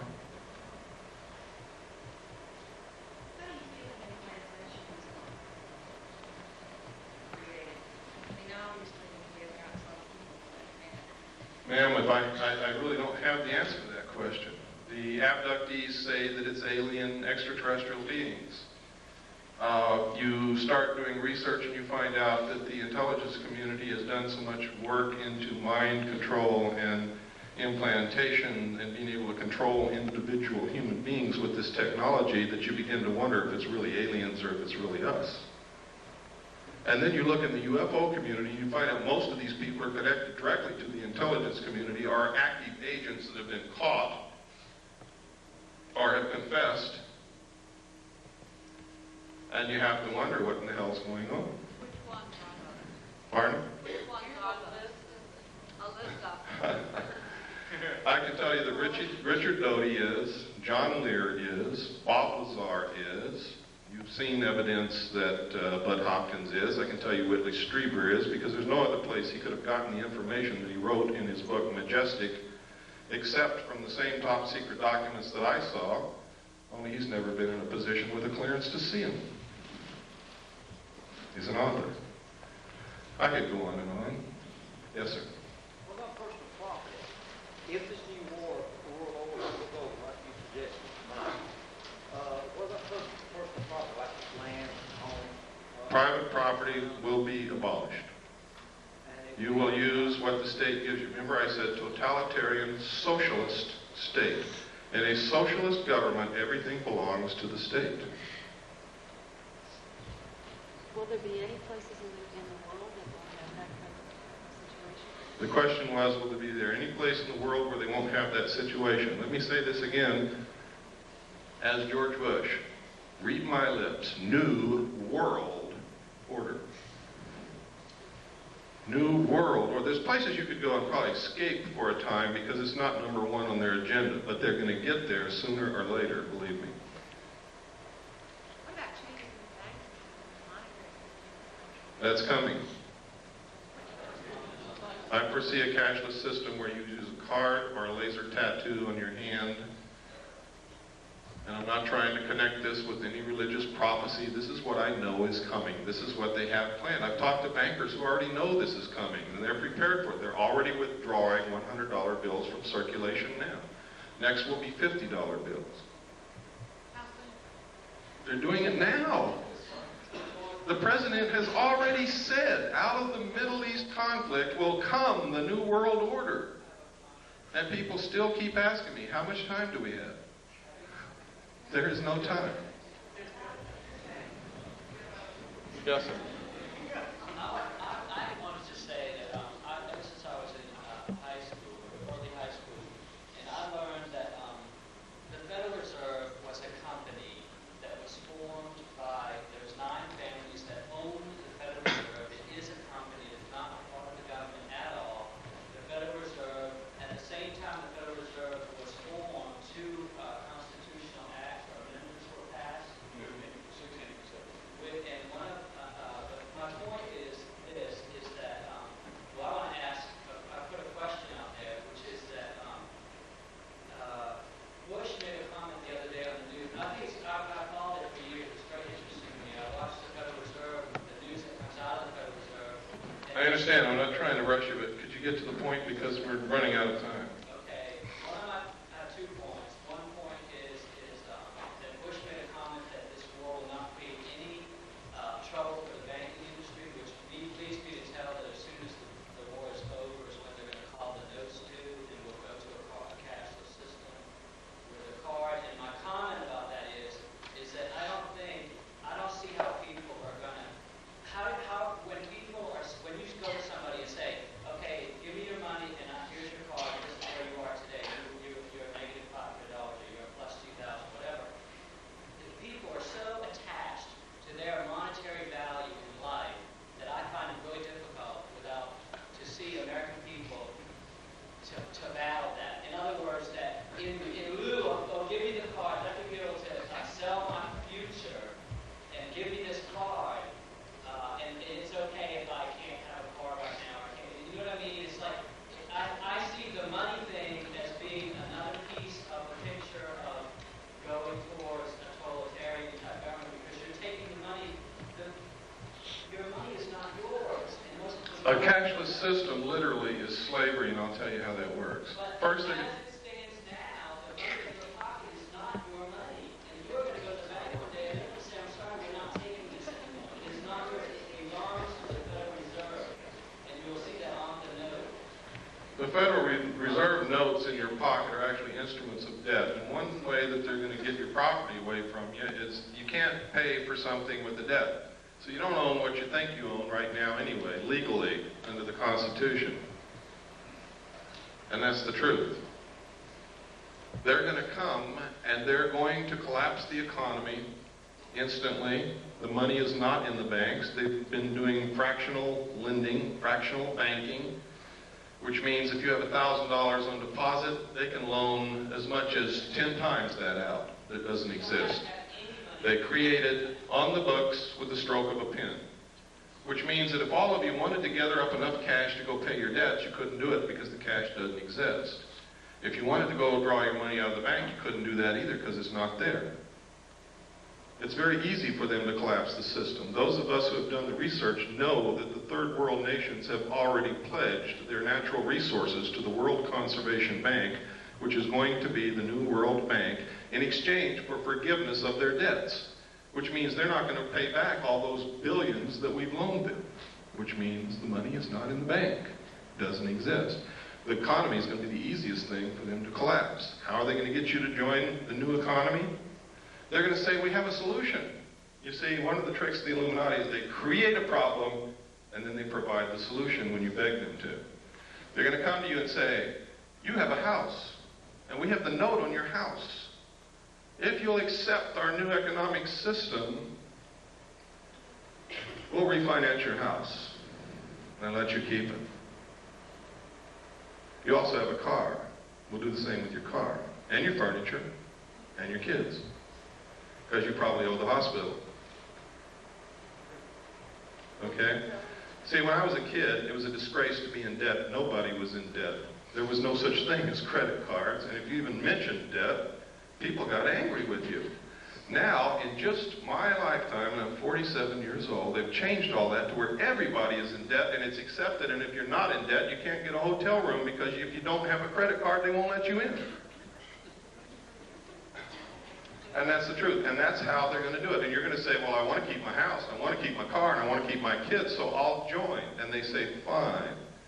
For every dollar you used to have, we're going to give you 10 cents, and we'll start all over. They're going to devalue the money at the same time and eliminate the middle class. And there will be two classes of people, the rulers and the rest of us. This has all been public knowledge for years, but people have ignored it, and they've called anybody who tried to educate them a conspiracy nut, an idiot. But you can see it coming through true right in front of your eyes now today. Every day you can see this happening. You can no longer call these people conspiracy nuts. I didn't believe it either until I started looking into it, and by God, they're right.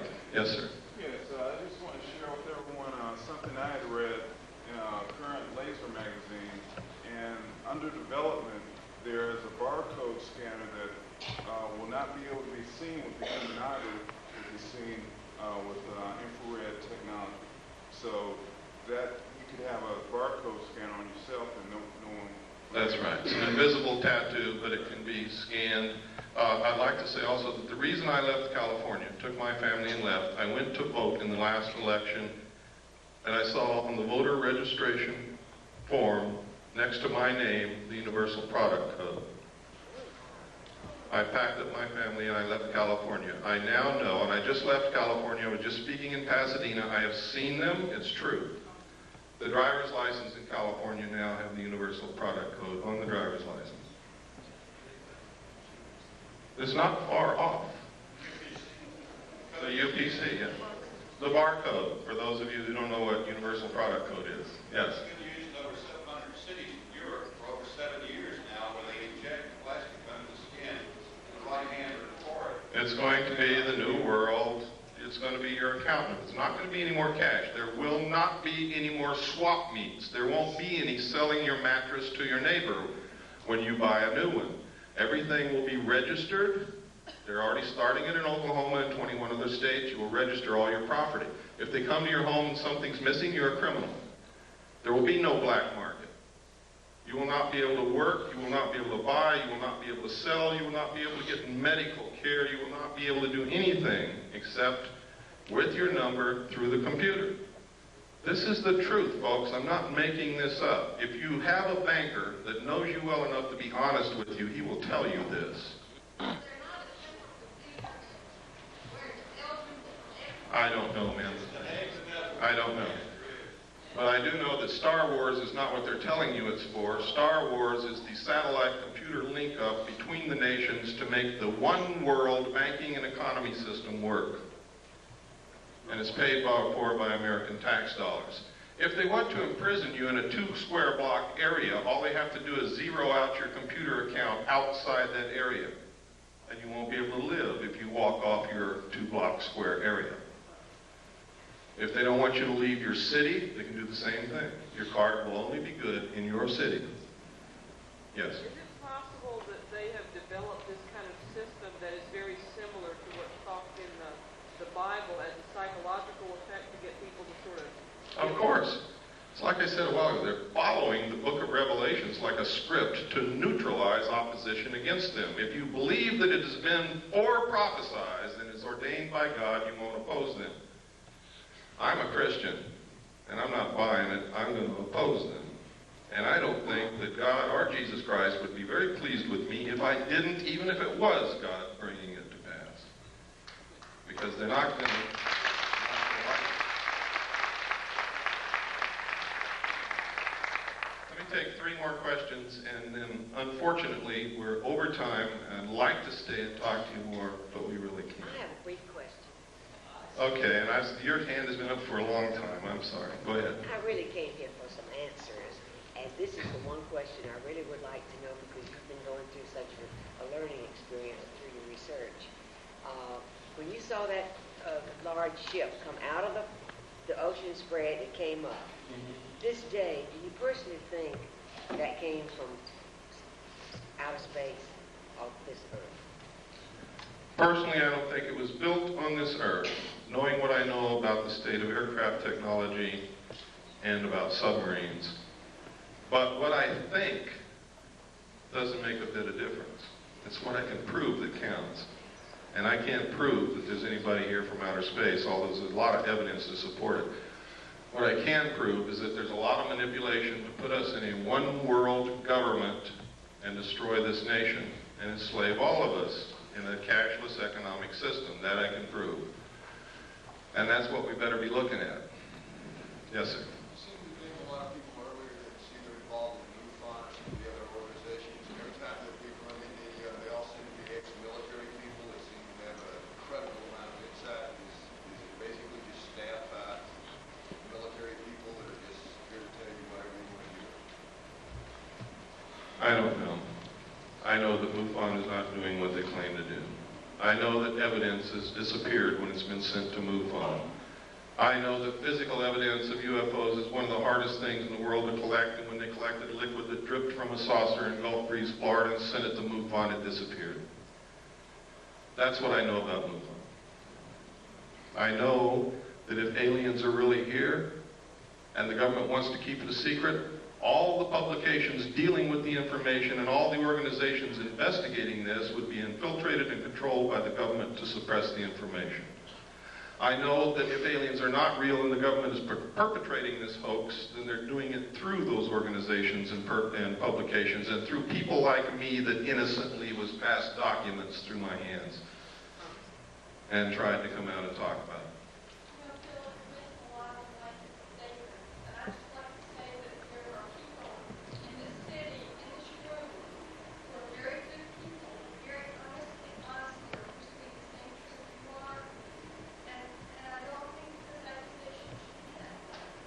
I don't know what you mean by blank. When I say MUFON, I'm talking about the people who run it and control it and finance it. I'm not talking about all the people in the little towns and stuff who are interested in UFOs. It's too late to be careful. I'm fighting a war and I need people on my side. And damn it, if somebody's on the battlefield in front of me, I'm going to run right over them. I am sorry, but that is exactly what I'm going to do.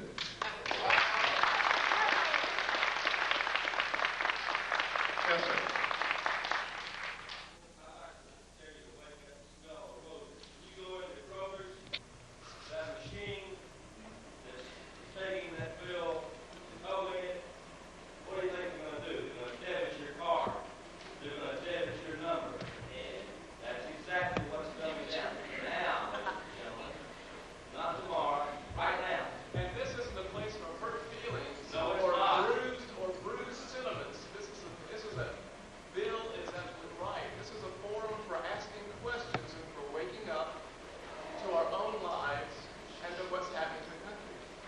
I also know that not everybody's going to agree with me, and I don't expect you to, nor do I want you to.